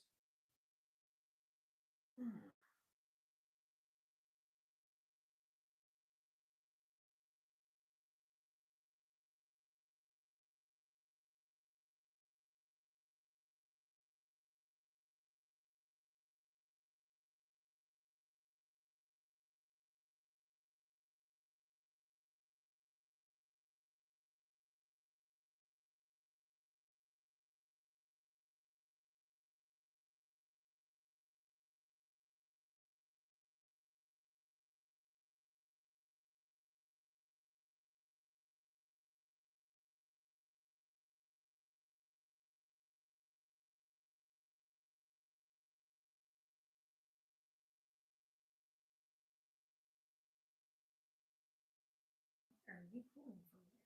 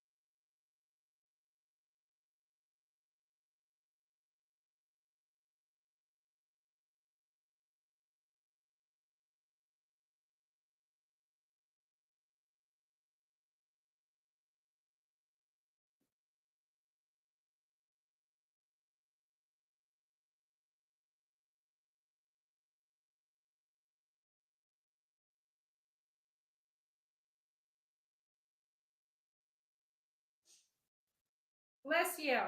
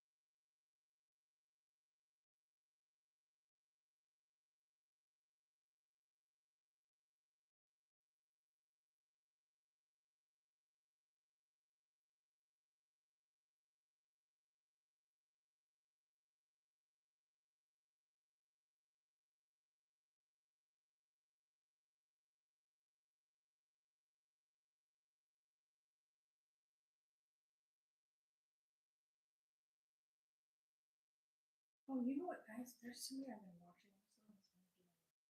These videos where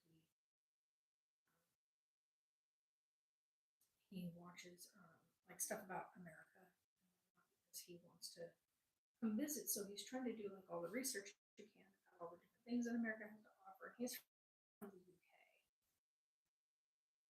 Cracks me up because like there's things that we have here, of course, that they just don't have in other countries. One of the biggest things we have here, of course, is food options, like our the way we do food here, and the way that we have things like in our grocery stores. They're not always the healthiest options, and not always like the best way to go about doing things.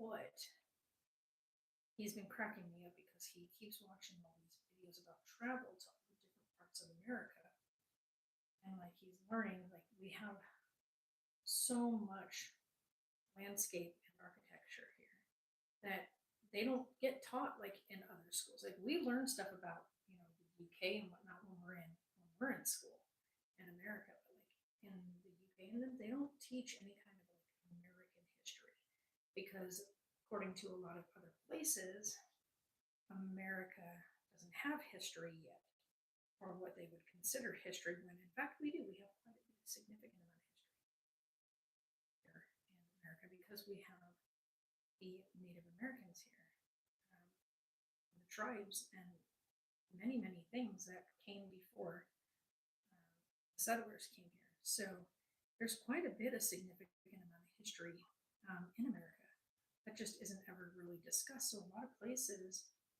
just assume that there's not really any deep history in America. Well, there is. But yeah, he's been watching a lot of stuff and it's really cool. His channel name is L3WG, and he's just got some seriously cool content I've been watching recently. And I get a kick out of how shocked he is at certain things and how like different we as Americans see the world from like to other people, how we look to other people. It's quite significant actually. And I love it. I think it's quite cool.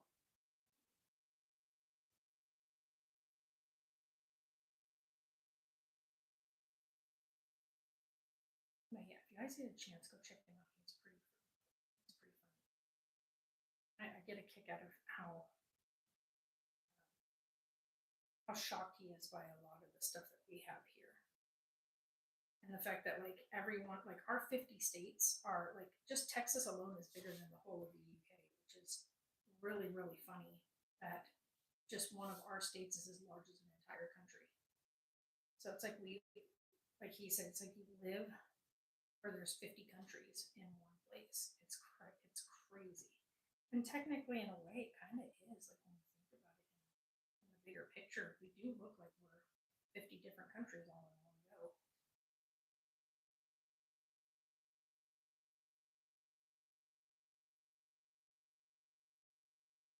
But yeah, if you guys get a chance, check him out. He does quite a few different channels. So he's got his React channel. He's got um, his one where he does all these uh, things that he loads from when he does his Twitch streams. So he does like where he watches like scary videos and stuff like that, or ghost hunting videos, and he reacts to those. It's quite funny because he doesn't like scary things, so it's really funny when his audience startles the absolute heck out of him.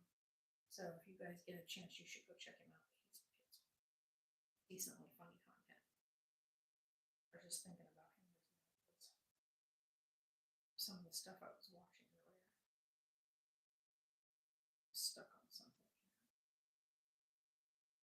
Come on, backtrack yourself. Side. What are you stuck on? Look for a minute. Oh, yeah. Stuck on the side of the thing.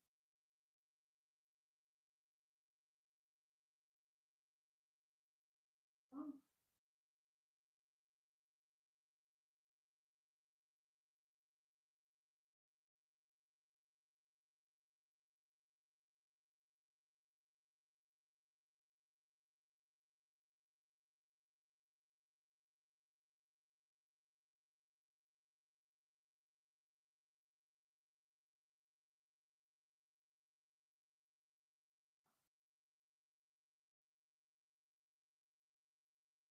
right there.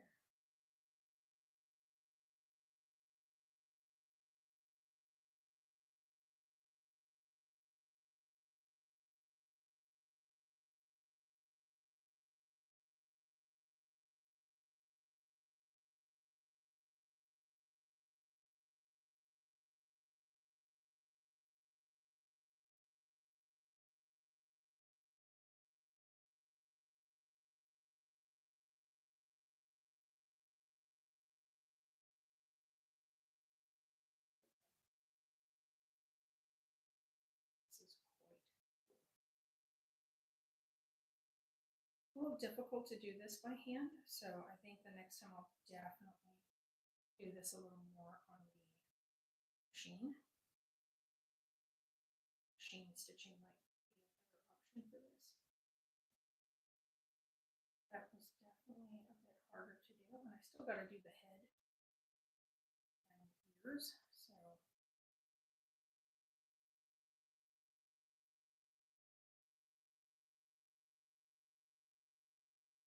don't know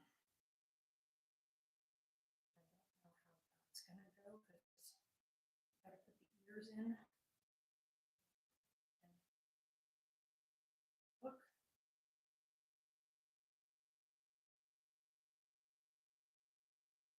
Excited.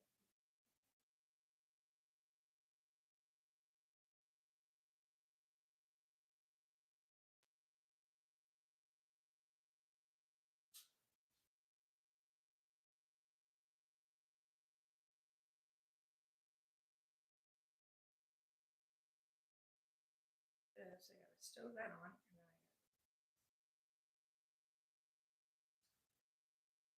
that way she doesn't get the shock of her life when she goes to go outside and sees the word pup.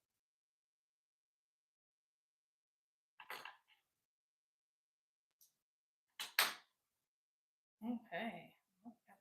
Right, so now we have elephant.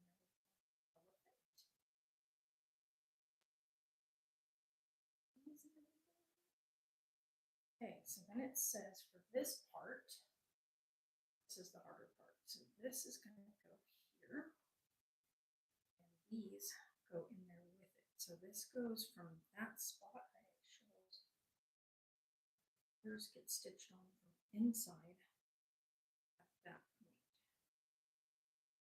So it goes from inside. So we need to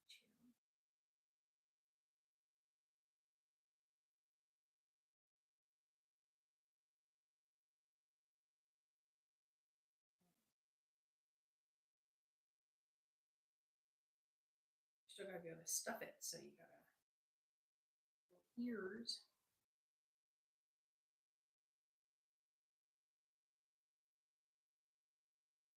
And then how do you stitch this onto that? Or are we just gonna pinch it like we're doing here? And then this goes pinched onto this side on this one. And then sew it around it. That's what it looks like. Put the ears between the entire body and the nose. Start sewing it all together. Here's the question. Are these ears going to get stuffed, or are the ears just going to be soft ears? I think they're going to just be soft ears, huh? I don't think they're stuffing anything. But why have the ear open?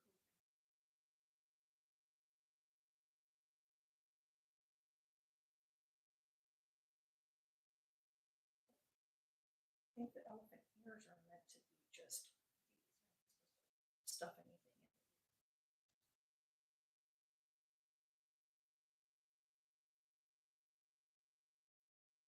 Let's take a look at the actual finished product, shall we? Oh my gosh.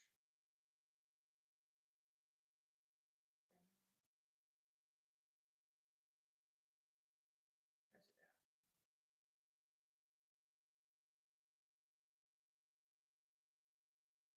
Oh, that's not it.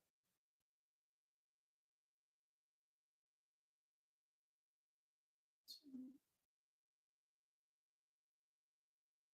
Oh no. It looks like these people did really good.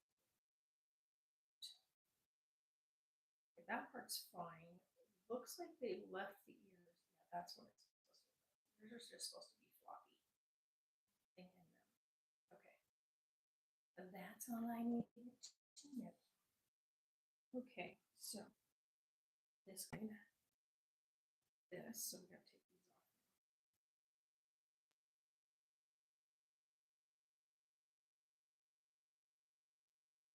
But I do need to pin ears in place on both sides. So this bad boy.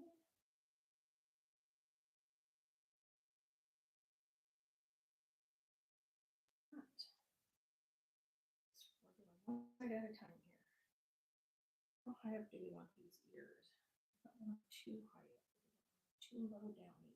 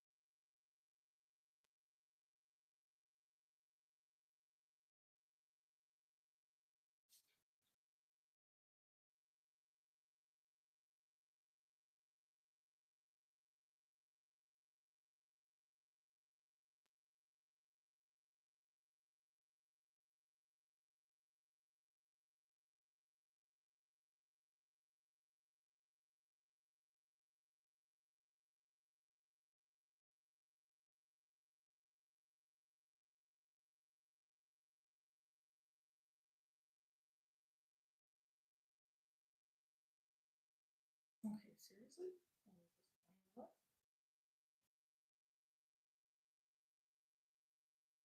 I want it over here.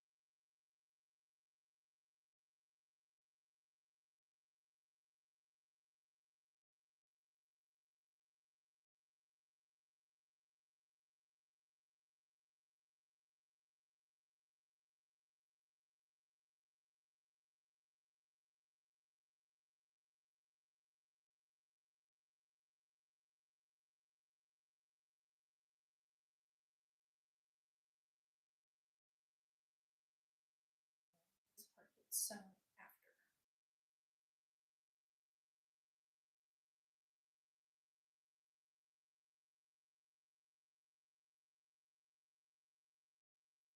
Okay. Let's see if this works.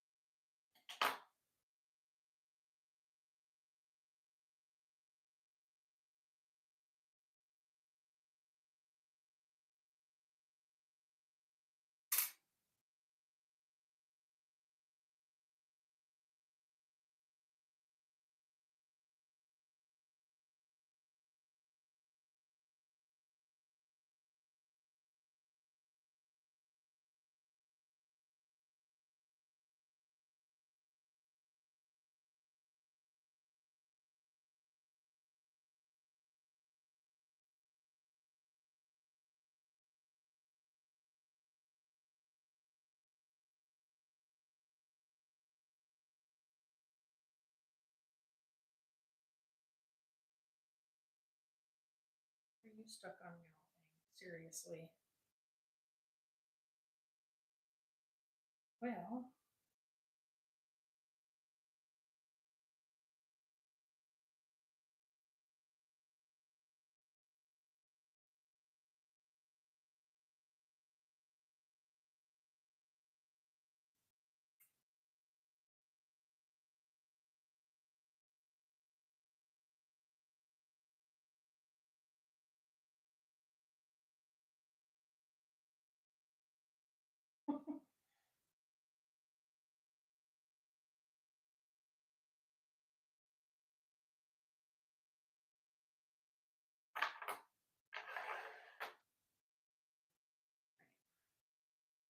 we're in the home stretch now, guys. We're in the home stretch. Sort of. Still got to do the, still got to stuff it, and then we get it all stuffed, and I can stitch the front of the bottom of the trunk.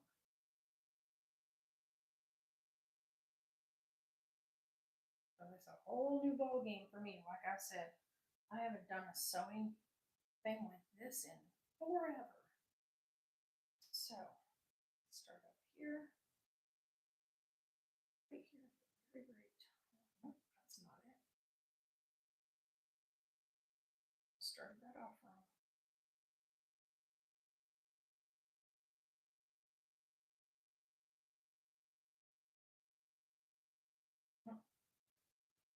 Sending me ponies. Sends me ponies.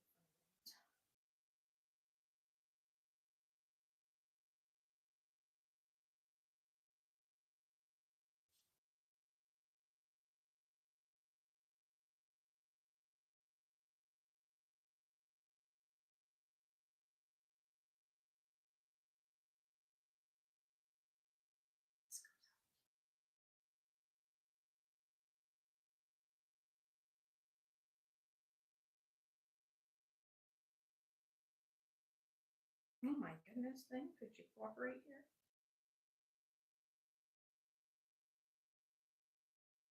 I wonder if, and this sounds so callous or whatnot, but I wonder if they're going to be willing to sell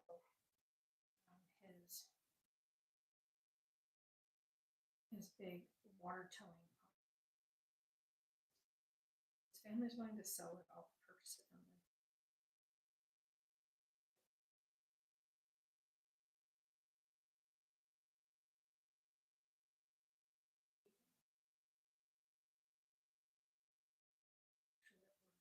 Something.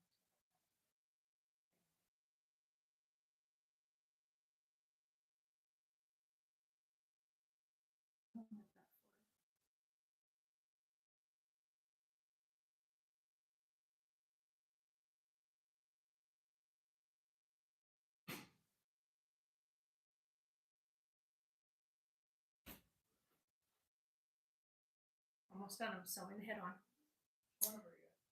Do you? Or you know the neighbor that drives the paramedics, that drives the ambulance, passed away this morning. Oh. And Virginia just called me to let me know she's got his puppy, his doggo. She's like 9 years old. Her name's Girl. So she said just to let us know that way if she gets loose, because her, you know, her owner just died, she might run off or whatnot. She said if she gets loose and comes in, she looks like Toby. She said like color wise, but she's an older dog, and she's like, but she's, you know, she's a little displaced right now because Papa passed away this morning.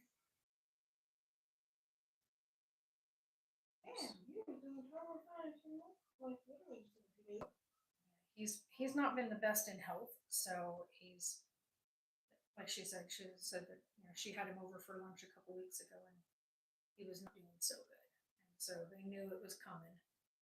How did you find out? He I guess he knew he was in trouble, and he turned on the lights up on his medic truck, and somebody found him out there. So they saw his lights on, went out and flipped him on the. So.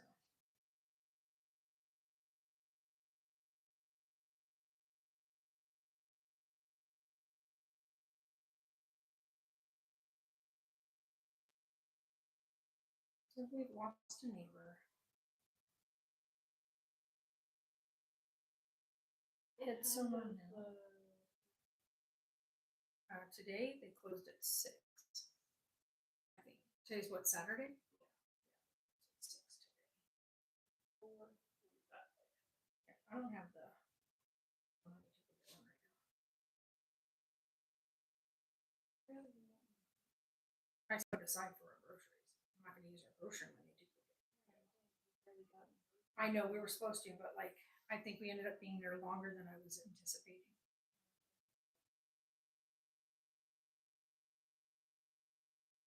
I hope you like this. It's actually starting to come together really kind of. I know, right? I was thinking about that a bit ago.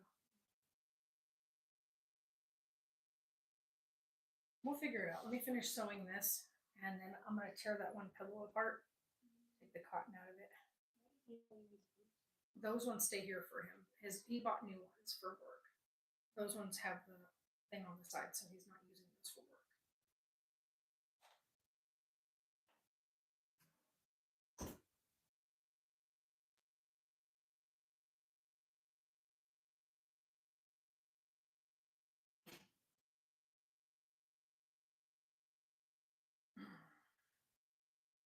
Yeah, like we literally just saw that neighbor. I think like we literally just saw him and we tie at him. Not and now gone. Like I tell people life's too damn short to hold grudges and be angry with people and whatnot. Just to let that crap go.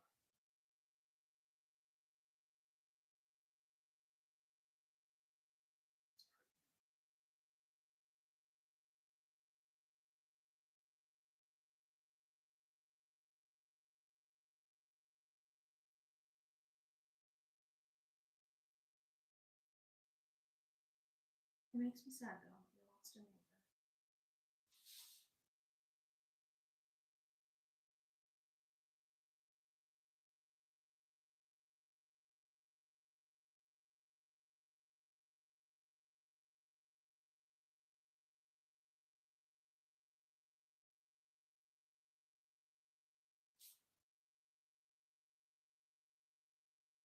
This has the noxious right.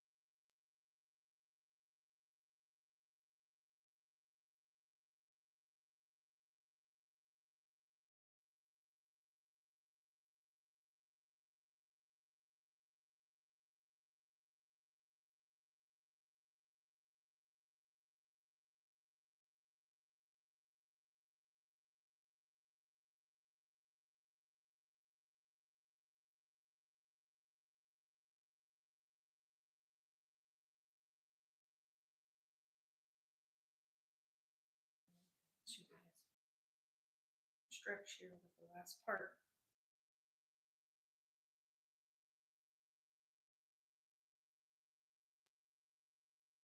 Well, this part anyway. Gotta stuff it, and then we can stitch the mouth, or the mouth technically.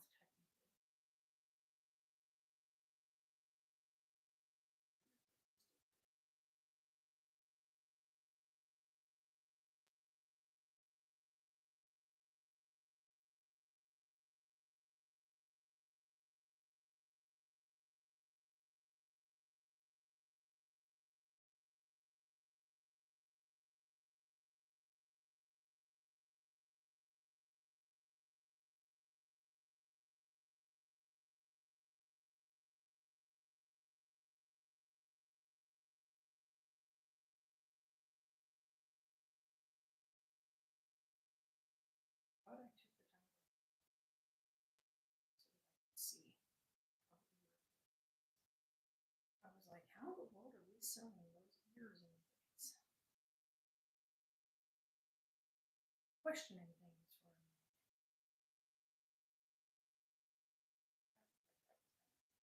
Possible to do.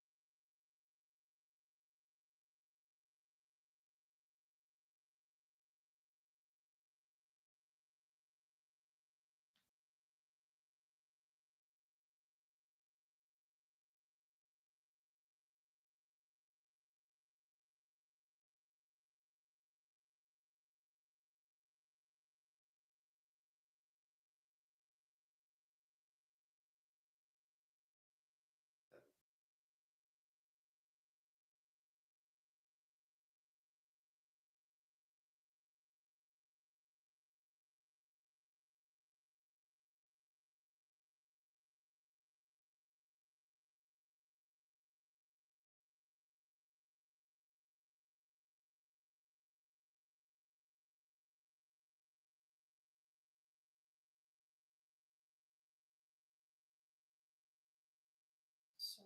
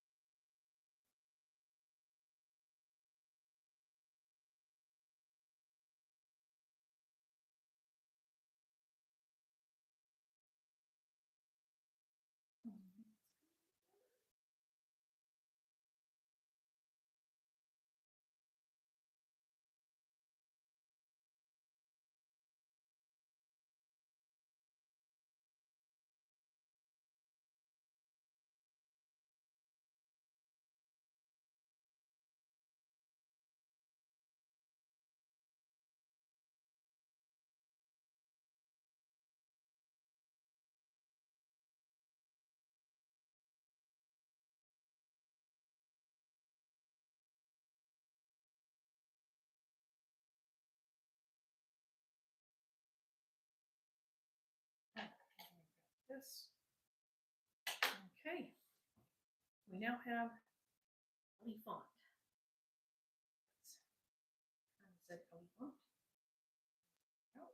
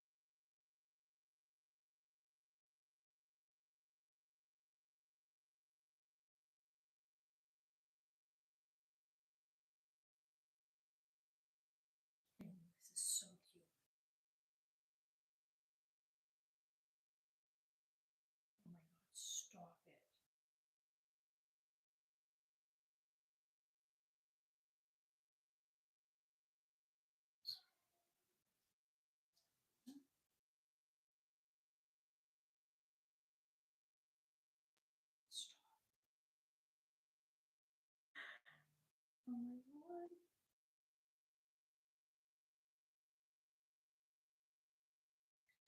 So sticky. We have to stuff it.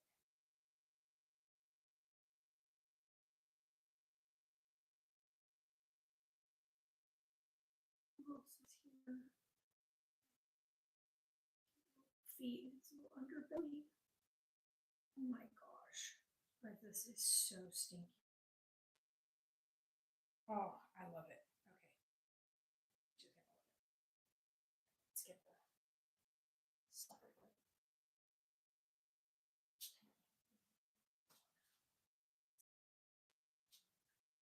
Oh, I gotta get the pot now. If we're not using these anymore,